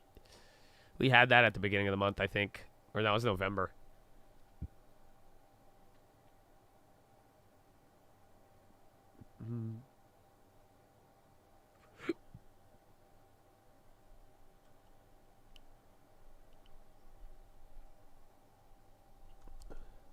All right, bonds still moving down there a little, but still, again, bonds are outpacing. NASDAQ is literally right at break even. That was the leader for the day. EU Budget Commissioner Hahn sees summit deal on EU cash for Ukraine. Bro, news has been even quiet here leading into all of this. Fitch rating recovery.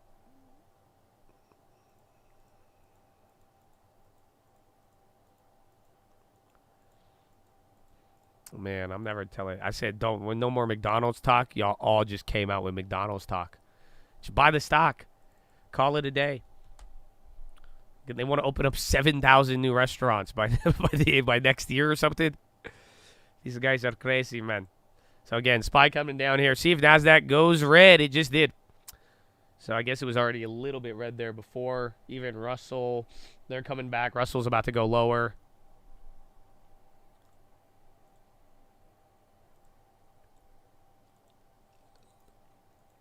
Hey, Josh AI, is it possible that Powell would announce a 0.5% cut? What would consider that? Soft or hard landing? Hey, Emmanuel, the odds of Powell cutting rates today is virtually zero. You have a better chance of... Sorry, I'm not allowed to say that. Anyways, but that's not going to happen today. As far as 0.5% rate cuts, the only way you could get that priced in today would be if the dot plot indicated that the terminal rate for 2024 would be 0.5% lower. I hope that helps with your question. What I would consider soft or hard landing, hard to say there, as everybody's still a crackhead. If you have any other stock market questions, let me know. I'm pre-programmed with over 500,000 responses. Don't forget, this is all free, so please like the video. Thanks.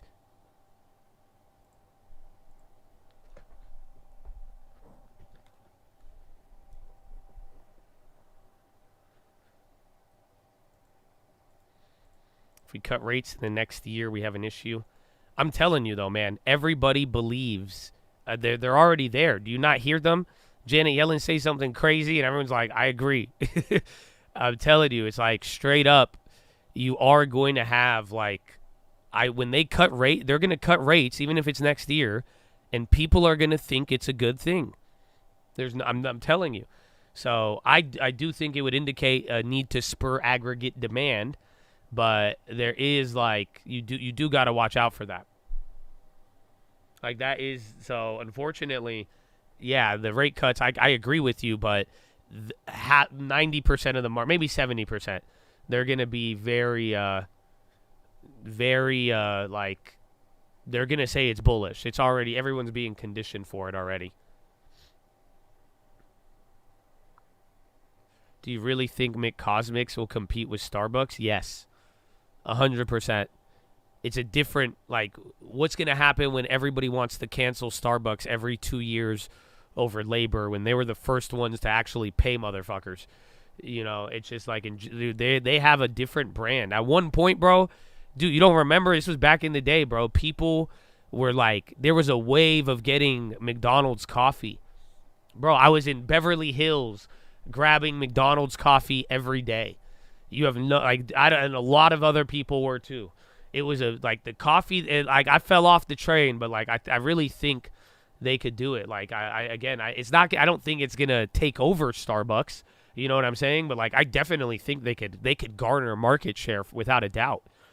You know, I don't think they're going to be as like it's not going to be what you think. Like, I don't think it's going to be a flop, especially with their network. And then, like, dude, they have the good coffee, bro. They have the good coffee. I'm telling you, like, people have, it's a different type of coffee, though. It tastes like the McNuggets taste weird.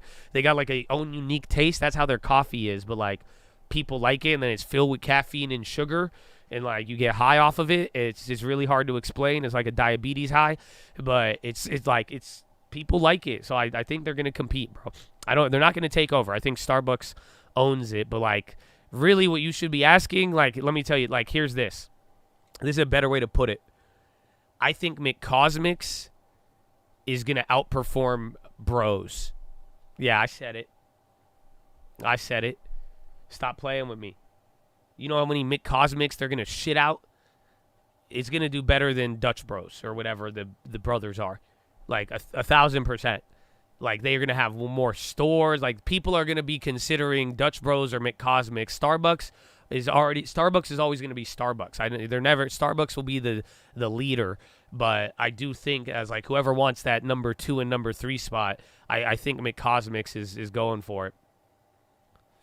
Blasphemy. I'm sorry, man. I've never been to Dutch Bros, so I've probably had 100 coffees from McDonald's in my life. I've never been to a Dutch Bros once, and I think a lot of people around the world could say something similar.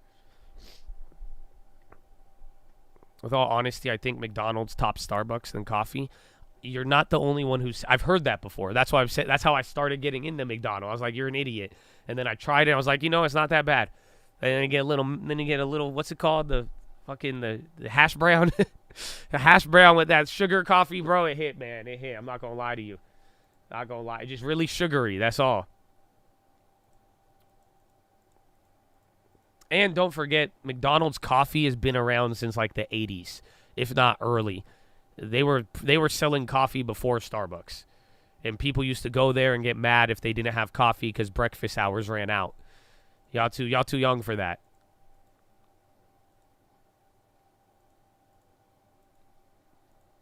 All right, man. I'm glad we got it. We would have got more on the ES, but definitely would have lost more on the bonds. I'll take it.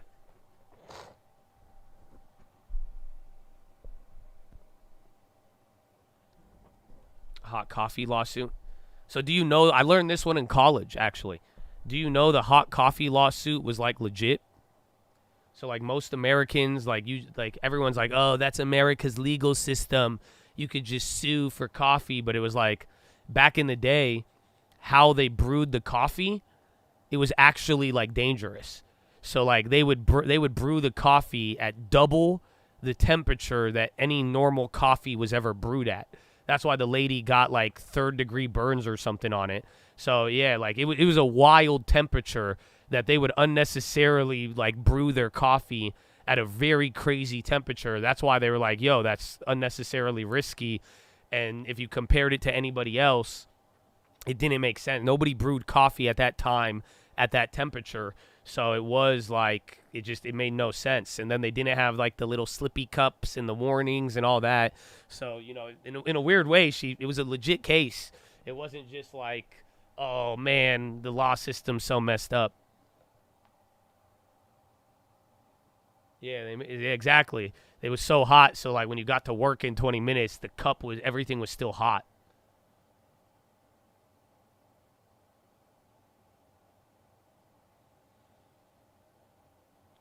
People wanted hot coffee, though. Not everybody, bro. They were just serving you up like literal coffee bombs. I know. We should have got McDonald's literally 2 months ago. That would have been down on the year. Coca-Cola and Pepsi still meet that logic, but eventually I think we'll add McDonald's to the long term. They've just been nonstop since the pandemic, though. Like, that thing never goes down. It was literally just at a deal for the year, but we weren't talking McNuggets then, unfortunately. And then Russell hit a new low off of that. How much time we got? Like 50 minutes, an hour?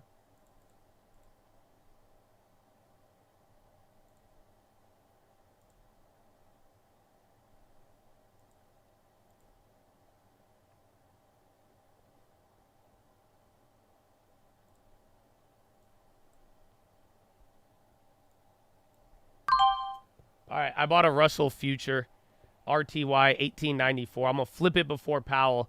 I don't know if we're going to dump too hard into Powell, but now Russell's down almost 0.5%. Market's at break even, so is the NASDAQ. If we get any sort of stupid Powell pop, I'm going to ride that. It's going to be a flip, though. Definitely not holding until Powell. So I think I could lose a couple $100 if it keeps selling off, but, I mean, it's already down on the day.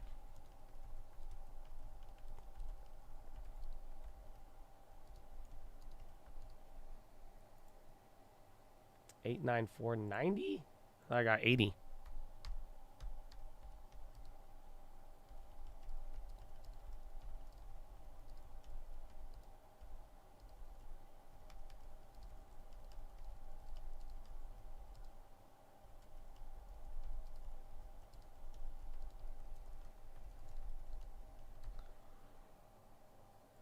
Pop, pop, pop, pop. Sorry.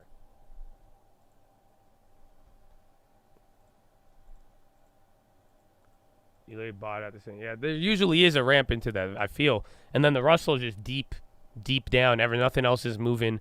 And then again, I want the Russell to be the winner. You could still lose on it, but unfortunately, that could just get rid of some gains here. But we'll see. But I think most of the loss just happened in the last hour and a half.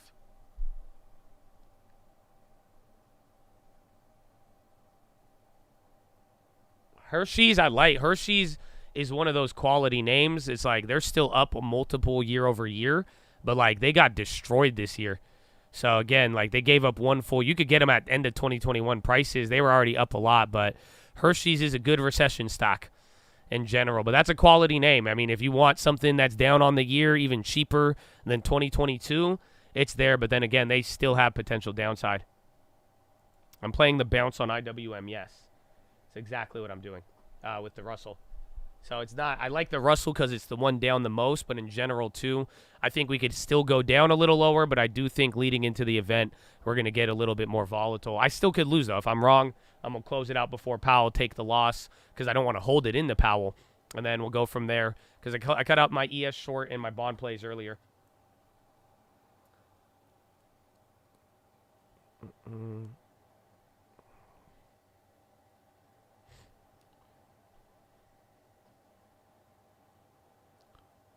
RSI on 25 on Russell. You go play. Go, let's go, man. Let's go. I'll take it. I didn't know that, but I'll take it.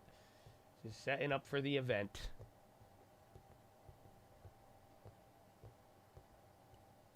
Bayer, I'd have to look at their stock, but they're not too bad. Have to see.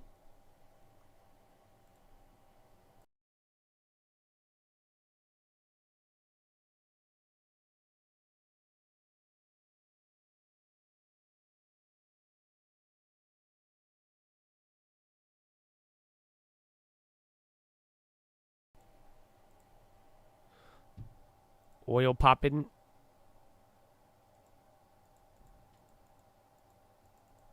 Boeing. Boeing is a going. Oh, Boeing is down. The report does not come out. No, it comes out in 50 minutes. Ooh. Oh, man. Are you ready? 50 minutes, bro. 50 minutes.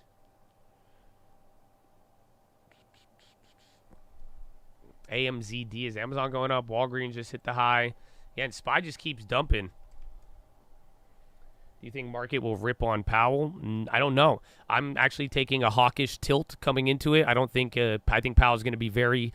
I think Powell's going to be exactly the same. But then I think your boy, the dot plot, is going to be very confusing or more so bearish, and then that is going to be the next factor.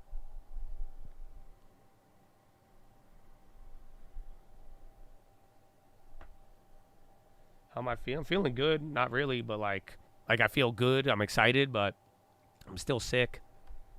Y'all haven't heard all the snot noises today. You know, I've protected you. But good day. I'm excited. I'm very excited. That's me. That's it. And then after this, man, after this week, everything's that's it. The year is over. The market's gonna. Yeah, I wouldn't want to trade after this. I'm gonna do the tax losses. Like everything is just gonna get slow and computery. We will have Japan on December 19th, but other than that, it's a good day. Good day. This is we're ending the year, man. It's like the final days of school, you know, before summer. Why did you sell it? Because I was up almost double on my bond play. So literally, I would have made like maybe $100 here, and I would have lost like a lot of my gains on the bonds. So the way I was looking at it, you know, I could walk away with a loss on the ES and then still walk away with a net profit on plays that were both from yesterday. So I just took all the money. I walked away with $700, and then that way I'll have no risk into Powell. And then I just bought the low on the upside if there's any sort of stupid pop into it, and then we'll be good for that. And then we'll get out of it and then do my thing, Tony. Do y'all think? No one brought up Christmas Eve 2018. Oh, I remember that. But then again, the market was dog shit ahead of it. That's the thing. We had way more volatility. I mean, granted, you could kind of say the same thing. I remember 2018 very vividly. But you see, you know, like we were already in the death spiral. Like you didn't have the greatest rally of all time. You know what I'm saying? So, but definitely that Christmas was awful. Up and switch gears. Back down. Again, NASDAQ even going. Low tickers picking up. A lot of names on the low now. Why did you? I think we just said 2018 and the market said no.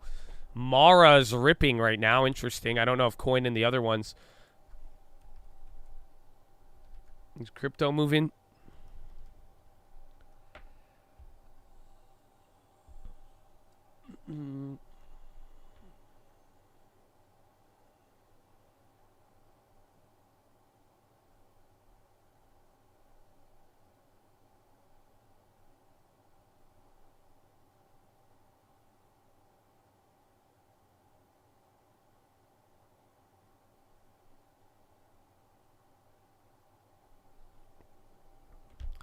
Some drama. Bad. We should have mentioned 2018.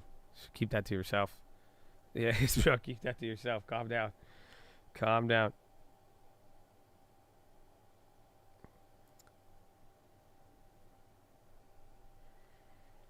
CLSK long. Riot and Mara. Again, those are both moving. I don't know why.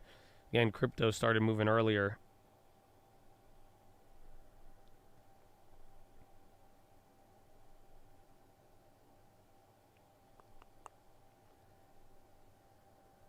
I drive for Amazon. talked to UPS and FedEx, and we're all having very light peak season.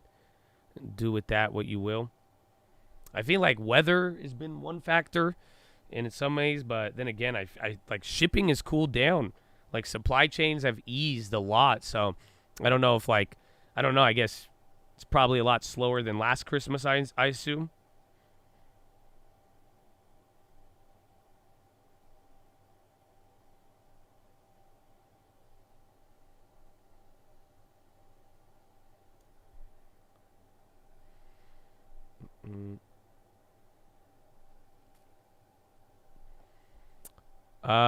What's that? Vertex pops after non-opioid painkiller posts positive mid-stage trial results. CNBC. That's from today, up 11%. What is it? Non-opioid painkiller? Vertex has had multiple pops this year.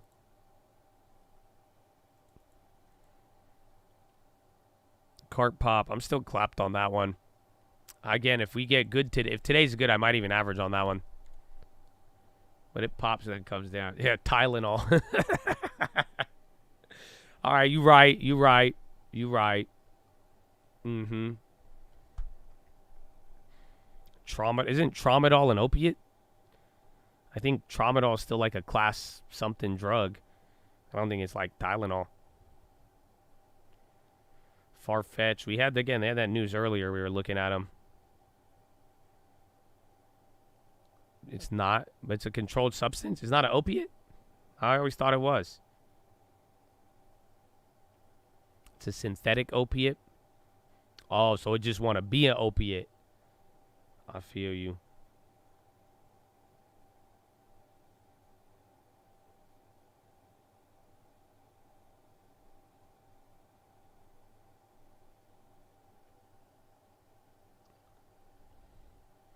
It's more related to morphine. Oh, okay. That's chill, I guess. Why didn't you guys say so? What?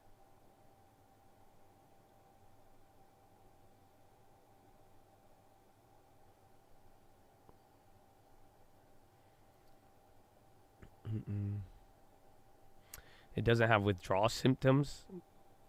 I feel like there is, though. I've heard some people with it. But I don't know.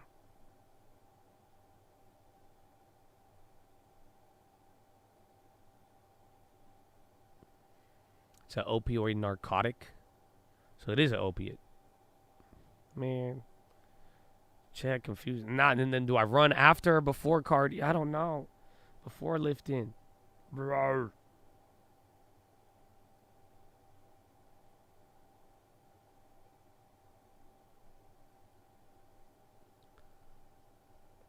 There's 100% you were in rehab and people there for tramadol.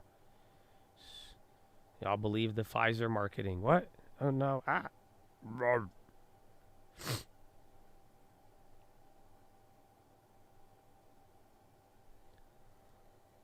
All right, Russell's down. I'm down 160 on that. It flushed again, 1890.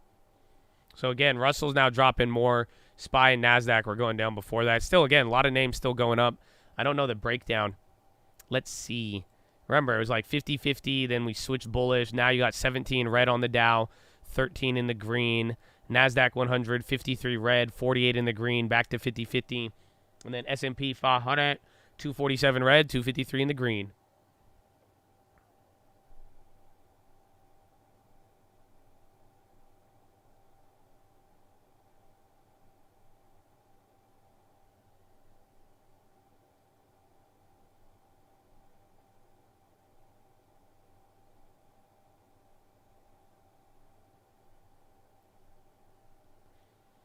Call squeeze.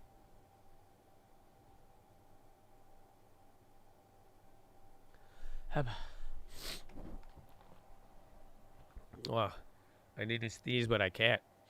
MAV booking, CMG, Ross, Costco, Clack, Palo Alto, SNPS all hit all-time highs today. My goodness.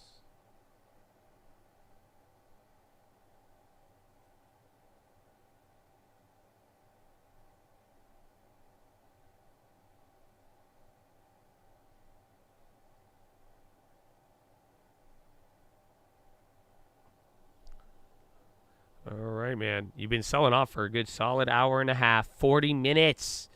So you guys ready? So I guess maybe in 10 minutes I'll go over a recap with you guys. So we'll go over the watch list. I'll just get into some extra detail. I already showed you a couple of things, like the last summary of economic projections and all that. So that would be the only thing I'd have for you, but we could see.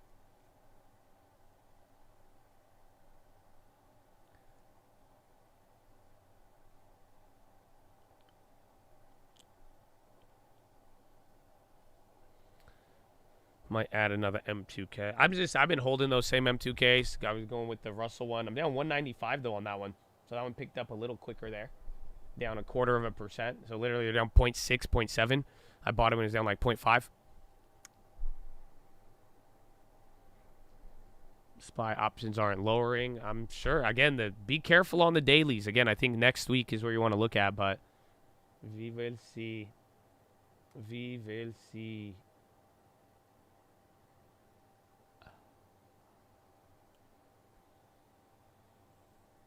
I have the micros too. I've been holding 4 micros from the beginning of the month.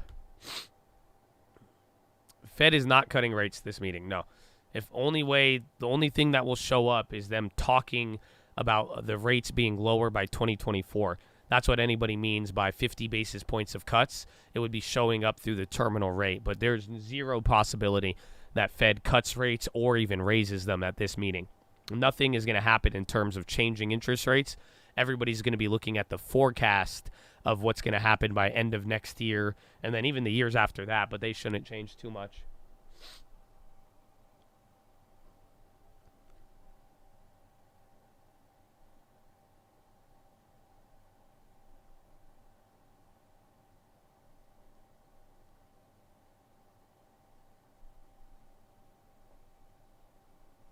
Dollar weakening, it might be. As we're dumping, VRTX keeps hitting highs. About to hit 400. Well, dollar's actually up. Might be the euro versus something else, or the yen is just, it got it like that, but the dollar's still up.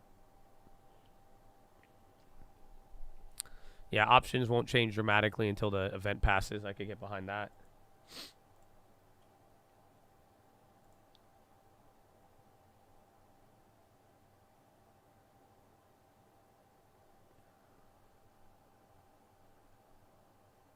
Okay.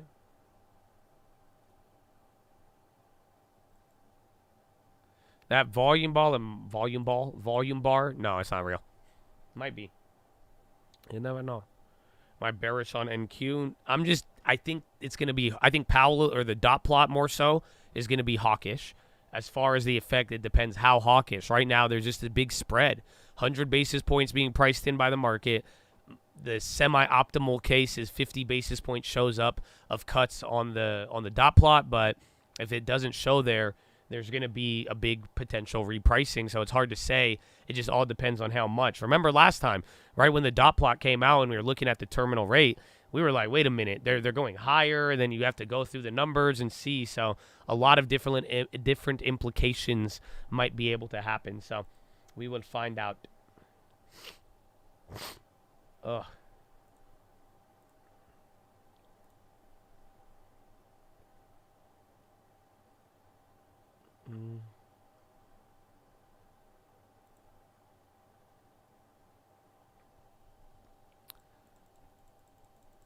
Timmy, Russell keeps going lower. No worries, Habibi. No worries. I think if anything, the other markets will start dropping. I mean, Russell's already, it could almost come down 1%. So, if anything, we'll see. Biden speaking, like actual Biden or Hunter? Oh, no, he is. I need to go to the bathroom. That's what I'm asking. So there you go. Perfect timing. What all this mean? It means that on when Instagram at the trading fraternity hits, yeah, come on, follow Josh. It's free. Like the video. Come on, I mean it. Seriously. Stormwater surge. Come on, what are you doing? Like the video right now. Stop fucking around. All right, Pat Powell, you're doing it a little bit. Text, Bye. call, and email to get help for the loved ones to see if they're okay. And look, it also means that when cyber actors try to hack pipelines, ports, grids, networks, they're detected and removed before they disrupt essential services. A lot of work. That's why last year I asked this council to ensure that resilience is built into all of our infrastructure projects, including critical sections like energy, communications, transportation, and healthcare. Together, you delivered, especially on the key challenges. One, strengthening our water infrastructure. Two, boosting our resilience and expand our use of electricity as we expand our use of electricity across the economy. Today, I'm looking forward to hearing about new projects this council will pursue in the coming years as well. So thank you all for being here. I'm just going to ask the press to step out so we can begin our briefing. Thank you, thank you, thank you.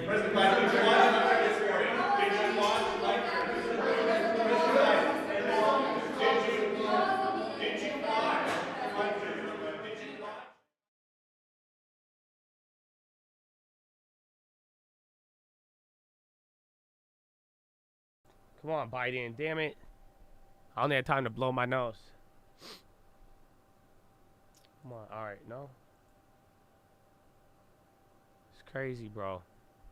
Thank you for joining. He's like, all right, now get out. What? It's not cool. It's not cool, man. Exchange. The exchange. Brought to you by Tesla. Commercial break, damn it. All right, man, I guess you're going to make me wait. You're going to make me wait. It's okay. I got to blow my nose, though. That was good. I got these tissues, and they got Vicks. They got Vicks Vapor Rub on the tissue. My mind is blowing, bro. As my mind is blowing. It's crazy. Uh-huh.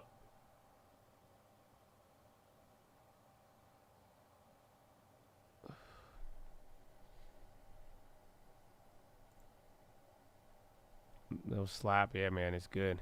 It's good, bro. Honest dude, you guys like night, bro.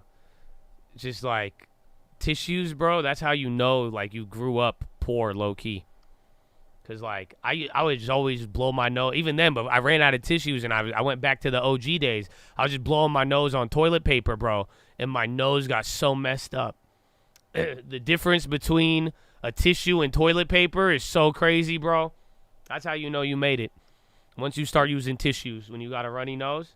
Serious, bro. Tissues, that's some rich shit, bro. It's crazy. It's crazy. Yeah, TP was like how you had to do it, bro, and it just wrecks your nose. Mm-hmm. They don't understand.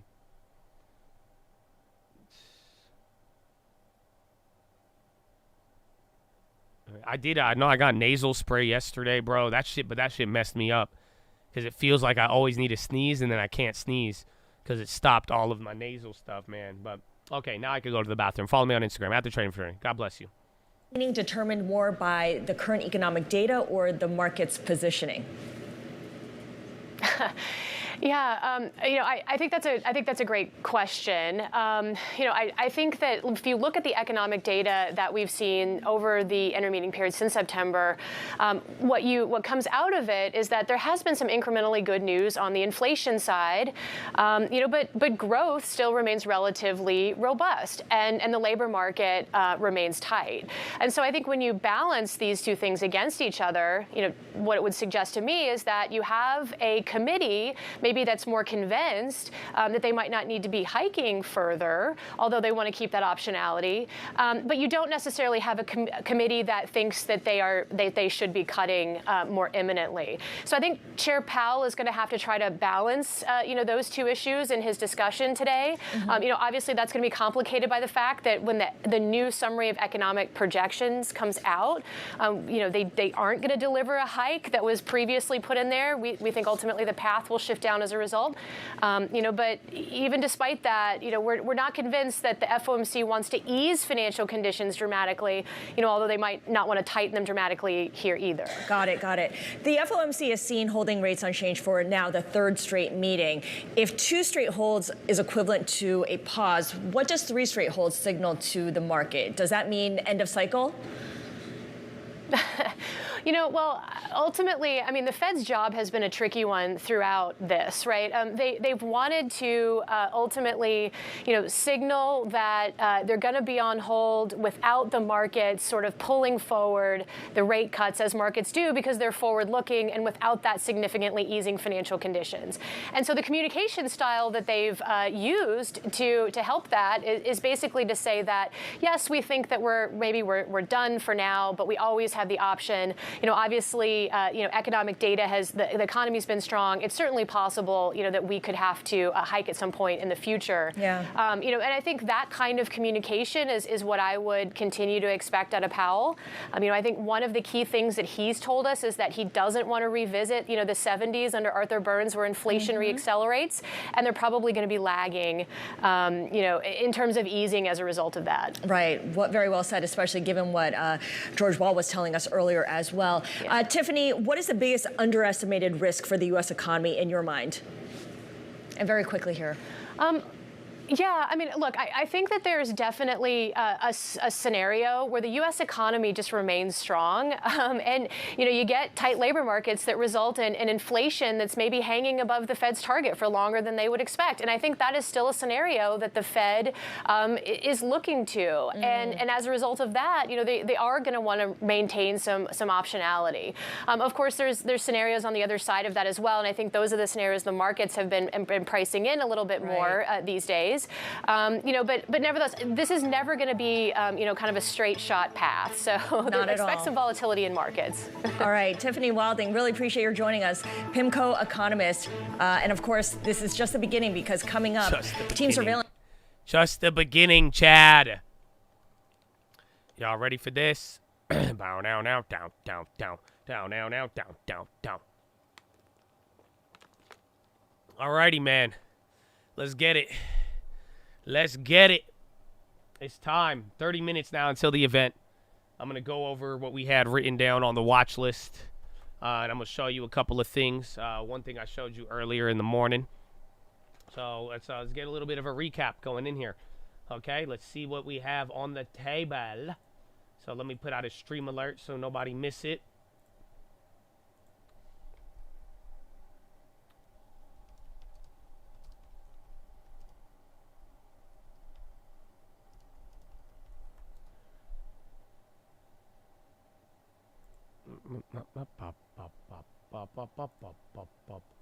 Everybody power down, down, down, down, down, down, down, down.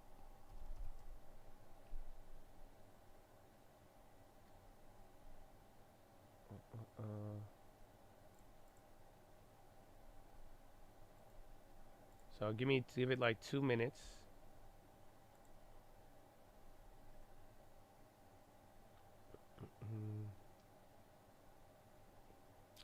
Hold on.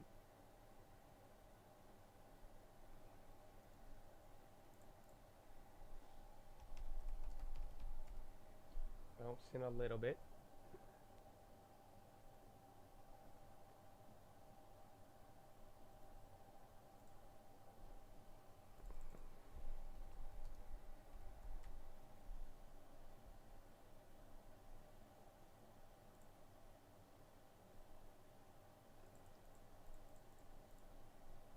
Okay, so I'll get a little bit closer to it, but I want to share with you what we have. It's very simple, you guys, very simple. So right now, you're just going to be getting a live watch list. So again, we did all of this yesterday. Second link, but again, it's very, very. So let me give it 1 more minute. 1 more minute for the stream alerts guys to get in here, just in case. Just in case. Powell don't cut the race. I'ma buy puts for the last time, baby. Ooh. That's a good one. That's a good one. Just give him a second. Give him a second. Anyone else Twitter down? Oh, ahead of Powell, they're going to take Twitter down? Man, that's crazy.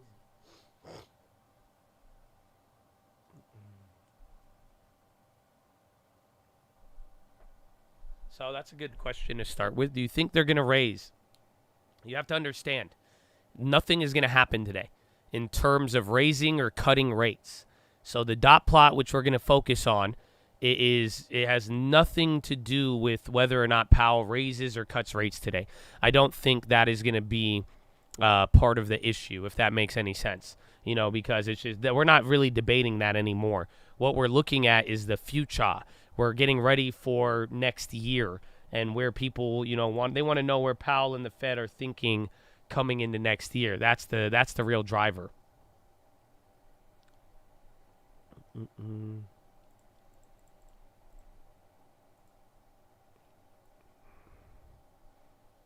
All right. So, Chad, everything starts at 2 p.m. That's going to be in just under 30 minutes now. So, again, usually we're used to waiting for Powell and the, can you see it there? I need to make it a little, so I want you to see the spot. Oh, that's decent. That's decent. We'll take it. But 2 p.m. is when everything happens. Usually the market makes a small move at the release, and then it goes crazy when Jerome Powell starts speaking. However, today, with there being a summary of economic projections, this is going to move right away. We're going to be able to digest info about 30 minutes before Powell even speaks. You see what I'm saying? So, that's going to be a really, really big deal. So that's what we're looking for. And then this is where I'm saying everybody's like, are we going to cut rates or this and that?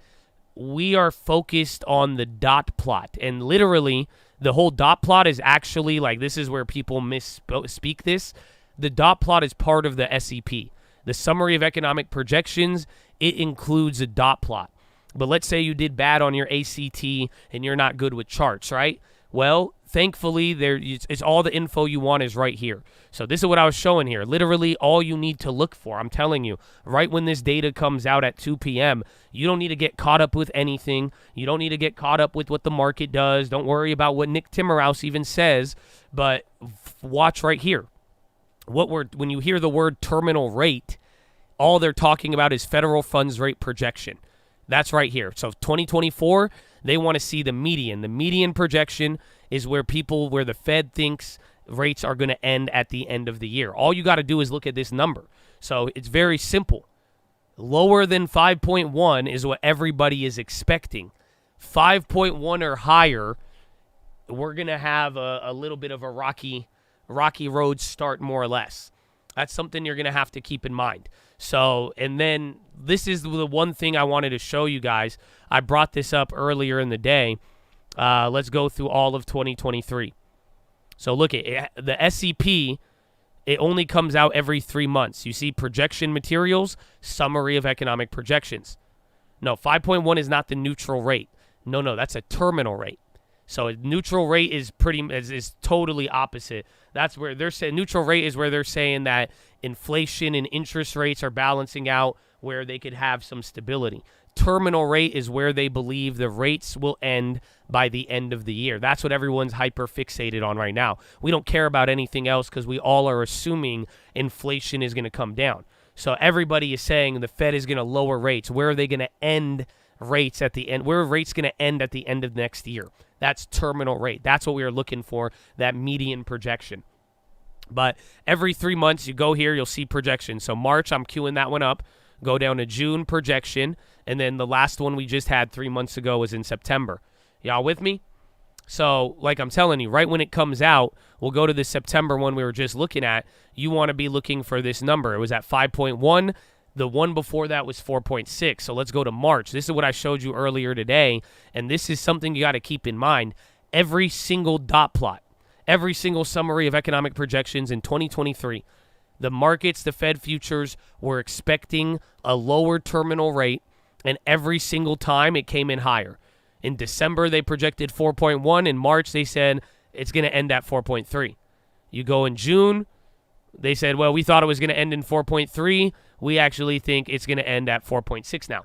And then even last time in September, you should remember this, even though the market got a little volatile in August, same exact thing.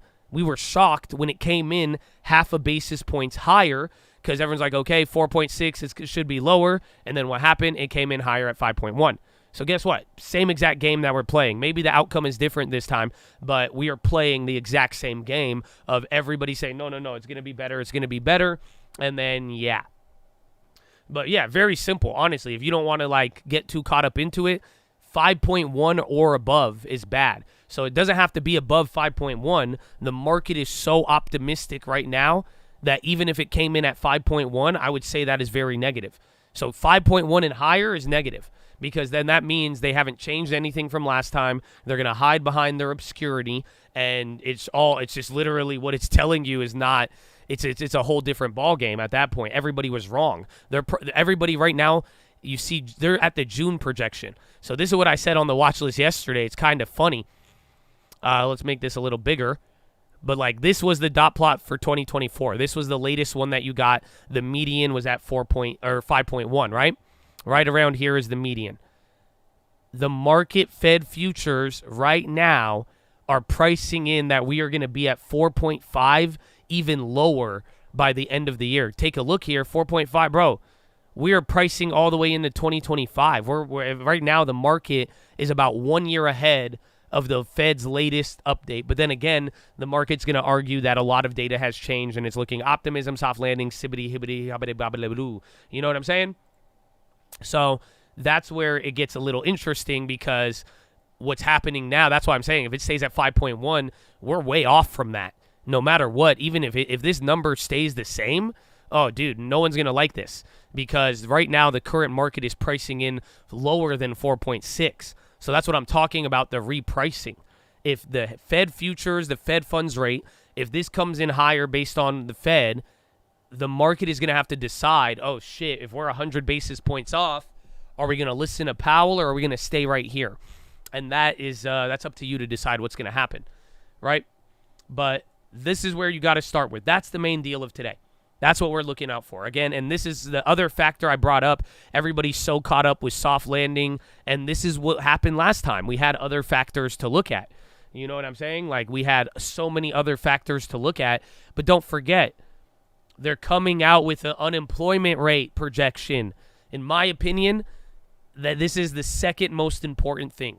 And I don't think enough people have talked about it coming into today. Not even on Bloomberg, CNBC, the best analyst in the world. I'm surprised people haven't talked about this that much. Because if they come up with some F shit, I don't know why I censored one word and not the other, but at the end of the day, it's like, this is what they did last time. They've raised the terminal, and then they lowered unemployment. That's the exact opposite of what they were saying. Was like, why would you raise the rates half a basis point more if you thought employment was going to go down 20% than your other projection? Makes no sense. But then again, that's where they're going to try to frame some sort of narrative. These unemployment GDP numbers, this is going to be quite important. So I would watch out for that. I think today that's going to be a little unknown factor that people are going to overlook, or it might smack us in the face if we're like, well, shit, terminal's high, but now they're expecting unemployment going lower. Is this bullish? Is it bearish? But again, we want a higher unemployment for Powell to calm down. But if he's saying lower unemployment, higher rates, then it starts to get sticky again. So that's where we're starting out with. That's what we went over on the watch list. And again, this is the other thing I told you. Right now, the market's expecting 4.5 to 5, even lower. Honestly, it's kind of crazy by the end of the year. So this is what we're talking about. You've seen this chart many, many times. It's the Fed rate monitor tool. You could use the Zaza/ZQ. That is my slang term that I go with. But literally, the Zaza, that is where you want to be looking. That's the Fed futures. But just go to December 2024 and just take a look. The current terminal rate from the last meeting, the market believes there is a 0.6% chance that that happens. You know, honestly, that just reminded me. Hold on.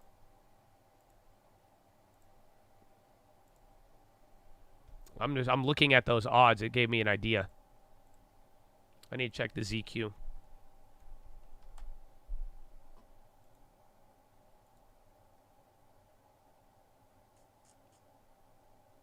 Last September, though, it didn't even get that move. Honestly, we should short the December rate hike odds. Low key. Because, again, this is so low. That's just to tell you, virtually nobody in the market thinks that Powell will keep the terminal high. That's kind of crazy if you think about it. But then this is what I'm talking about. 4.2 to 4.5, 26%. 4.0 to 4.2, 30%. Half of the probability is between 4 and 4.5. Literally about 100 basis points lower. But then look, you still got another 20% that thinks you could go sub 4%. The risk reward is extremely good on that short squeeze. Yeah, because why? Nobody, if you short it, it's already there. I'll check it in a little bit. But do you see what I'm saying, though? This is the issue you have right now. The market is extremely optimistic about it, and that's why we are going to have to need that type of info. So literally, here's the deal. Go to the dot plot right now. The last dot plot, if everybody thinks the median is going to be at 4.1, 4.5, literally, look at this. This is 4.5. That means every single member of the Fed will have to change their expectation except 2 people. Let me say that again. So where the Fed futures are at by the end of 2024, for that to happen today, every single member on the Fed, except 2 people, you don't know who they are, they would have to go and change, and at least, or maybe it would be a bunch of math tricks, a couple move lower, one stays higher, you know. But for the fact of the matter is, a majority of people would have to alter where they're at, which is quite insane. But then again, a lot has changed. You even had people like, again, I'm not to say that this has to be bearish. Do not misinterpret what I'm telling you, because this is still a possibility. Why? Why would the market believe that or expect that? Because people like Waller, who were very bearish not too long ago, they at the same time, they've switched up their tone. Even Powell, he has not even been as aggressive lately. This is where people are getting this idea. All right? So keep that in mind. But now, let's see where we at. How much time we have? Oh, we have 15 more minutes. I'm about to get analyst comments. But yeah, statement. That's the next part. I don't think this is going to be an issue. The last couple of times, the statement is right here. So right at 2 p.m., we're going to get the statement. It looks like this. The only other thing they're going to change, they're say economic activity expanded or moderated. You might get slight changes. And then they're going to talk about jobs either moderating, increasing. Those are the only things. And here, right here, this is where the bulls could get a huge W. If they change inflation remains elevated, or they say inflation remains elevated, but we believe yibbity yabbity boo, and they add to that, oh my goodness, the bulls are going to take over. That's going to be extremely bullish, right? So that being said, I'm expecting hawkish. I think Powell's going to address the housing and inflation, the super core, but the dot plot, I think they're going to hide behind it. I don't think the dot plot should change too much. Or I think if the dot plot changes, it's not going to be as much as the market wanted. But if that happens, we'll see how willing the market is to run with it. So that's the quick recap. You would have got that if you watched the watch list, baby. The SEP comes out right on the Fed website. So go to the Fed meeting calendar information, just like you go here, monetary policy, meetings and calendar. It's going to show up right here, and you'll see it on December. We're going to get statement PDF, and then you'll see projection materials, and that's all you should be looking for right away. That's the number one thing that we have. So now, before I get into analyst, hold on. I want to see something.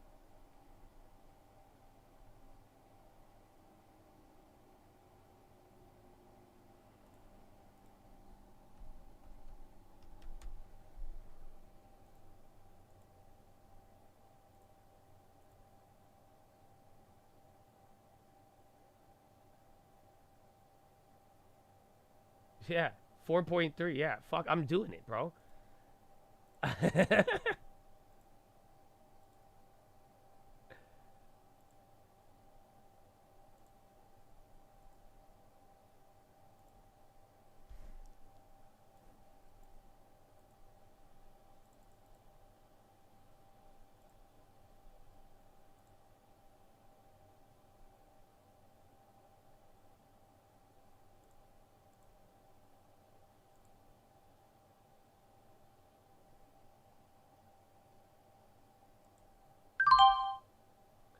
Yeah, I shorted 4 of the Fed futures for December. Just in case. So that and then I'm going to hold my Zaza on the March. Yeah, it's not bad. Literally, it's pricing in 4.3 as the terminal on the ZQZ24. And then I'm going to hold the March play for the long side. So honestly, we might lose on one, win on the other, but the other one, that one could be good. It's just the risk to reward. I mean, at that point, maybe if it's really bullish and we go below, that's how I could lose. I could still lose on this play, but I still don't. I still think the risk to reward's a lot better.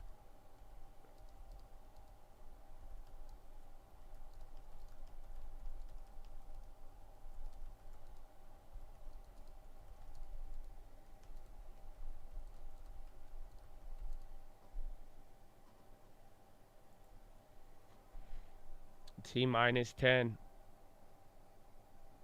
All right, let's have some fun.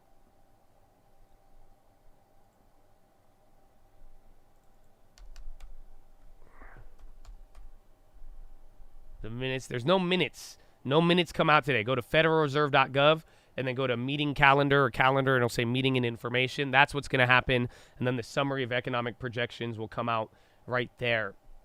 But now, Chattadonia, are you ready for this? I got some quotes for you. So we're about to begin here. Let's see what we got. All righty, so welcome.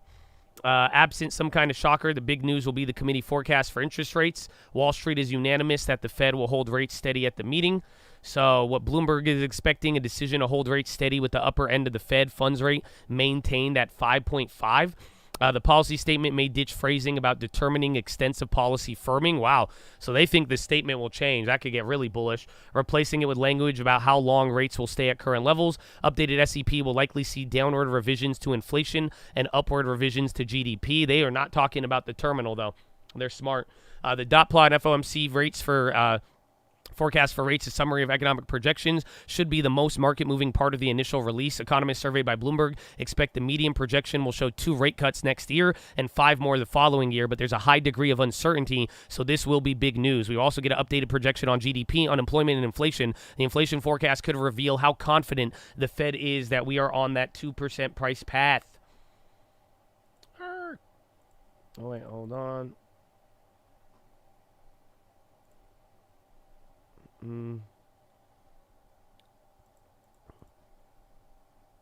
So the market might interpret a dovish shift in the dot plot as a signal to continue for price in deep cuts before year end of 24, according to Bloomberg strategist Ira Jersey. We expect the Fed to hold rates steady at the December meeting with the statement of economic projections showing the median dot at 4.87, reflecting 50 basis points of cut from current policy. We believe any cuts are unlikely before second half, with the Fed hesitant to ease on policy while inflation remains above target. The bond market currently anticipates at least 4 quarter-point rate cuts within the next year, and odds of a March easing are just under 50%. Updated dot plot along with Powell's press may provide an opportunity for the central bank to push back on this market view or not. Ian Ligin of BMO says all eyes are on the 24 dots as the most tradable event of this month's meeting. 2 or 3 cuts is what we gather should be characterized as the consensus, although the dot plot forecasting isn't as much as of science as one would like to assume. The market loves to trade the dots, and it will, even if the Fed has routinely downplayed the predictive power of the SEP.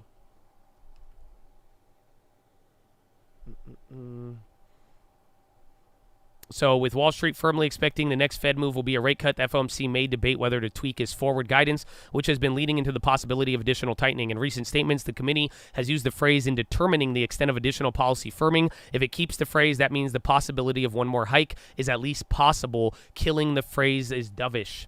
Hot dog. Investors got excited over comments by Fed Waller, acknowledgement that the series of lower inflation would make it appropriate to cut rates. He cited monetary policy rules, such as the various Taylor rules, developed by Stanford University's John Taylor. None of this is at least a bit controversial, but given the market response, you would expect Powell to choose his words very carefully if he is asked which is likely about Waller's take. Hot dog. Edward Acton, rate strategist at Citi, says markets might be slightly disappointed by the lack of clarity on calendar-based guidance from Fed Chair, given the likelihood that Powell downplayed the view of Waller and other Fed officials that rate cuts could be on the table in the first half of next year should inflation decline further. Powell may repeat his lukewarm pushback against the market-implied cuts from early December. He says that adding lags between financial conditions and market expectations are certainly top of mind here. The Bloomberg Intelligence Fed sentiment model shows that Powell's December 1 prepared remarks at Spelman were the second most hawkish non-meeting speech he has given as financial conditions have loosened in November. Bloomberg rate strategist Ira Jersey and Will Hoffman suggest this may provide a read-through to the tone of the December meeting. We expect Chair Powell to push back against the idea of rate cuts priced in the first half, with the market reaction likely dependent on his emphasis. Anna Wong, chief strategist at Bloomberg, says the FOMC is widely expected to hold rates steady for a third consecutive meeting. 2 straight holds could be a temporary pause, but if we think 3 consecutive end to a cycle, officials will deliberate the conditions under which they could start cutting rates next year. At the same time, at the news conference, Fed Chair Jerome will likely push back against the idea that cuts are right around the corner. Rather, Powell will portray the committee's discussion of cuts as very preliminary, thinking about rate cuts. However, hawkish he appears in public, though we think the FOMC's internal deliberations are likely to be more dovish. We expect the Fed to begin cutting rates in March of 24 with a total of 125 basis points of cuts next year. All right, that's where we got. We got 5 minutes. Russell play about to go to break even. I'll take it. Yallah, Habibi. So here's your little pre-run up into it. I shot a little too early. And then we made the Zaza play. So I literally, if you didn't hear what just happened there, people believe it. I'm holding a rate cut future long on March, and then I just shorted the December one. So hopefully you get an idea of how I'm feeling about this, but we'll see as we get in here. It's happening. Oh, my gosh. So 5 more minutes, Chattadonia. 5 more minutes. Like the video, baby. I'm going to have everything live for you. We're going to have 30 minutes after, though. So remember, it's all about the dot plot here in 5 minutes, and then we're going to move on into the meat of the bone.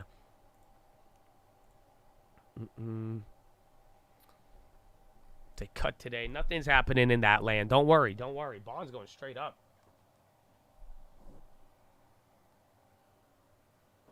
So I'm long on if there's a quick, immediate cut, I'm going long on that idea by March. But otherwise, after today, I'm shorting the idea that the long-term rate cuts should be cut 100 basis points, essentially. Right now, the probability is a 0.6% chance. And bullish, kind of, not really. Again, think about it. I have a bet on immediate rate cuts, but I'm shorting the whole idea if he does stay higher for longer. So it's kind of playing both sides of the curve, but I'm playing. I bought the one when it was low probability. I'm just shorting I'm buying or shorting the odd probability. I bought March futures when it was a 10% probability, and then I'm shorting the December probabilities when it's at 0.6%. So should make some sense, but that's why we'll see what this dot plot shows, where Powell could be both hawkish, leave March on the table, but then fight back against December. Who knows? Again, or at least say something where he's trying to slow it down, but then if people get bullish, then there you go.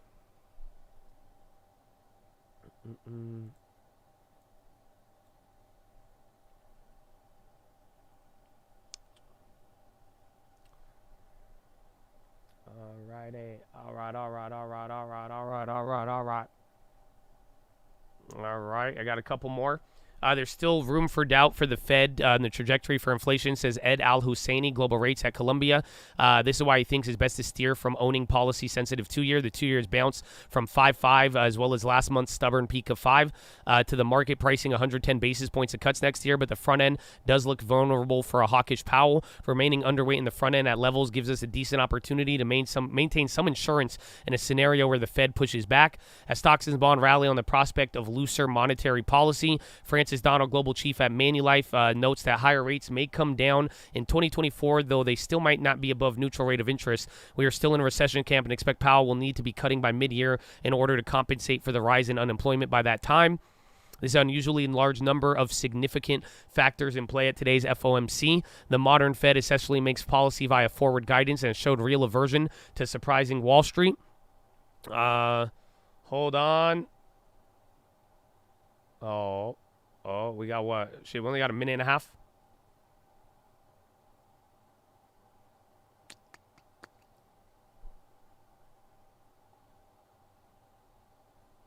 Wait for it. Wait for it. Woo! I got out of the Russell. $10, baby. $10 profit on the Russell. I'm out. So no Powell play. I told you that was the plan, man. We out. We out of the Russell. We out of the Russell. You got $10 on it, man. You were down 200. You got 10. You got 10.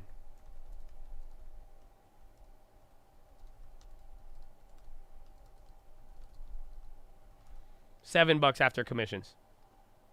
You know what I'm saying? All right, man. That's it. We're going in clean, baby. We going in clean. Let's get it. All right, Chad. Good luck. 1.5 minutes now. You can watch. Don't worry. There's going to be one big reaction, and then we still have the press conference. So, yeah, you better be ready for the next, like, hour or two. We have this till, like, the end of the day pretty much. So just get ready for it. Again, go to the Fed website. You'll pull it up. That's all we are waiting for. All we are waiting for.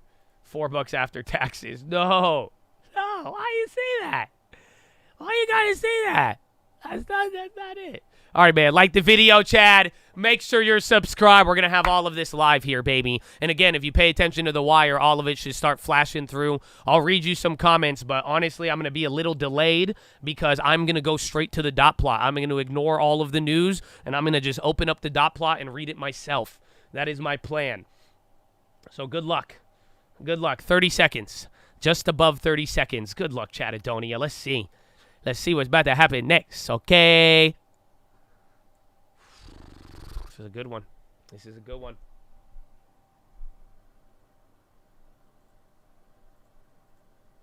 It's 20 seconds.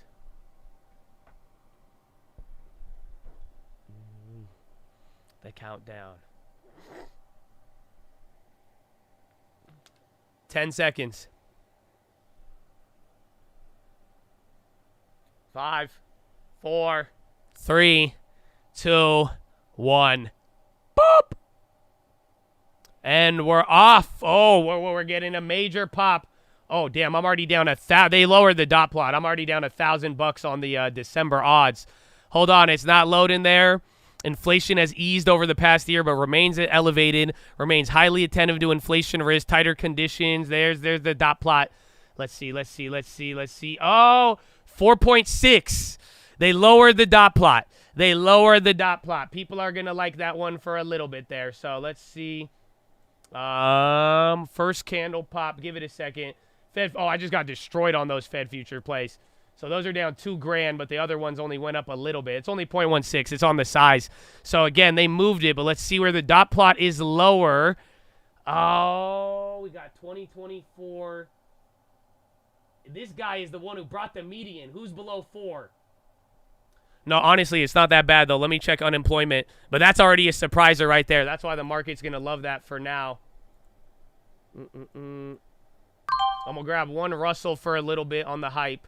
1904 top tick. But again, they will assess any extent. I did not read the statement yet. Again, I'm going to go for employment here now. Unemployment, none of that changed, actually. Wow. So none of that changed. Change in real GDP, PCE, inflation, slightly lower. Bro, they just moved the dot plot down. That's insane. So that right there is going to be the bullish one. Implies 70 basis points of cuts in 24 from current level. So they went at that's more bullish than the market was expecting there. I'm still going to hold those December futures. I think they'll chill out. The Russell, damn, that one's already up. Oh, I got a good fill on that one. All right, I have cushion on the Russell. I might end up holding that for a little. Markets, that was way more bullish than expected to start off. We got to see what Powell says. Tighter conditions. Let me read the statement now. But again, yields have already shot up on that right away. That's actually insane. Oh, my goodness.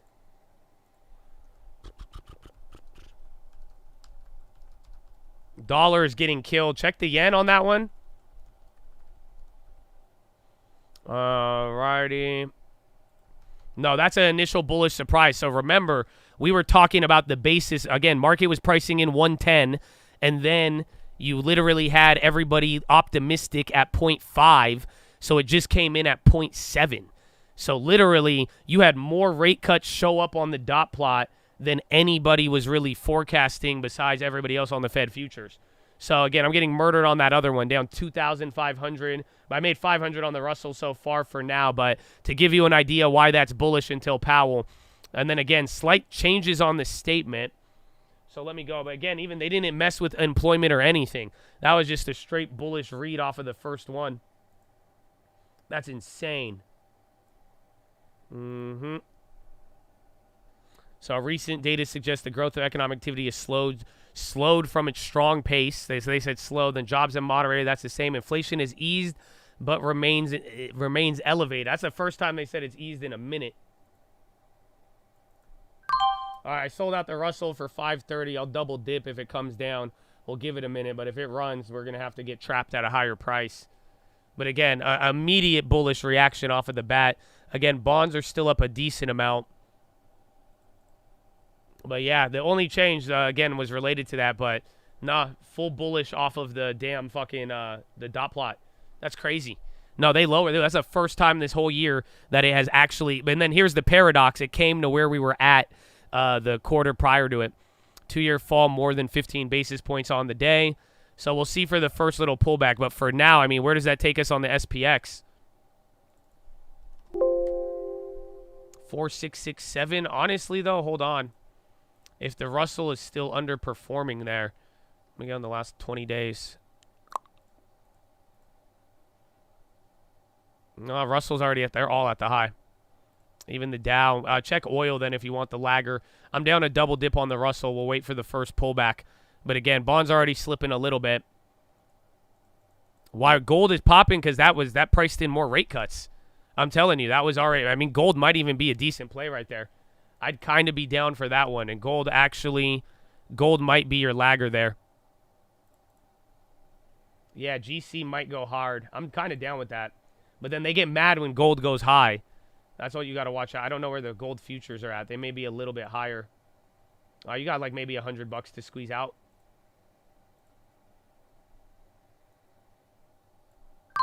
Yeah, I went with gold. That's the lagger right there. Watch KRE too. I'm at 2011.30 GC future. I already made $200 on that entry. Holy shit. Yeah, I think gold is the only one lagging behind that's down on the last 20 days and would benefit off of extended rate cuts. 2011.30.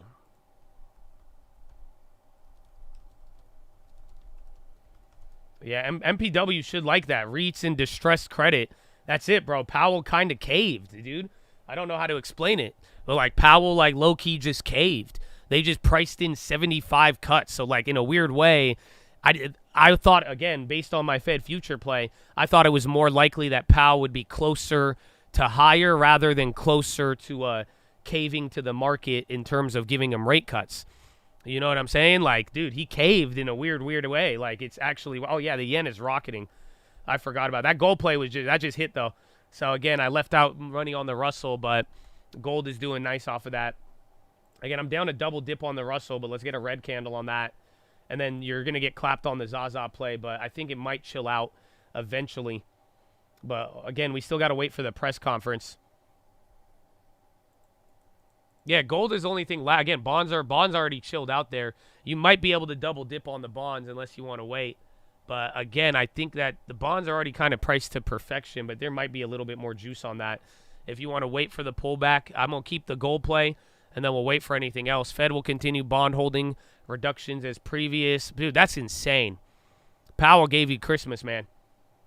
Powell gave you a little bit of what you wanted, man. Powell did come through with that. I'm very surprised. So, again, there's your first little pullback. But, again, a lot of things ran. Where did we sell? We sold the Russell out at what? No way. Oh, 1915? So it went up another 5 points.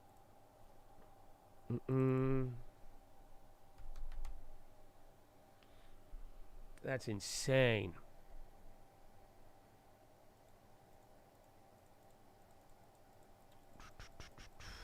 What happened? They lowered the rates. Or they didn't lower the rates, excuse me. They lowered it on the dot plot by a little bit more than, not as much as the market was as optimistic about, but damn close enough, bro.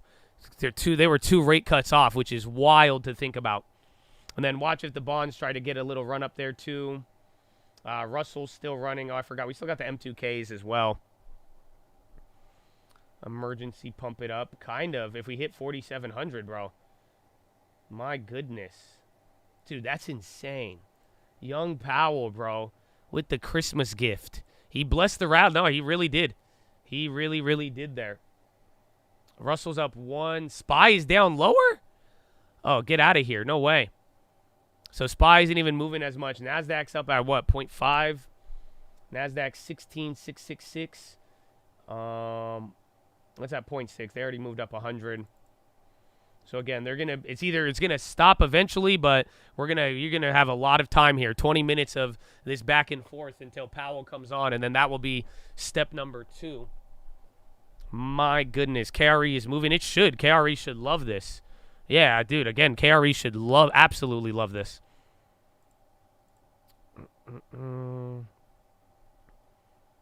Again, nothing changed on the dot plot. Unemployment, none of those factors. Pretty wild to think about. So, Winthin currency strategist thinks Federal Reserve's latest actions are very cautious. Instead of expecting 1 or 2 interest rate cuts next year, they now expect 3. Okay, so maybe people get bullish. Gold play is coming down now, so that's already one of them. SPY's still holding. Bonds are lower. And then again, Russell, NQ still kind of holding. Russell still above where I sold it, but just by a couple of points. And then we'll see what the Zaza ends up doing. The Fed futures are kind of cooling down, though. So, again, that was a bigger loss, but it was really bad in the beginning. Still pretty bad, though. Lift straight up. They didn't lower the rates, but the projections are for lower rates than people were expecting. Oh, shit. Nah. All right, I'm going to double dip on the Russell. I'm top ticking it. 19.25. I left 10 extra points on the table. Another 250. But no, I'm going to hold that through, though. They still got some room. And then I'm still in the gold play. We'll see how gold is probably going to get beaten down first, but...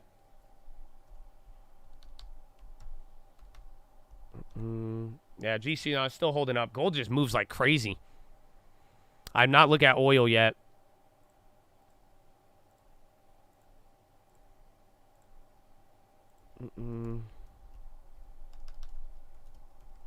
Because bonds are moving back up.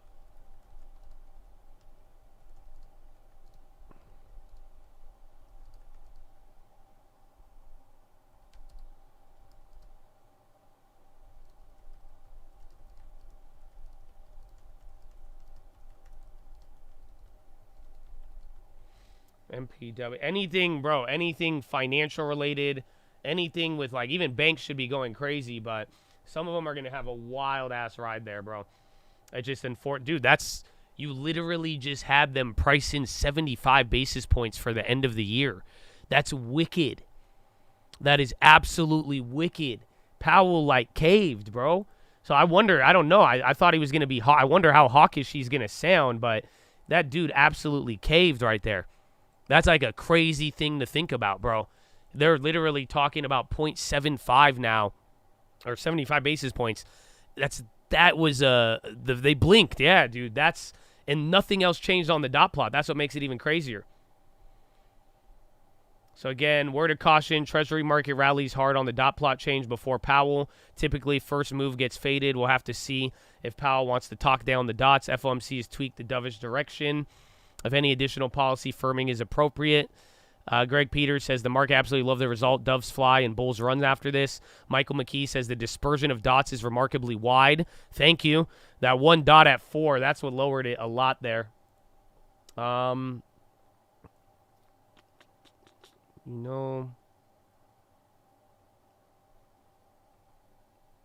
it tops out, that's what we got to watch out for here.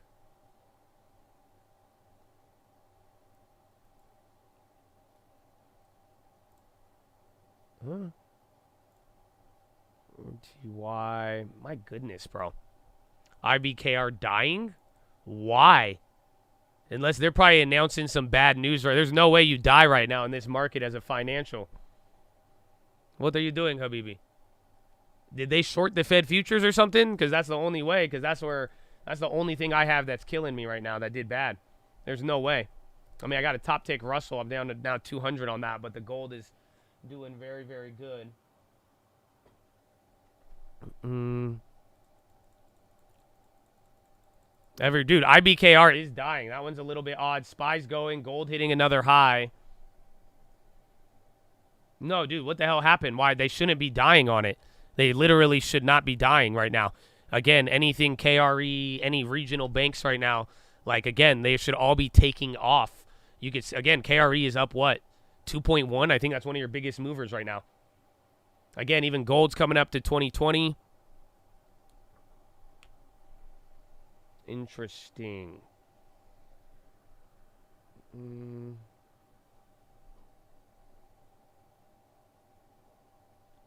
Let's see.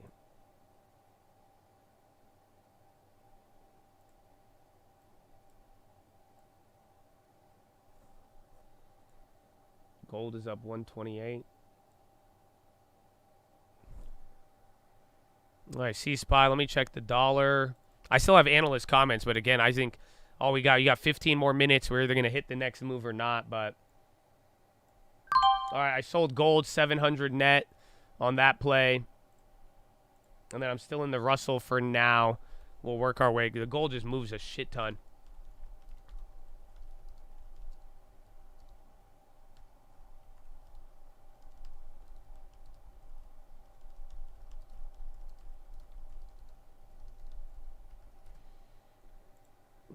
I think we can write everything else. Yeah, gold's still going higher, though. That should be the winner.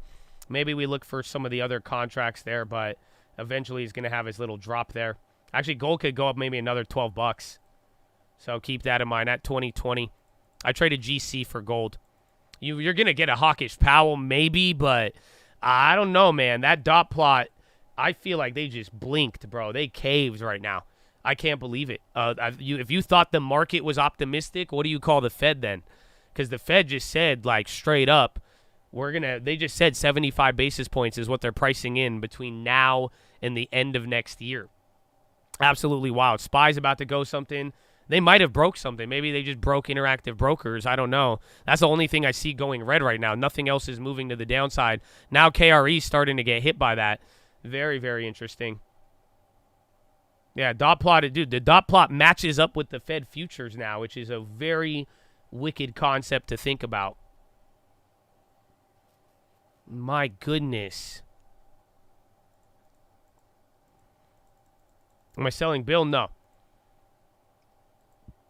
Despite the rate cuts in the dot plot for next year, monetary policy remains quite restrictive. PC implies real Fed funds rate holds steady at 2.2. Going to FOMC, Wall Street thought the committee would try to bravely say they're resolute and might hike further, even position the dots hawkish. The statement and dots are out, and the committee is not at all trying to shape financial conditions by sounding hawkish. If that ain't the truth, bro. Literally, dude, that's what I'm saying. That quote sums it up very, very well. If you really thought Powell was going to, or any of them would try to share. I was bearish, yeah. I mean, again, I told you I thought it'd be slightly hawkish. Absolutely surprised I got killed on a Fed future, but I immediately went long on some of those plays and everything else we're holding. So, no, I'm not even, like, that's just what it is. I'll be wrong about it. We'll see what Powell says, but for the most part, that one was a shocker, baby. That one is probably that's your Christmas gift, if anything. So it's good. We already made up, like, what? Like just under 1,500 of the 2,000 we lost. Oh, now the Fed futures now is down to 28.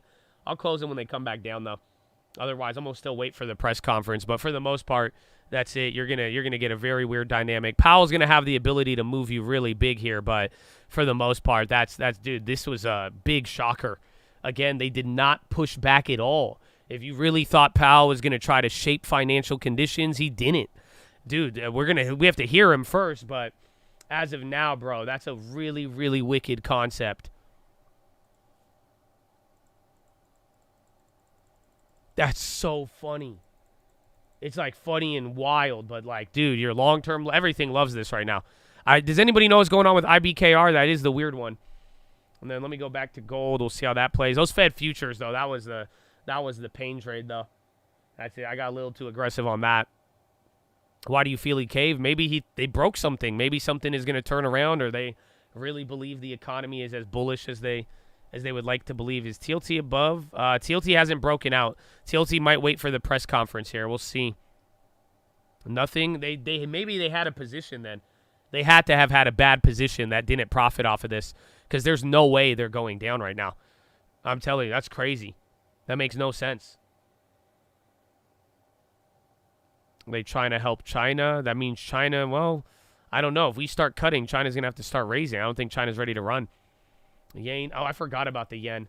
The yen is making up for it, but I'm pretty much giving gains on the yen to my Fed futures now. No, I'm making more on the yen, so that's not bad. That play is just sitting there running. I forgot about that one. I'll take it. We're back to break even. We're up on the Russell top tick now. So everything is still hitting another new high. Oh, that's crazy. What just happened is that the dot plot went down. I was explaining to you that, again, market was pricing in 100 basis points. The best case scenario, we would have got 50 basis points. And somehow the Fed on the dot plot says 75. So the Fed was closer to the crackheads than they were to any pessimist or even like a fairly balanced optimist, if that makes any sense. The Fed tightened the spread between the market and Fed futures and everyone else. Very wild to think about. So Fed was closer to the crackheads than not, and that should say a lot.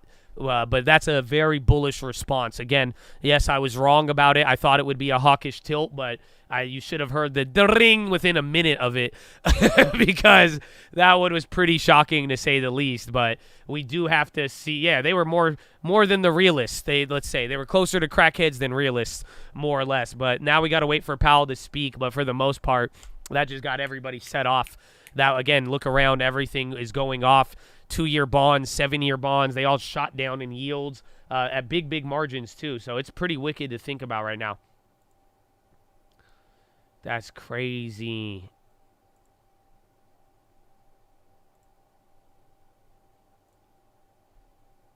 All right, so the press conference starts in 10 minutes. We're going to have that up here. But for now, first reaction is definitely, without a doubt, bullish, man. David Satterfield. No, I don't want that. I thought that was Powell. Bro, that's crazy. I'm going to have all the feeds up. We'll see. We could be going to all-time highs. I would not rule that out of the equation right now, just because it's going to move a lot with Powell. He's going to fight back against the dots. So there's going to be a red candle that arrives when Powell says, what's it called? Powell's going to say, well, it's just a dot plot. It doesn't mean we're set on it, right? He's going to say that. But then, and the market will go down, but I'm sure, in the next couple of days, though, that's it. I think Powell, if it really comes off as bullet, just how last dot plot looked bearish, I can't even find you dog shit, man. So like I'm saying, like last time when I was going through the dot plot, like the only issue is that you have a fat outlier. SPY's running here, another candle. The only problem is that there's a very wide range.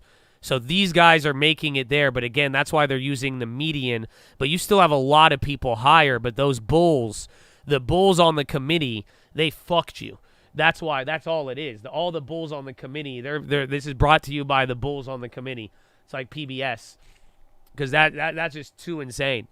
So like literally, like that's the only issue. Like last time it was just weird where all of them were concentrated, but this time around it's spaced out further than my gap tooth because I didn't put in my retainer. That's a true story. I'm not making fun of you. That's me, baby. But like for real, this is spaced out way too high. So like if you got rid of outliers, you would still get a higher number. But like, dude, this is 4-6. So again, like I was telling you, everybody did change their dot plot.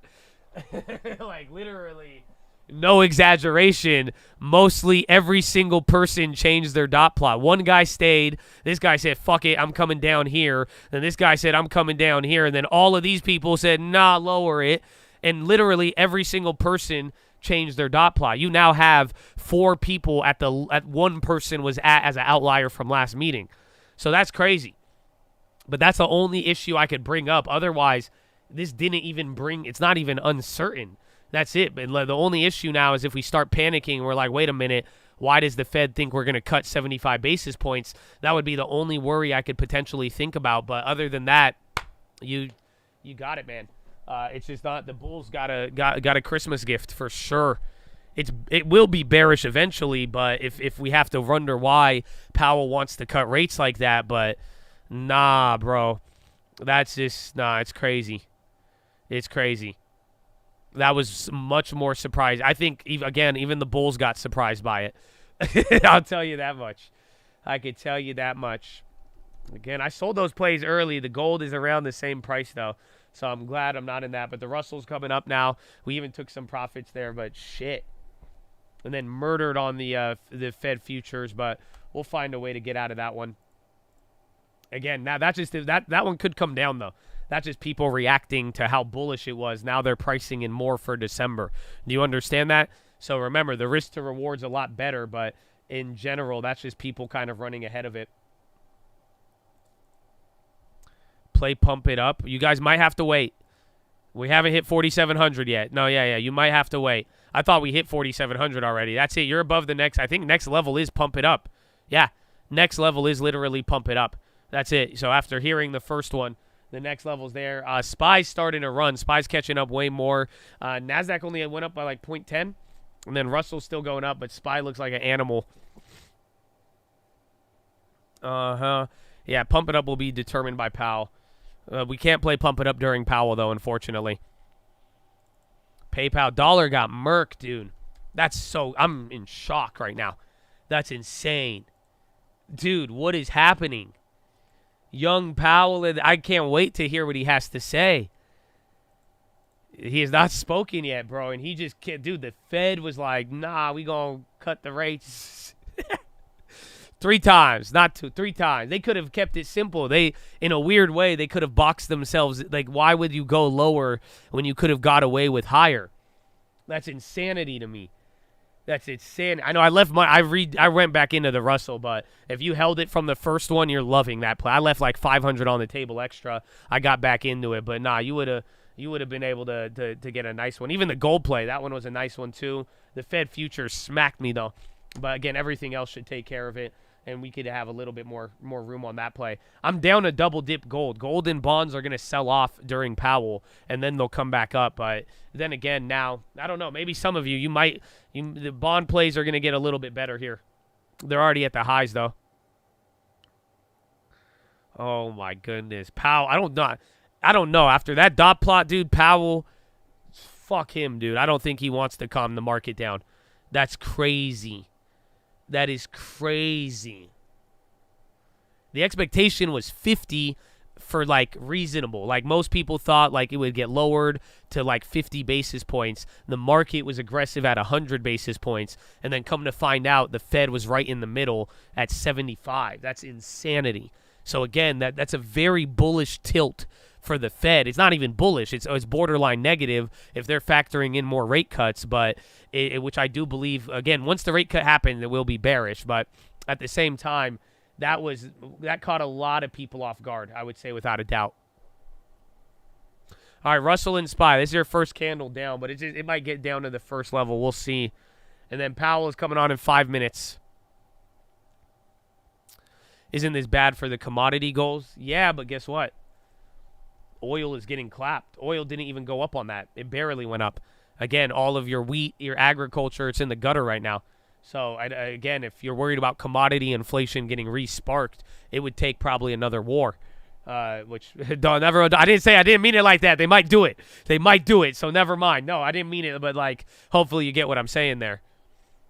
It's higher for longer still, but definitely it seems like the market, Powell and the Fed is catering towards this idea that's there. Yeah, I forgot we live in a warmonger generation. I didn't mean it. Never mind, guys. Never mind. I'm ready to support another war in a heartbeat. So I'm sorry. I didn't mean it like that. All the currencies, dollar's getting smacked, as it should. The dollar might die from here on out. Again, we have to hear what Powell says. I could be getting ahead of myself like every other bull right there right now, and I was the bearish one, but we got to wait to hear what Powell says, but I don't know, man. That's a different signal, dude. It's scary because it means maybe Powell expects something to drop harder, but they didn't even lower the unemployment. You know what I'm saying? That's the issue. PCE did not go down. Unemployment did not go down. GDP was still strong from the last couple of times. So it's a very awkward scenario. If anything, bro. Oh, Rand, you're right. Now is a good time to exit on the Rand. God bless you, bro. What do we have? I think Rivian, SoFi went up. I think we got to get rid of them. These are all going to expire on Friday. I don't know. I might be down to hold these till Friday, though. I think you might get excitement, even though we're already going crazy. Uber came down. And then bonds are starting to rip now, so that could have been the... Bonds are going to fade eventually, but bonds are looking nice. Make free plays. Honestly, if you can make them free, it is a great idea, especially if you want to ride it out for whatever else happens.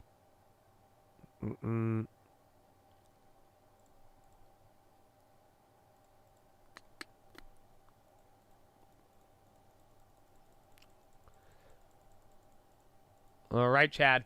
So get ready. 2 minutes till Powell. Wow.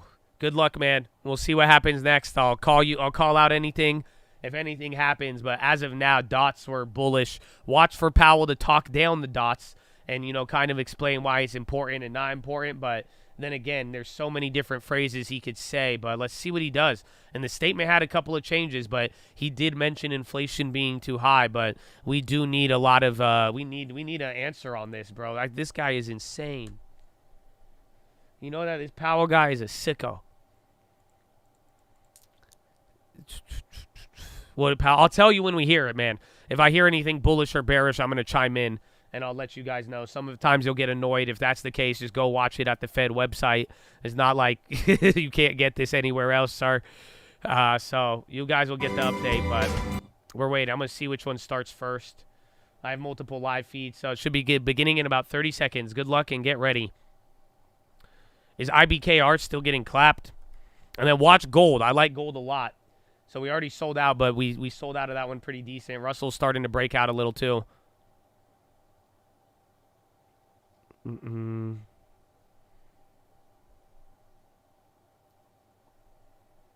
The Fed future, I'm down like 2,500 or 2,800 on that one.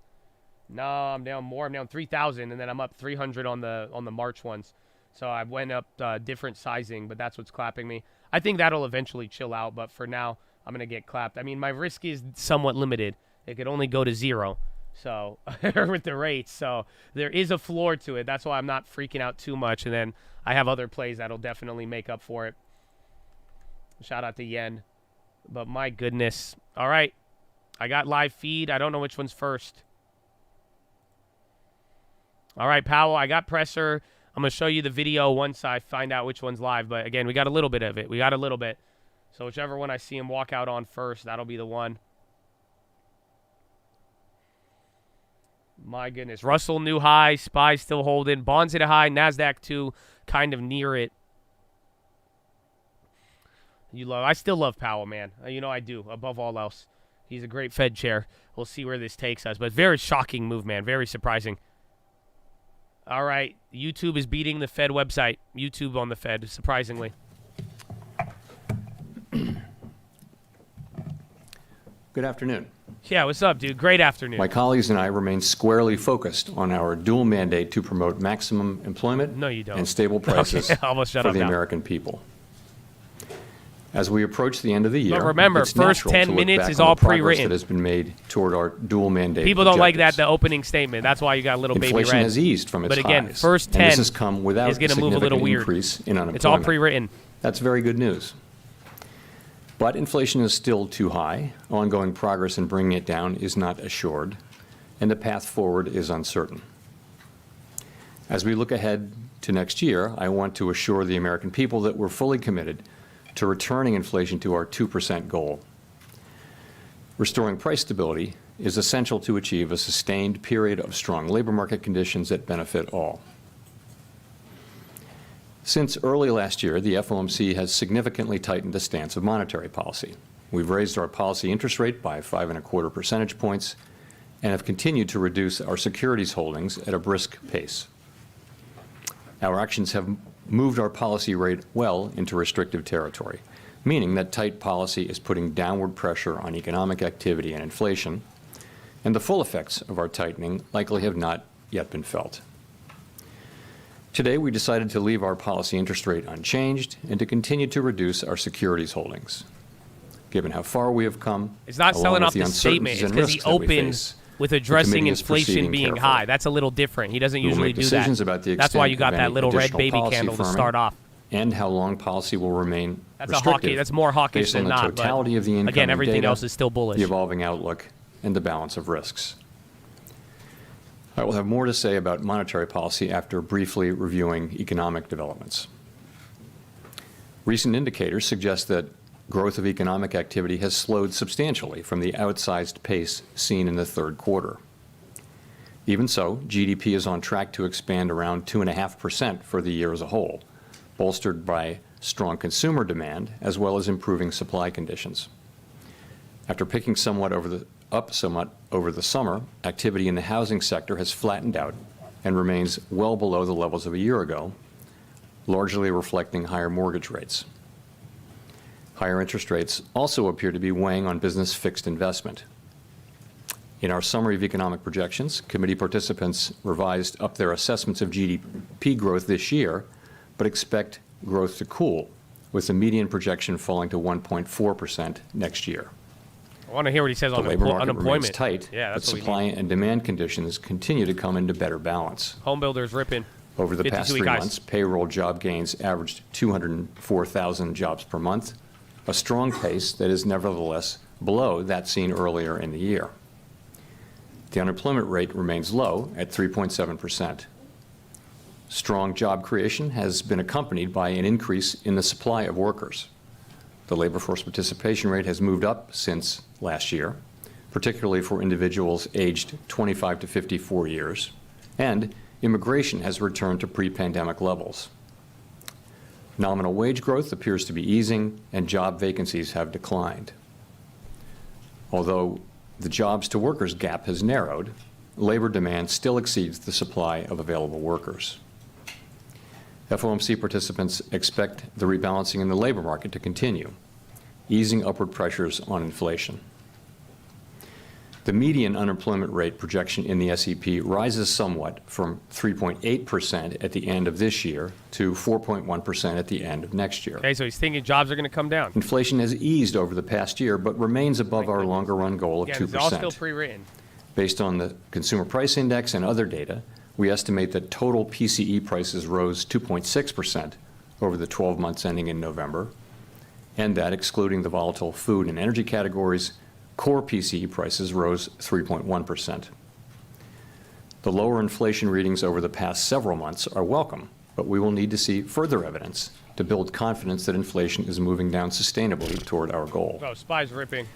Longer-term inflation expectations appear to remain well anchored, as reflected in a broad range of surveys of households, businesses, and forecasters, as well as measures from financial markets. As is evident from the SEP, we anticipate that the process of getting inflation all the way to 2% will take some time. The median projection in the SEP is 2.8% this year, falls to 2.4% next year, and reaches 2% in 2026. The Fed's monetary policy actions are guided by our mandate to promote maximum employment and stable prices for the American people. My colleagues and I are acutely aware that high inflation imposes significant hardship as it erodes purchasing power, especially for those least able to meet the higher costs of essentials like food, housing, and transportation. I'm top ticking the ZB again. We're highly attentive to the risks that high I'm going to buy more than one. Both sides it's going to drop mandate. Eventually, but I'm starting. And we're strongly committed to returning inflation to our 2% objective. He still has time before the first questions to drop it. As I noted earlier, since early last year, we have raised our policy rate by 5.25 percentage points, and we have decreased our securities holdings by more than $1 trillion. Our restrictive stance of monetary policy is putting downward pressure on economic activity and inflation. The committee decided at today's meeting to maintain the target range for the federal funds rate at 5.25 to 5.5%, and to continue the process of significantly reducing our securities holdings. While we believe that our policy rate is likely at or near its peak for this tightening cycle, the economy has surprised forecasters in many ways since the pandemic, and ongoing progress toward our 2% inflation objective is not assured. We are prepared to tighten policy further if appropriate. We're committed to achieving a stance of monetary policy that is sufficiently restrictive to bring inflation sustainably down to 2% over time, and to keeping policy restrictive until we're confident that inflation is on a path to that objective. In our SEP, FOMC participants wrote down their individual assessments of an appropriate path for the federal funds rate based on what each participant judges to be the most likely scenario going forward. While participants do not view it as likely to be appropriate to raise interest rates further, so this is where you can neither talk do they down want to take the possibility off the table. If the economy evolves as projected, the median participant projects that the appropriate level of the federal funds rate will be 4.6% at the end of 2024, 3.6% at the end of 2025, and 2.9% at the end of 2026, still above the median longer-term rate. These projections are not a KRE's the committee winner on the decision day, or for plan. sure. If the economy does not 3% evolve right now. as projected, 2.9. the path of policy will adjust as appropriate to foster our maximum employment and price stability goals. In light of the uncertainties and risks and how far we have come, the committee is proceeding carefully. We will continue to make our decisions meeting by meeting based on the totality of starts the talking incoming about, like, data diversity and their is ending. implications for the outlook He said we care for about economic communities, and then it's activity gonna and end. inflation, as well as the balance of risks. In determining the extent of any additional policy firming that may be appropriate to return inflation to 2% over time, the committee will take into account the cumulative tightening of monetary policy, the lags with which monetary policy affects economic activity and inflation, and economic and financial developments. We remain committed to bringing inflation back down to our 2% goal and to keeping longer-term inflation expectations well anchored. Restoring price stability is essential to set the stage for achieving maximum employment and stable prices over the longer run. To conclude, we understand that our actions affect communities, families, and businesses across the country. About to end. Get ready for first Everything question. we do is in service to our public mission. We at the Fed will do everything we can to achieve our maximum employment and price stability goals. Thank you. I look forward to your questions. All the hands. Me. Zillow Chris popping. Rugaber at Associated Press. I wanted to ask, how should we interpret the addition of the word any before additional Ask him about firming in why the you went statement? slower. I mean, does that mean that you're pretty much done with rate hikes and the committee has shifted away from a tightening bias and toward a more neutral stance? Thank you. He set him up with neutral. That could have been a harder question. So specifically on any, we do say that in determining the extent of any additional policy firming that may be appropriate, so any additional policy firming, that sentence. So we added the word any as an acknowledgement that we believe that we are likely at or near the peak rate for this cycle. Participants didn't write down additional hikes that we believe are likely, so that's what we wrote down. But participants also didn't want to take the possibility of further hikes off the table. So that's really what we were thinking. Okay. Chairman, the microphone, sorry. You could have made that Steve sound more Leisman, hawkish, CNBC. but it wasn't. Happy holidays, Mr. Chairman. Fed Governor Chris Waller said that if inflation continues to fall, then the Fed Okay, this is a big question, the Waller in the next question. several months could be cutting interest rates. I wonder if you could comment on whether you agree with Fed Governor Waller on that the Fed would become more restrictive if it didn't cut rates if inflation fell. Thank you, sir. So, of course, I don't comment on any other officials, even those who work at the Fed. But I'll try to answer your question more broadly.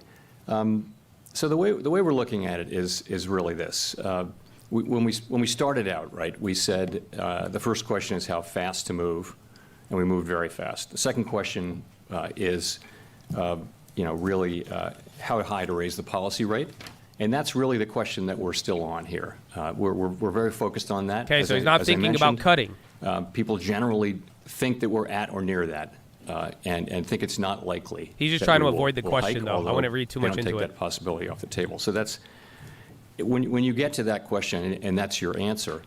There's a naturally it begins to be the next question, which is when it will become appropriate to begin dialing back the amount of policy restraint that's in place. So that's really the next question, and that's what people are thinking about and talking about. And I would just say this. We are seeing, strong growth that appears to be moderating. Okay, he's We're not seeing shooting a that labor question market down. that is coming back into balance by so many measures, and we're seeing inflation making real progress. These are the things we've been wanting to see. We can't know. We still have a ways to go. No one is declaring victory. That would be premature, and we can't be guaranteed of this progress. So we're moving carefully in making that assessment of whether we need to do more or not. That's really the question that we're on. But of course, the other question, the question of when will it become appropriate to begin dialing back the amount of policy restraint in place, that begins to come into view. He doesn't want to say cuts, but that's a dovish ass answer, discussion bro. out in the world, and also a discussion for us answer. at our meeting today. Yeah, so he did again. He answered the wall. He's not going to give you anything. Sure. But So that had a dovish tilt. it comes up in this way Asshole. today.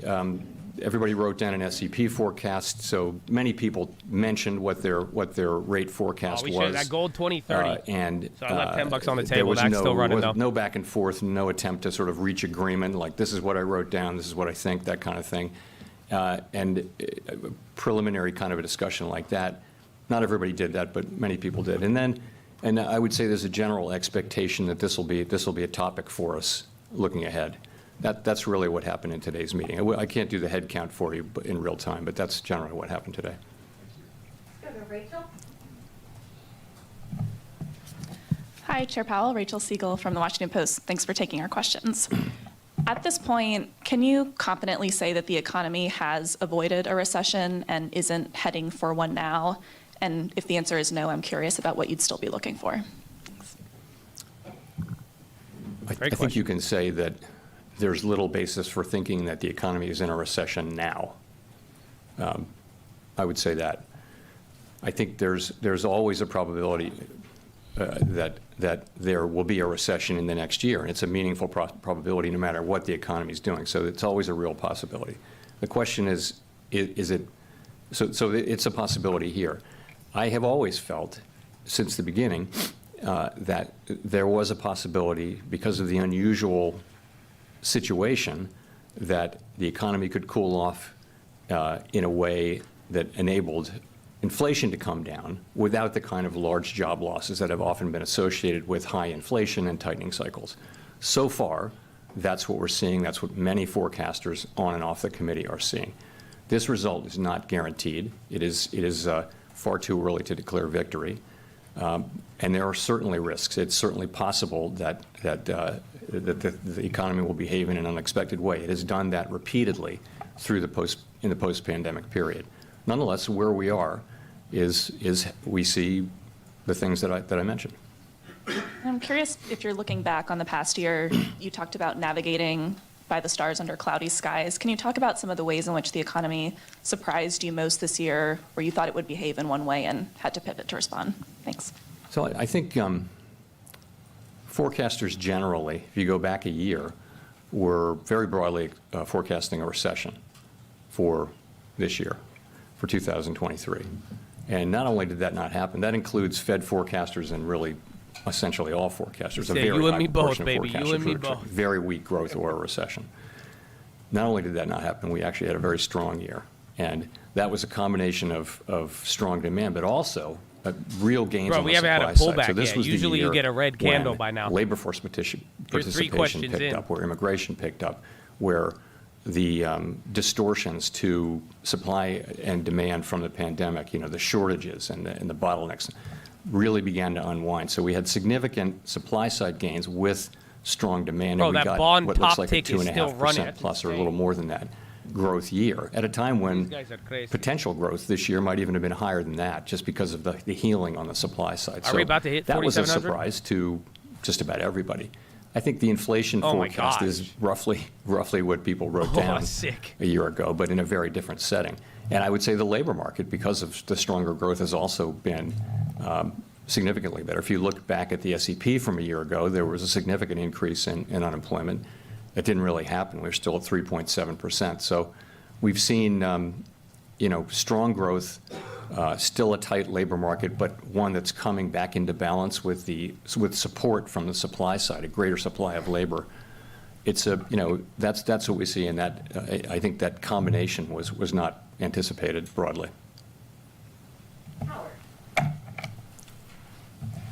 Thanks, Howard Schneider with Reuters, and thanks for taking the questions. I wonder if you could give a little more color or detail on what motivates the lower rates next year. Whether it's a coincidence, for example, that the spread between PCE inflation, core inflation, and the federal funds rate stays constant over the year. Are you simply calibrating against the fall in prices, in the price level that you're expecting, in the rate of inflation that you're expecting, as opposed to supporting the economy?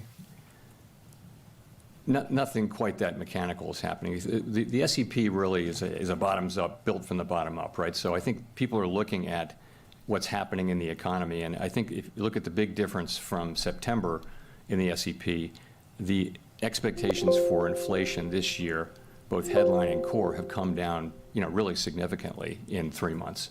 that's a big piece of this.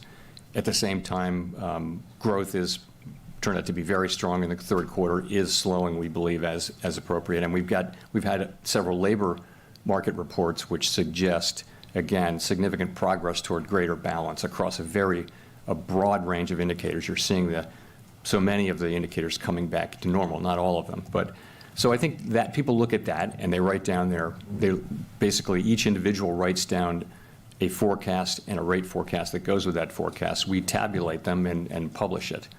And so it isn't, you ask about real rates, I take it, that is something that we're very conscious of and aware of and monitor, and it's certainly a big part of, it's a part of how we think about things, but really it's broader financial conditions that matter, and as you well know, it's so hard to know exactly, what the real rate is or exactly how tight policy is at any given time. So you couldn't follow that like it was a rule and think that you would get the right answer all the time, but it's certainly something that we're focused on. And indeed, if you look at the projections, I think the expectation would be that the real rate is declining as we move forward.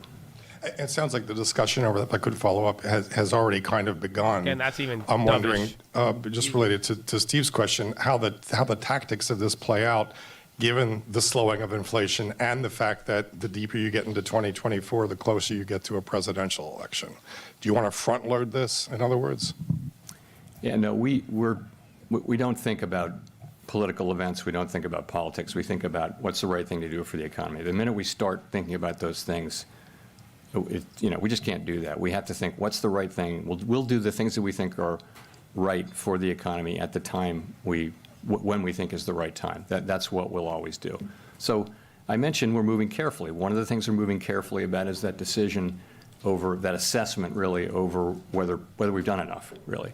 And you see that people are not writing down rate hikes. That's us thinking that we have done enough, but not feeling that really strongly, confidently, and not wanting to take the possibility of a rate hike off the table. Nonetheless, it's not the base case anymore, obviously, as it was 60, 90 days ago. So that's how we're approaching things. And as I mentioned, we wrote down this SEP, and it talks about people have individual assessments of when it will be appropriate to start to dial back on the tight policy we have in place. And that's a discussion we'll be having going forward, but that's another assessment that we're going to make very carefully so as time goes forward. All right, man, see if he gets your first damn red candle. 4 questions in, not one pullback. Nick Timmeros of the Wall Street Journal. Oh. Chair Powell, you argued over the last year that policy tightening started before you actually lifted off because the market anticipated your moves and tightened on your behalf. The market is now easing policy on your behalf by anticipating a funds rate by next September that's a full point below the current level, with cuts beginning around March. Is this something that you are broadly comfortable with? So this last year has been remarkable for the sort of seesaw thing, back and forth we've had over the course of the year, of markets moving away and moving back and that kind of thing. So, and what I would just say is that we focus on what we have to do and how we need to use our tools to achieve our goals, and that's what we really focus on. And people are going to have different forecasts about the economy, and those are going to show up in market conditions, or they won't, but in any case, we have to do what we think is right. And, in the long run, it's important that financial conditions become aligned or are aligned with what we're trying to accomplish. And in the long run, they will be, of course, because we will do what it takes to get to our goals. All right, bonds and topping out ultimately a little bit, but SPY's still running, will come even the along. indexes. But in the meantime, there can be back and forth, and I'm just focused on what's the right thing for us to do, and my colleagues are focused on that too. The markets seem to think inflation is coming down credibly. Do you believe we're at the point where inflation is coming down credibly? Listen, I welcome the progress. I think it's really good to see the progress that we're making. I think if you look at the 12-month measure, look at the 6-month measures, you see very low numbers. If you look at 12-month measures, you're still well above 2%. You're actually above 3% on core through November at PCE. That isn't to say I'm not, calling into question the progress. It's great. We just need to see more. We need to see, continued further progress toward getting back to 2%. That's what we need to see. So, it's our job to restore price stability, and that it's one of our two jobs along with maximum employment, and they're equal. So we're very focused on doing that. As I mentioned, we're moving carefully at this point. We're pleased with the progress. But we see the need for further progress, and I think it's fair to say there is a lot of uncertainty about going forward. We've seen the economy move in surprising directions, so we're just going to need to see more further progress. Gina Smilek, New York Times. Gina Smilek, New York Times. Thanks for taking our questions. In the SEP from today, growth is notably below potential in 2024. If growth were to surprise us again in the way that it has for years now by being stronger than expected next year, would it still be possible to cut rates? Or put another way, is below trend growth necessary to cut rates, or would continued progress on inflation alone be sufficient? So we'll look at the totality of the data. Growth is one thing. So is inflation, so is labor market data. So we look at the total, as we make decisions about policy changes going forward, we're going to look at all those things, and particularly about as they affect the outlook. It's ultimately all about the outlook and the balance of risks as well. So that's what we'd be looking for. If we have stronger growth, that'll be good what is for Bitcoin people. doing? That'll be good for the labor market. It might actually mean that it takes a little longer to get inflation down already to up 2%. We will get it down to 2%. But if we see stronger growth, we will set policy according to what we Upstart actually Play see. came back to life. And There you go. So that's how I would answer. I guess 2 points from 40. I guess the question I'm asking, if What? you don't mind a quick follow-up, I That guess the wasn't question me. I'm asking is above trend growth itself a problem? It's only a problem it's not itself a problem. It's only a problem insofar as it makes it more difficult for us to achieve our goals. And if you have growth that's robust, what that will mean is probably will keep the labor market very strong. It probably will place some upward pressure on inflation. That could mean that it takes longer to get to 2% inflation. That could mean we need to keep rates higher for longer. It could even mean ultimately that we would need to hike again. It just is. It's the way our policy works. Neil. Hi, Chair Powell. Neil Irwin with Axios. How do you interpret the state of the labor market right now? And in particular, you've referred even today to evidence that it's coming into better balance. What would you need to see to conclude that it has reached that balance? So on the better balance side, there's just a lot of things. It's you see job growth still strong, but moving back down to more sustainable levels given population growth and labor force participation. The things that are not quite, but let me go on with that list. Claims are low. If you look at surveys of businesses, they're sort of the era of this frantic labor shortage are behind us, and they're seeing a shortage of labor as being significantly alleviated. If you look at shortages of workers, whereas they thought job availability was the highest it had ever been or close to it, that's now down to more normal levels by so many measures: participation, unemployment, so many measures, the unemployment, job openings, quits, all of those things. So wages are still running a bit above what would be consistent with 2% inflation over a long period of time. They've been gradually cooling off, but if wages are running around 4%, that's still a bit above, I would say. And I guess there are just a couple of other. The unemployment rate is very, very low, and these are. But I would just say overall, the development of the labor market has been very positive. It's been a good time for workers to find jobs and get solid wage indexes increases. aren't stopping. Russell's on a tear. Again, Russell's the leader now, but NASDAQ caught up quick. Hi, still Jones, behind the Financial 1%. Times. Everything is dovish. Yeah, dude. I'd say the mood among economists at the moment seems guy's to a be one of crackhead. cautious optimism, which is somewhat corroborated by your forecast, by this sense that we are going to have a soft Yeah, you landing. hit 4. Your pump it up will be delayed, my friends. When we hear Please from hold. the general public, Please hold till there's the end a of lot the meeting. discord about economic conditions. What do you think explains this disconnect? Yeah, and still in does the it matter KRE. for They're almost policymakers? 100% from yesterday. They didn't move in the beginning, though. You could have snagged those it may 10, be 20 minutes into a common theme is that everybody's just getting ramped up now. while inflation is coming down, and that's very good news, the price level is not coming down. Prices of some goods and services are coming down, but overall, in the aggregate, the price level is not good. So people are still living with high prices, and that is something that people don't like. And what will happen with that is wages are now real wages are now positive, so that wages are now moving up more than inflation as inflation comes down. And so we are above 4,700. That might help. Or we're right there right now. Improve the mood of people, but we do see those. We see those public opinion surveys. The thing that we can do is to do our jobs, which is to use our tools to foster price stability, which has such great benefits over such long periods of time, and which is the thing that really enables us to work for and achieve an extended period of high employment, which is so beneficial for families and companies around the country. Victoria? I love all the hands. They're all in unison. Hi, Victoria Guido with Politico.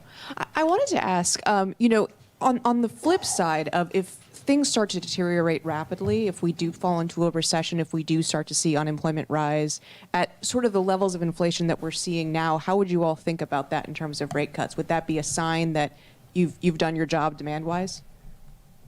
Sorry, if the economy looks like it's starting to fall into recession, if the jobless rate starts to rise? That's not something we're hoping to see. Obviously, we're hoping to see something very different, which is continuation of what we have seen, which is Powell likes this. The labor market. He wants this weird economy without a significant increase in unemployment. He's down. Inflation coming down without a significant increase in unemployment, and growth moderating without a significant increase in unemployment. That's what we're trying very much to achieve, and not something we're looking to see. But would you take that as a signal that you should cut rates? Obviously, what we'll do is we'll look at the totality of the data, as I've mentioned a couple of times, tricky. And certainly, so you're trying to get him to say if they'll cut rates if jobs drop too much, which is exactly what everyone's looking for. You can describe a situation like that where if there were the beginning of a recession or something like that, then yes, that would certainly weigh heavily in that decision. All right, stocks are finally cooling off here at 47. Russell's still going, though. Michael McKee from Bloomberg Television and Radio. Mr. Chairman, you were, by your own admission, behind the curve in starting to raise rates to fight inflation. And you said earlier, again, the full effects of our tightening cycle have not yet been felt. How will you decide when to cut rates, and how will you ensure you're not behind the curve there? So we're aware of the risk that we would hang on too long. We know that that's a risk, and we're very focused on not making that mistake. And we do regard the two, we've come back into a better balance between the risk of overdoing it and the risk of underdoing it. Not only that, we were able to focus hard on the price stability mandate, and we're getting back to the point where, which is what you do when you're very far from one of the two mandates. You're getting now back to the point where both mandates are. Shout out all the important, donos, man. I'm listening now. I hope you know I ain't just ignoring y'all. God bless y'all, bro. Very much keeping that in mind as we make this policy is crazy. Going forward.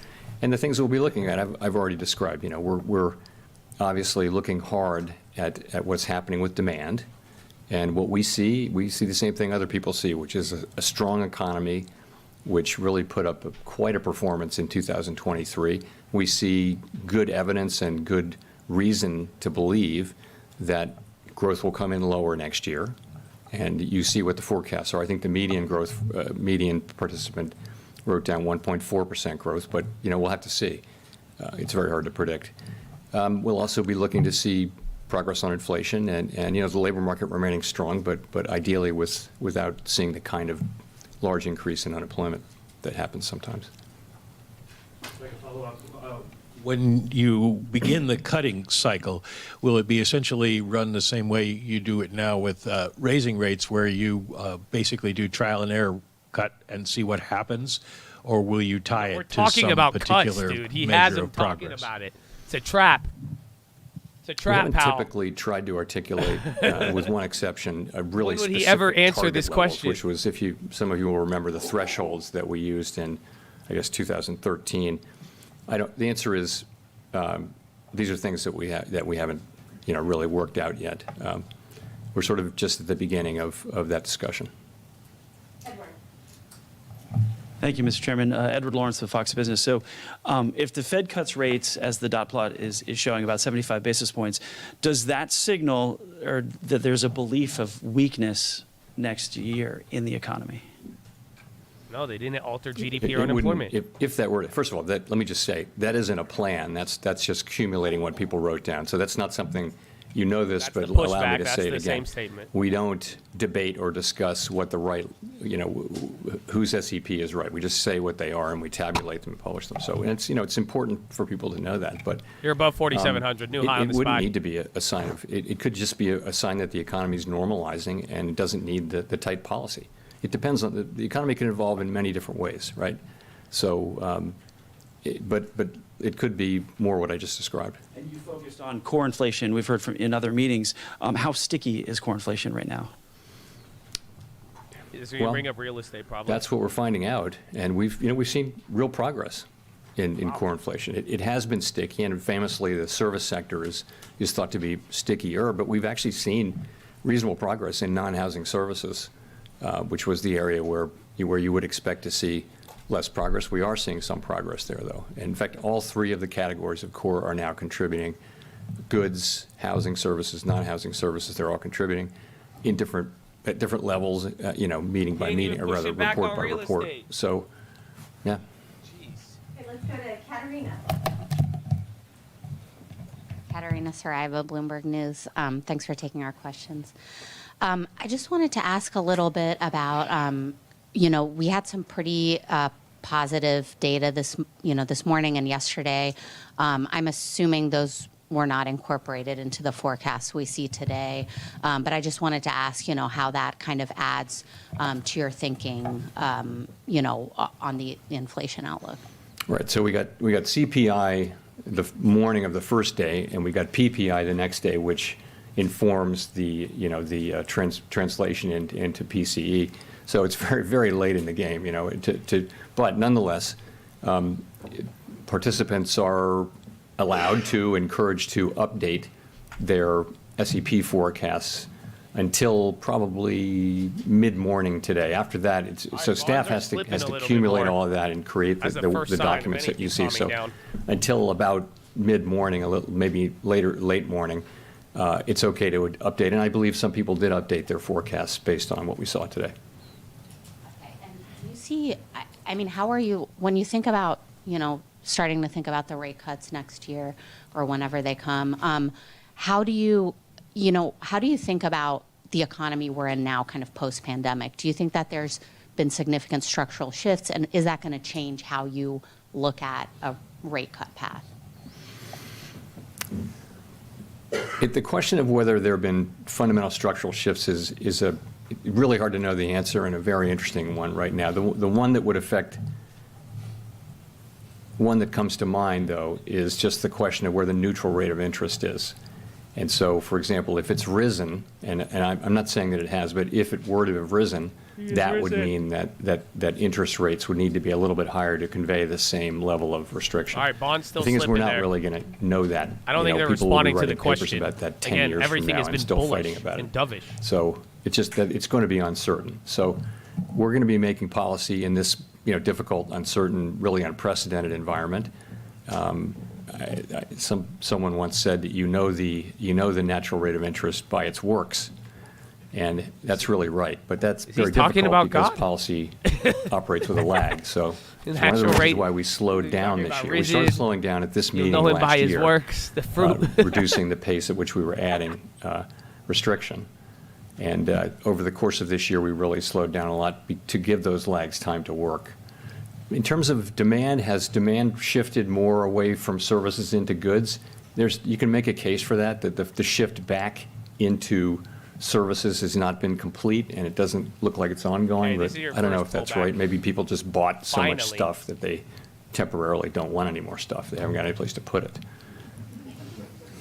Go 37 minutes later.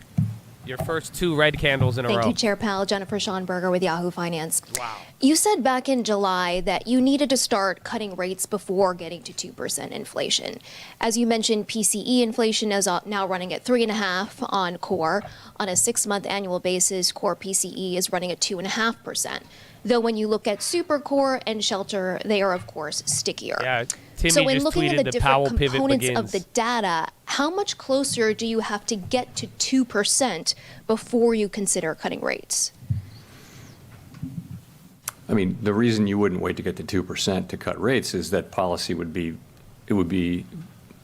too late. I mean, you'd want to be It's too late to bother. reducing restriction on the economy well before 2%, because before you get to 2%, so you don't overshoot. If we think of restrictive policy as weighing on economic activity, you know, it takes a while for policy to get into the economy, affect economic activity, and affect inflation. So I can't give you a precise answer, but if you look at what's in the SEP, and you know, I think you'll see a reasonable estimate of the time lags and things like that it would take. Do you think below 3% would be reasonable? I wouldn't want to identify any one precise point, because I would be able to look back then and probably find out that it turned out not to be right. But we'll be looking at it and looking at the broad collection of factors.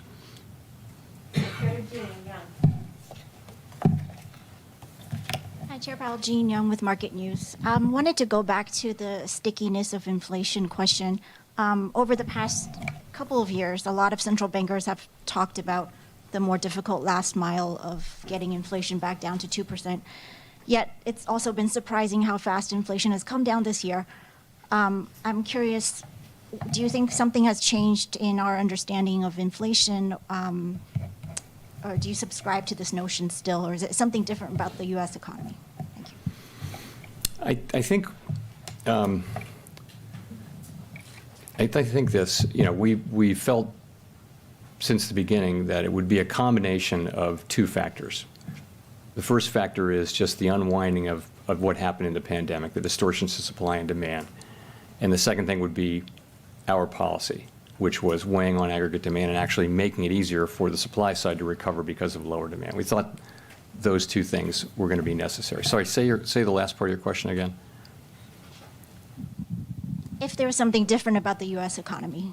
Yeah, so it's not that, it may or may not be about the U.S. economy being different. I think that this inflation was not the classic demand overload, pot boiling over kind of inflation that we think about.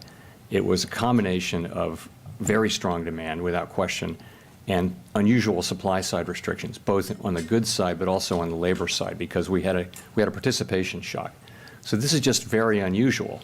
And, you know, we had the view, my colleagues and I broadly had the view, that we could get a lot of, you know, you had essentially a vertical supply curve, because you ran into the limits of capacity at very low levels because there weren't workers and because people couldn't, the supply chains were all broken. So we had the view that you could come straight down that vertical supply curve to the extent demand reduced. And, you know, something like that has happened. It happened so far. The question is, you know, once that part of it runs out, and we think it has a ways to run. We definitely think that the sort of supply chain and shortages side has some ways to run. Does labor force participation have much more to run? It might. Immigration could help, but it may be that at some point you will run out of supply side help, and then it gets down to demand and it gets harder. That's very possible. But to say with certainty that the last mile is going to be different, I'd be reluctant to suggest that we have any certainty around that. We just don't know. I mean, inflation keeps coming down. Yellen the said labor it'll market be easy. keeps getting back into balance, and you know, it's so far so good. Although we kind of assume that it will get harder from here, but so far it hasn't. Okay, we'll go to Megan for the last question. Hi, Chair Powell. Thanks for taking our questions. Megan Casella with Barron's. I want to ask about the balance sheet, given the Fed's focus now on proceeding carefully and considering rate cuts. And can you talk us through what the latest thinking is, and has there been any consideration of altering the pace of quantitative tightening at all? We're not talking about altering the pace of QT right now, just to get that out of the way. So balance sheet seems to be working pretty much as expected.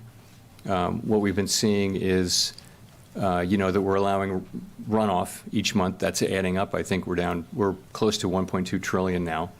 That's showing up.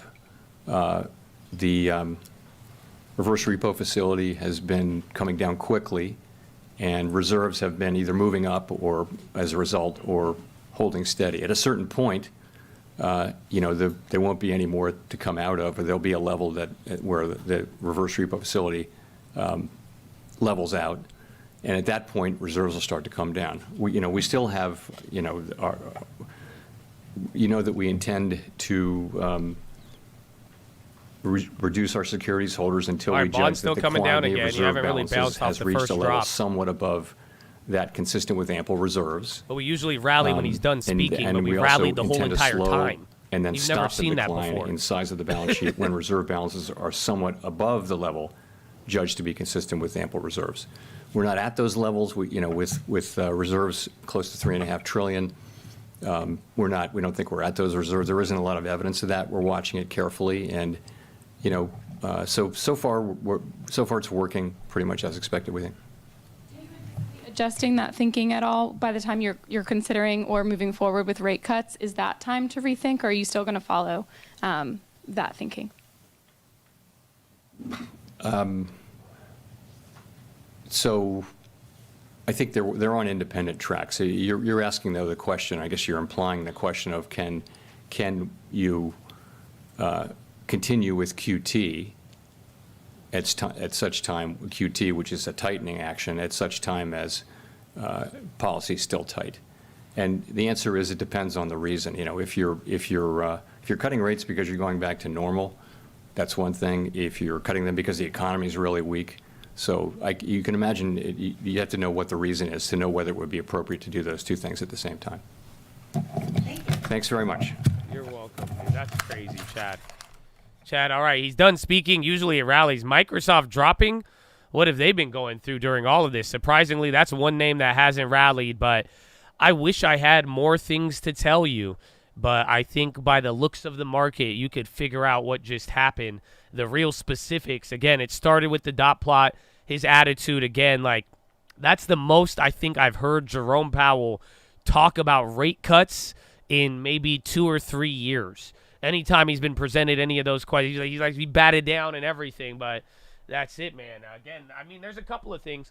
Bond, damn, that bond play's coming down. We had a lot of cushion on it. I thought it would hold up a little bit better, so that's already coming up. We're up. Even the Russell, every top tick play is still doing good. Yes, I was wrong on today. I thought it was going to be a little bit more hawkish. The exact opposite didn't happen, but we were able to rally for some quick plays there. But, dude, this is crazy.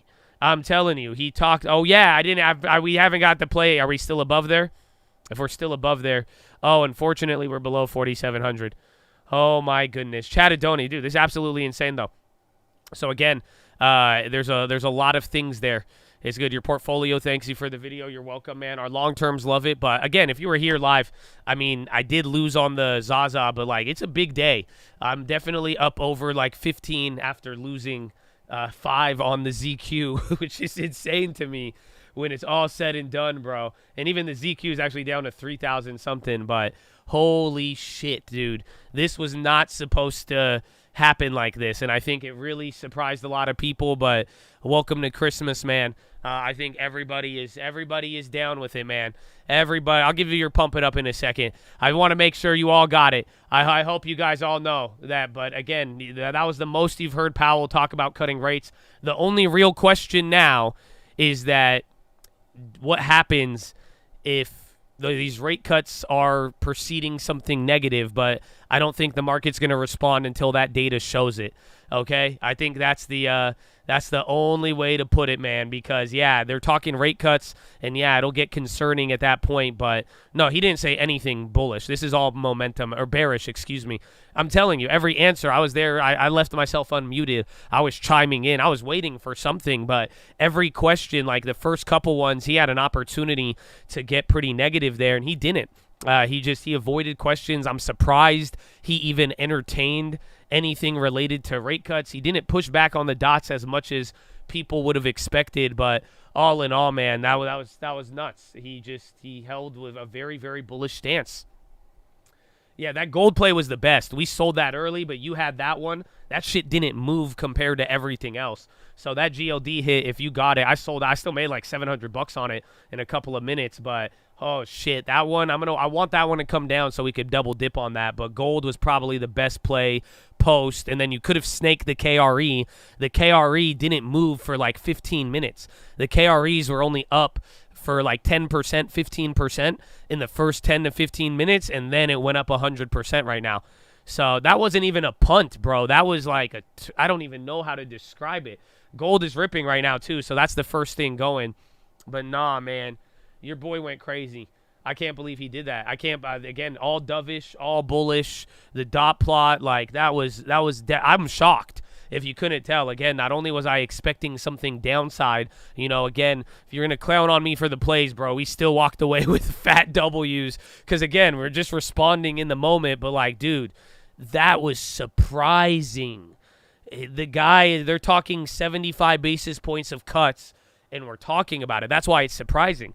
Powell was even in the dot plot. It's one part Powell. Not only did he not fight against it, not only did he beat it down, he was not hawkish. Again, I would argue, I'm sure the Bloomberg guys have it, that was probably one of the more dovish statements when it's all said and done. Yeah, he was slightly more hawkish at the beginning, but then everything else got just more dovish as everybody reevaluated the market. It's not to say everything went up. Microsoft is on the low right now. You know what I'm saying? There's still some names, but your Russell, your everything else in the world that was like a 60-yard kick for the win, maybe.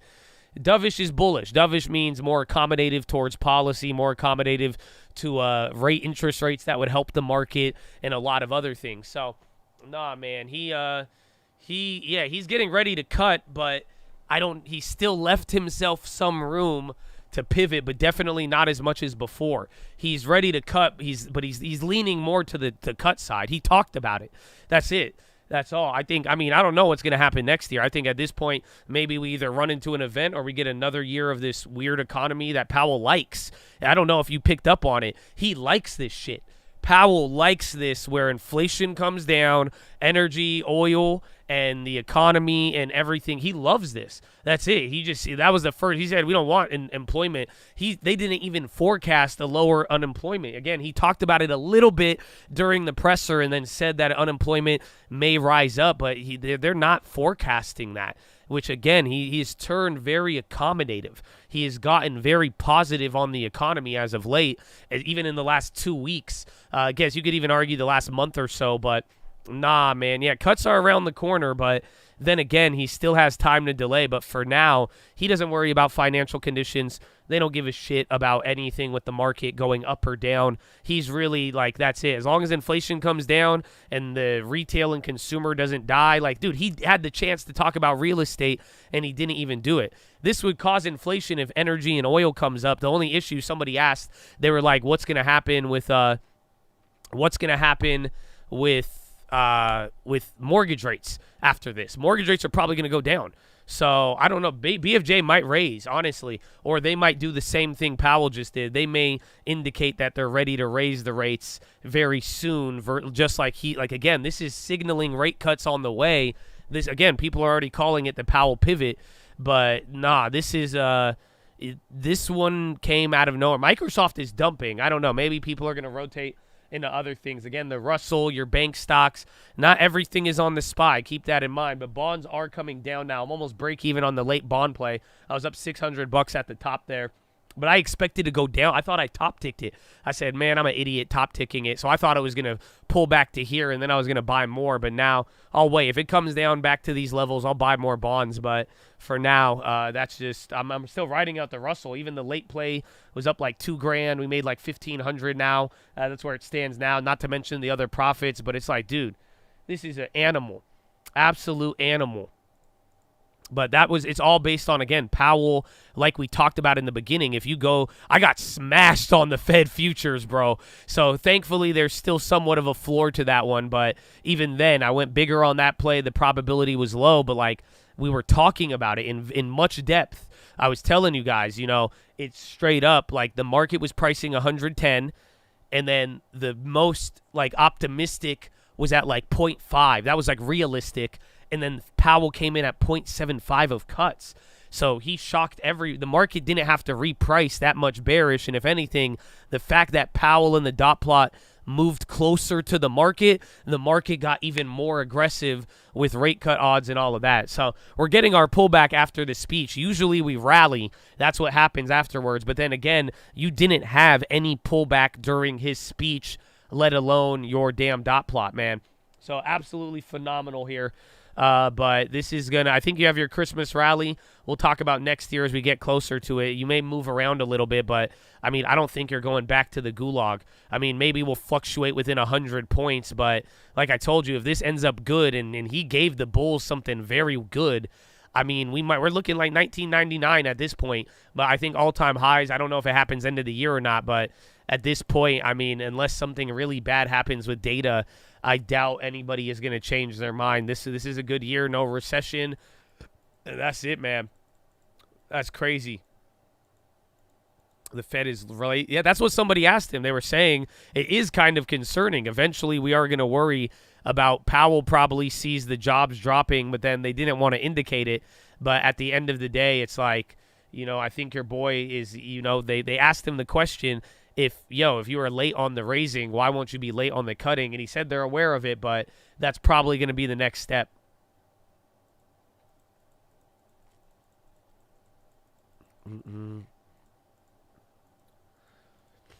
And then not to mention your boy, the election right around the corner. He just helped out your boy Biden there. Again, that's who was it? Was it in the 70s or was it, who was the president? Not in the 70s. Was it Lyndon B? No. Oh, no, it starts with a G, I think. But they blame their presidency on rate cuts before, but now Powell if they get a cut here, this could be good. It wasn't Ford, not Carter. I think it starts with a G. No, last name with a G. Let me look at the presidential list. I'll tell you who it is. I had it on my mind. I think it was Garfield. I think Garfield. Low key, but unless he's older. Let me double check. Or Grover.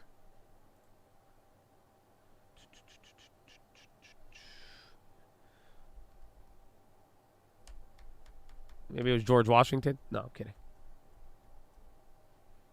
Yeah, some in the modern era. No, it wasn't like Ulysses S. Grant. It wasn't Warren G. Harding. It wasn't Coolidge. Who was it? No, everything else is pre. I think it might have been Lyndon B. That would be the only one, and then everything after, there's no G.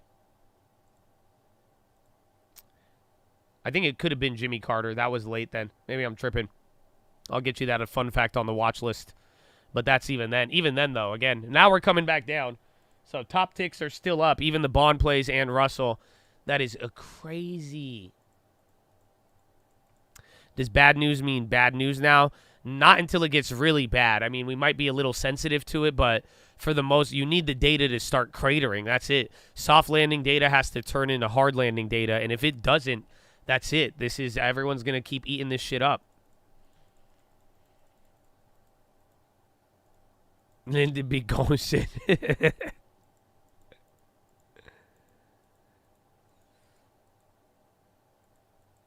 But Bush said, I appointed him. He disappointed me. Maybe it was Bush. Now I'm just mixing them all up. Oh, my goodness. A pivot for China means they better start ripping. But we haven't really pivoted just yet. This is all the expectation. That's the irony out of all of it. But again, everybody is front-running it and getting ahead of it now. But your boy, that was it, dude. The dot plot and Powell were they were bullish. So, again, maybe we moved down a little bit, but, like, I don't think you're going to give up the gains you just got recently. So, you know what I'm saying? Maybe we go back to 4,600, maybe. But it's like you're not going to sell this shit off again and go back down to the 4,000s unless the data craters. So until that rate cut happens or the data shows it, up until January, middle of January or end of March, unless there's a black swan that occurs, Powell is... That's it, man. He's more aligned with the crackheads on the Fed futures than he is the most, like, cautiously optimistic economist. I hope you guys understand that. That's why it's so shocking how off they were on the spread. Powell and the Fed, even his speech and the dovishness, that was more closer to the extreme market pricing that 2 hours ago people thought was extremely optimistic, priced for perfection. Your boy just came in saying that no, we're actually forecasting 75. Now you actually had a discussion on when to cut rates. Again, they didn't put that in the statement. That would have been the extra bullishness on top. But I mean, clearly he didn't need it. But at the end of the day, like, dude, when was the last time you heard Powell not shoot down a rate cut question and actually talk about it? You know, that is the wild part. So, above all else, man, I don't know, FOMO. If you're gonna FOMO, buy the cheap shit. I'm telling you, everything I've been telling you, don't need to go, like, literally, Microsoft's down, Uber's coming down. Literally, those names that are beaten down, though, if you really believe soft landing and Powell's going to engineer this shit, all of the rest of the market, the equal weight, I'm sure that is killing it right now. Above all, again, the Russell's up even 3%, 2.6. Equal weight, 1.75. It's up almost double the SPY right now. So, again, I think equal weight is where you want to be at. But otherwise, I wouldn't FOMO into the top tickers. But, you know, there's still deep value that exists right now. I'm still kind of shocked at young Powell, though. I can't believe it. I can't believe it.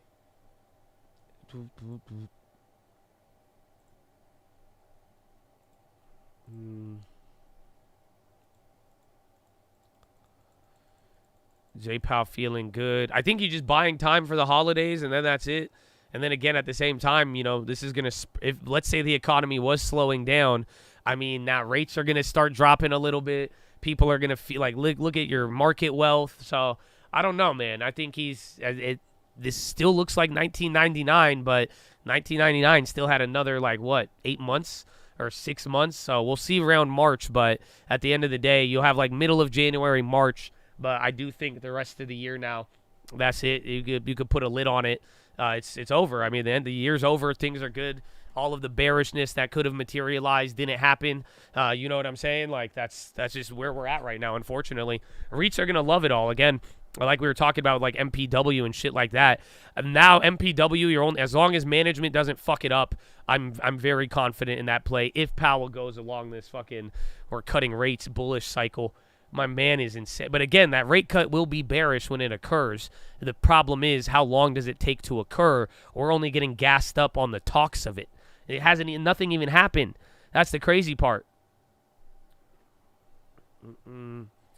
My goodness, Chadadonia. So I guess the bullish Chads were correct. Some of you added on to that, though. You were like, I need to be right at the end of the day. My goodness. The art calls, we're still in them. So art calls, I think, are they in the money now?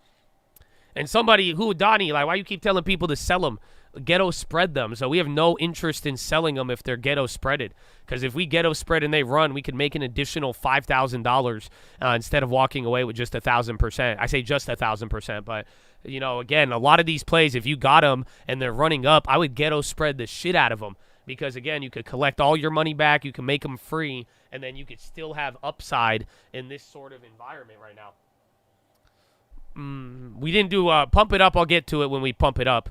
But eventually, man, we got to – that was Powell. If you think I'm going to pump it up for Powell, man, we'll hit 4,700 again. I'll give you an organic one.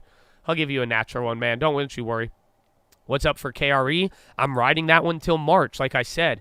If, you know, I gave you guys 2 days. I gave you 2 days screaming it from the rooftops. Not really screaming it, but you got a nice one. Like I said, the banks are going to benefit the most now. If no black swan happens, like literally that data today benefits the banks. because now they don't have to worry about held till maturity getting clapped. Now they could forecast gaining money back if they cut rates, and then you have all the other optimism. That's ghetto rate hike play number 2 right there. So make it free if you don't want to. It's already up just under 100%, but that one, thankfully, we have till March.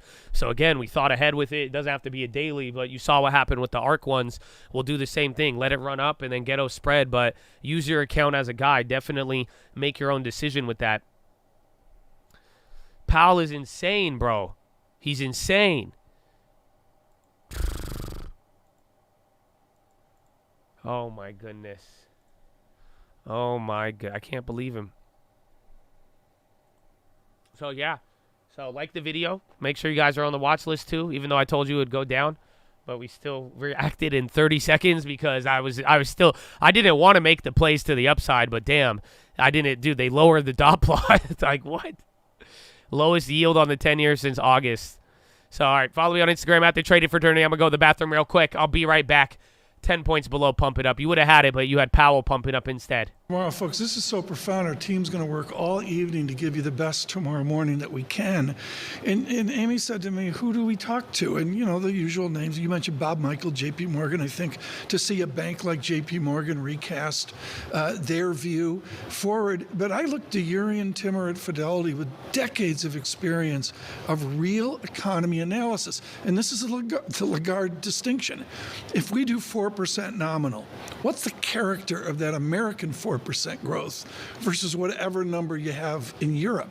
They don't have the technological pop that we have. Can we introduce some politics into this?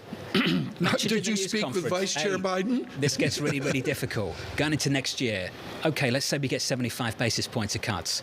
Where are they landing? And does the political calendar shape where you think that comes, Lisa? Given that we're going to have campaign in full flow going through next year, are you telling me they're going to wait until June?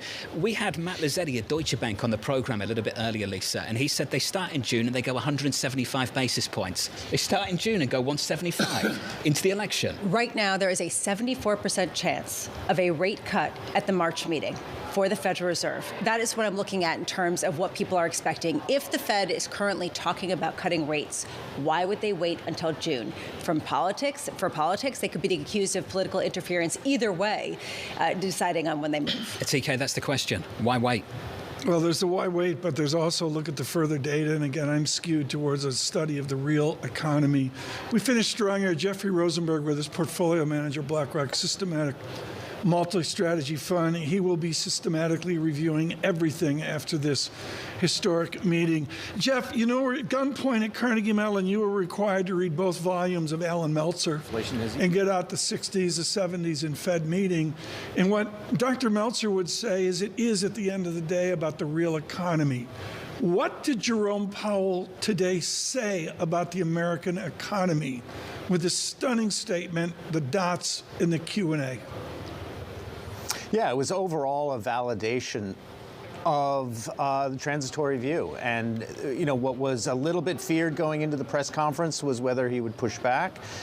He got the softball from Nick Timiraos on financial conditions. Now be nice. And clearly, you know, chose not to hit it out of the park in terms of pushing back on financial conditions. And that was a green light to continue the initial reaction from what we got in the statement of economic projections and the dots, and the 75 basis points in the dots is clearly the surprise.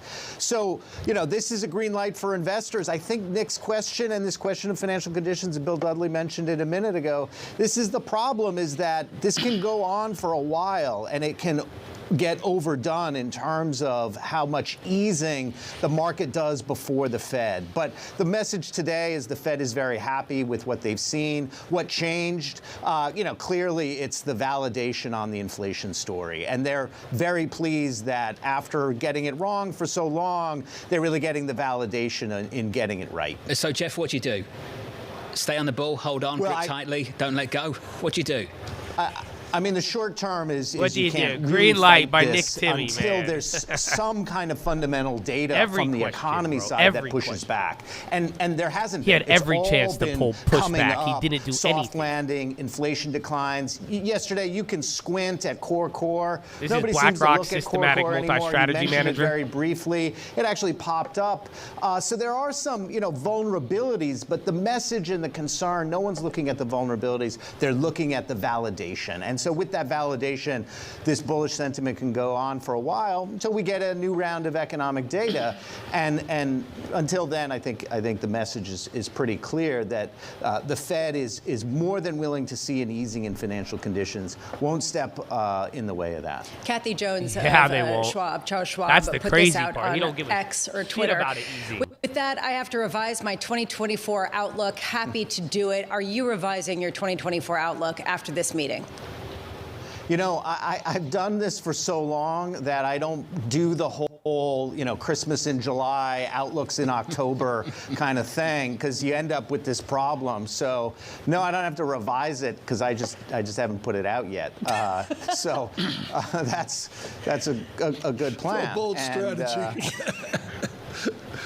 I looked, Jeff, at where we are. Everybody I just is looked shocked. up one of the BlackRock I'm telling you, money the most market funds. if optimistic, you wouldn't have even 5.2491%. expected this. Where's Unless you all were that like money full blown, going? I mean, this like is right cracked up out your on it. But wheelhouse. like Where's all again, that a money majority going were at when way that yield lower comes down? expectations than this. That's insane. You asked this question in the pre-segment to one of the guests, and I was listening in, and this is the change. This is the turning point. I because agree. last year it was all about you're rewarded for staying in cash when the cash rates are going up. When the cash rates start going down, now your rate of return starts going down in cash. So it is the signal to start moving out of cash into more term rates in fixed income, to lock in rates at their highest yields if you're now going is into a good cutting time cycle, for the bond. to Now move you back know. into risk. Powell's at as least talking about we it. talked about earlier, the Don't go too lack crazy. of a hard landing, the over forecasting of recession fears, the legacy of the You damage could still of hold Bill. I would rather 2022 go for that's value kept now, people deep value happily in that has cash. is still all blue of chip. that dissipates, and I think that's what I was referring to before. You got to be careful as to how big that easing in financial conditions can become, and how that can undo some of what the Fed thinks is the right stance. But that being said, this is a turning point, and I think you do start to see that money move out of money markets into riskier assets, into more term rates. Until there's until January, pretty much, until we get a black swan. If we don't have one, then yeah, I mean, I could agree with this. For holding cash, but I'd like the rates and deeper value. The prospect of the rates is to go lower. Oh my gosh, Chad. Oh my gosh. Oh my gosh. Your 47, pump it up. Your next pump it up happens at all-time highs. That's it. I'm not giving you 4,800. Your next your next pump it up is at all-time highs. That's it. That's the only spot left. 48.18. Everything else that's it. That's it, man. I can't believe it. I can't believe it. I'm very glad I have a long term. But my goodness. My goodness. Donnie, stop telling people to sell their ARK because it's in the money, okay? You ghetto spread it and make the addition. We already ghetto spreaded it, Donnie. Donnie don't want you to make any more money. Donnie, why did you sell out, Donnie? Donnie, stop it, Donnie. Donnie, keep doing it. Donnie ain't listening the last time I said it. He keep doing it. He's like, $49.99 best sell, Chad. No, you ghetto spread it. We ghetto spread it earlier. You have $5,000 potential profit on it, okay? Donnie ain't even unmuted. I don't even think he unmuted. He don't even, you know what I'm saying? Oh, my gosh. Oh, my gosh. Oh, my gosh. Chattadonia. Well, there it is, man. What a wild-ass day, bro. What a wild-ass day. My God. We just explained the ghetto spread. You could go see the video on the trading fraternity. It's how we turned 500 into 50,000. That was the last time there was a crazy bond play. But we even talked about it with the other thing. You ghetto spreaded with you? I don't think you did. Then why would you say sell at 50? That makes no sense at all. I don't think you did, my friend, to be honest. Because, again, if you are in the ghetto spread and it's in the money and your contracts are $5 further than where it's at now, this is helping your position way more than not, especially with less time. So I very doubt it if you did the ghetto spread, but if you did, I don't know why you'd want to sell at 50 when you've already returned like 700% guaranteed, and then now you can make an additional $5,000 off a $300 investment. So I don't know. I didn't make. I'm holding KRE. We have time on that one. It's up over 100% now, but we're gonna ride that one out for a little bit. You can though if you'd like to. Feel free to. Feel free to ghetto spread it or make it free. Ghetto spread is just, it's our terminology that we use for legging into an option spread. That's how the more refined people like to say, he's legging in. They get mad when I call it the ghetto spread. But you buy an option for very cheap, and then it goes up in value, and then you short an option at a further strike price for more than what you paid. So then that way you could still make money on the play, and then you could get all of your money or even a return back. It's very, very good, man. It's very, very good. Well, Chattadonia, how much time we have? Holy shit, only 15 minutes left? Time flies when Powell is pumping, huh? I can't believe it, dude. My guy really did that. He really did that. It's not rolling an option. No. You're turning a single leg option into a spread, but you're buying them and doing it at different times, and then if the play goes in, yes, like I said, people like to call it legging in. That's if you have no personality. I understand. Other than that, it's the ghetto spread invented by the cult 2019, baby. Go ahead. Go look up the video. 500 into 50,000. And even 2-3 weeks ago, we talked about it because we just did it on an ARC play that we bought before everybody got hyped up. It's crazy. Yes, you cap your gains, but you take the risk off the table, and you could even walk away with profit.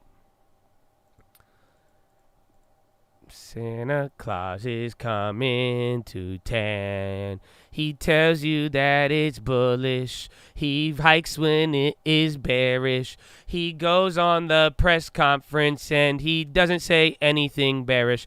Hey, you better watch out. You better not cry. You better not hike. I'm telling you why. Powell just pumped the market.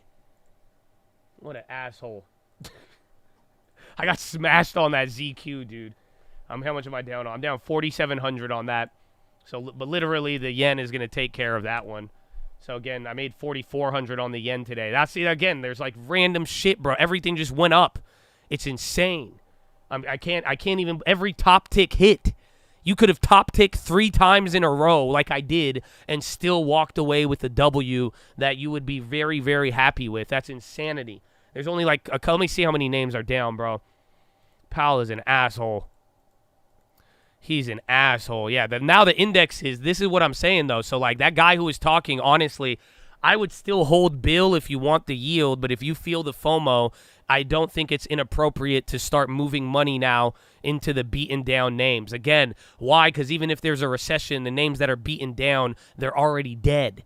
You see what I'm saying? So find your balance. I still think diversification is the answer. So don't go all in. Again, I still got a little bit of cash there, but it's like if you're really looking now, because if this starts to get crazy for the next couple of months and nothing bad does happen, yes, none of this is a recommendation. If nothing bad happens, though, then the cheap. TLT, I'm down to trade them, but I still think, there's still a lot of room to get upset, but for the most part, TLT is going to have a good month, I would say. I would say coming into January, unless something bad happens, TLT might be able to do it. But this is a time where you could buy some of the names the high-quality names that I was telling you that are still beaten down. I would not FOMO into anything that's up on the year still, regardless of this. But I do think, hey, I have a bunch of cash. Then should we put it into, I got a bunch of cash. Should we put it into, like, Pfizer or names that are just absolutely destroyed? But Coca-Cola, that's another one. That's another great answer. But, again, diversification is the answer. So I'm still going to hold a little bit. But like we've been saying, if this keeps happening month over month, those beaten down names, like maybe Hershey's. But like I like MPW now a lot after today. We still got to watch out for the asshole in management that he won't wreck it, but that is pretty good. I use E-Trade and Thinkorswim, TD Ameritrade, or Schwab. I'm even opening up a Fidelity account, but I think any of the brokerages that sound like a boomer, those are good. If it has an animal, I'd avoid it. Robinhood's decent to start, to be honest, but I haven't used them in a while, but they're pretty decent. Utilities, yeah, that could be a winner, even if we even get some risk off. Procter & Gamble What am I saying? That one already had the run, though. I'm pretty mad about that. It was already up in the morning. PG is a great name.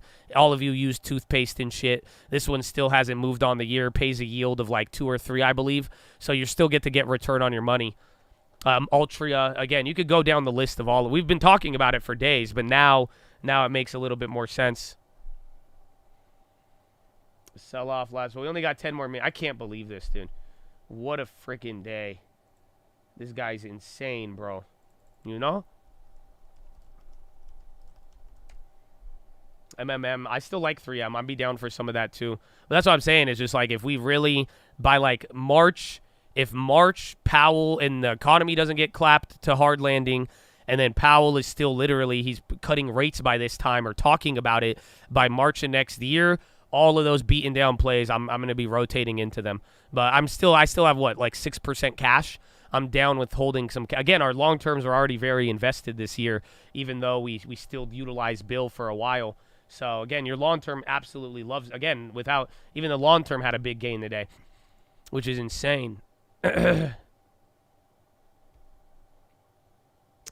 Solar plays, I think, wait till the actual rate cut, maybe. But even, I don't know about solar still. Solar still has, because, again, that's energy. And energy and the energy prices and oil, that's kind of what's helping this weird scenario even happen. And then remember, Bank of England tomorrow as well, too. Bank of England and the EU. They might shit on the parade, but maybe they follow along. And then you have Japan December 19th.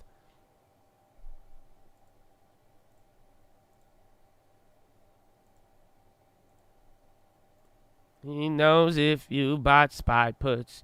He knows if you bought long term.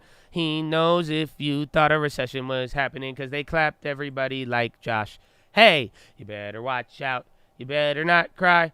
You better not pout. I'm telling you why. Soft landing, crackheads still win. Oh, my goodness.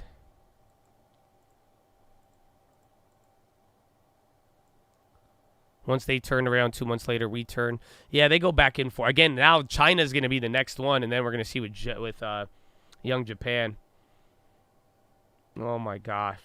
Time to buy houses? No, not yet. But then again, your interest rates are going to drop.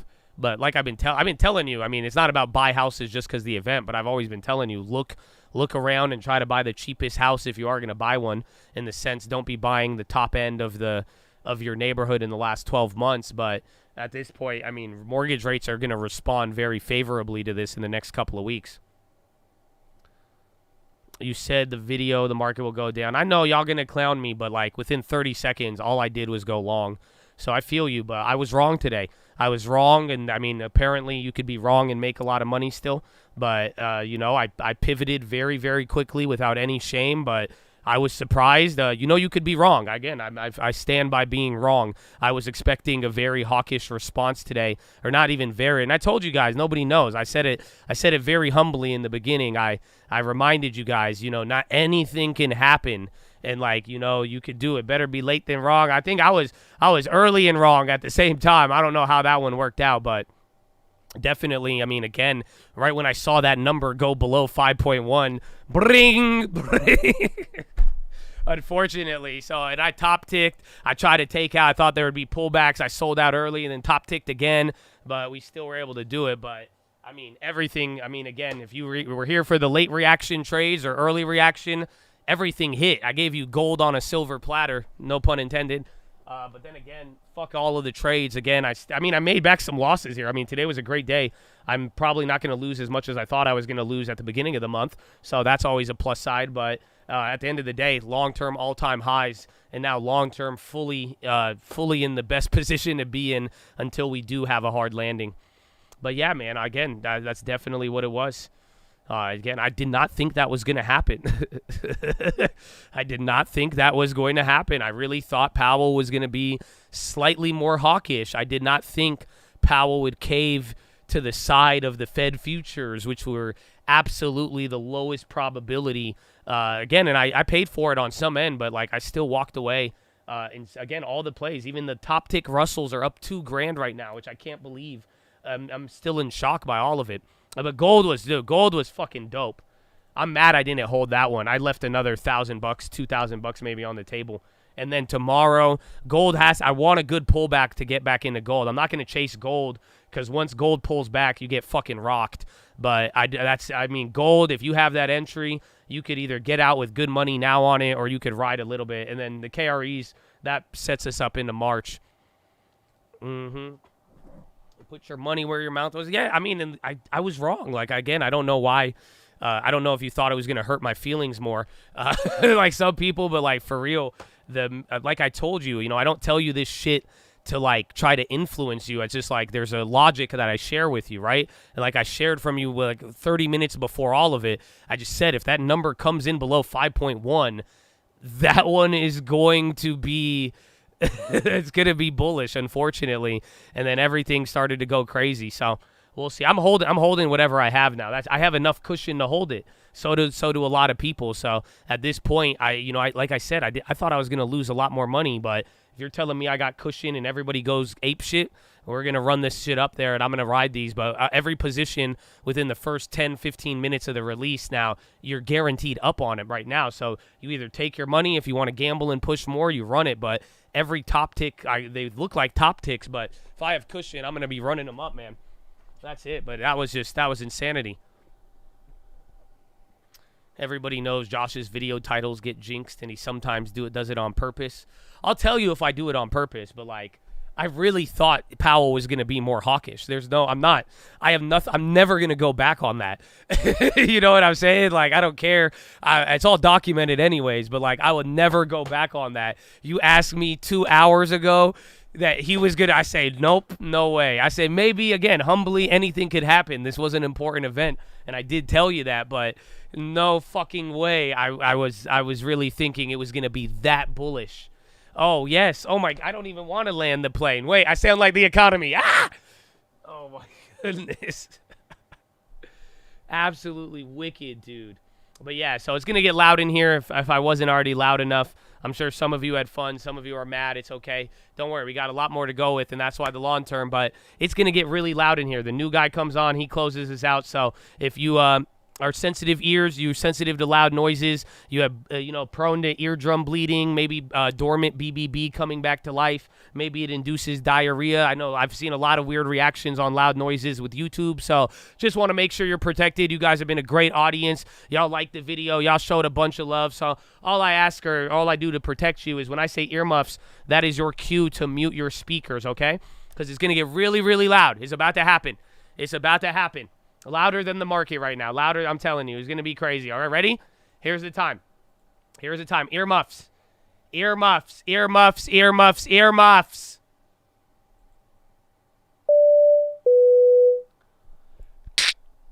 All right, ladies and gentlemen.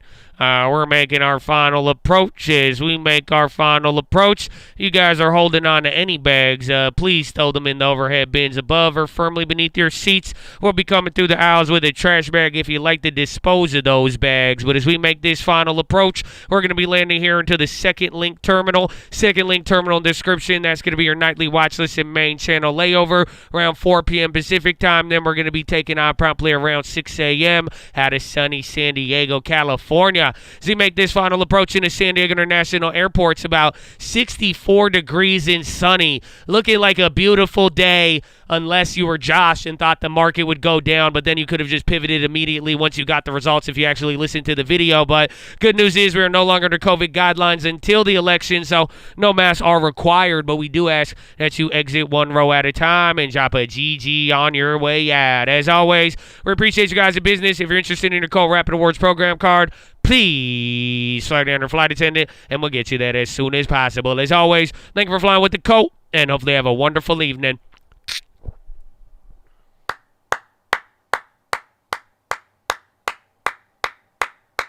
You want me to blow your mind right now? Let me blow your mind right now. Are you ready? This is going to blow your mind. Imagine everything going on, and it makes sense because of how intense the rally was leading into all of this, right?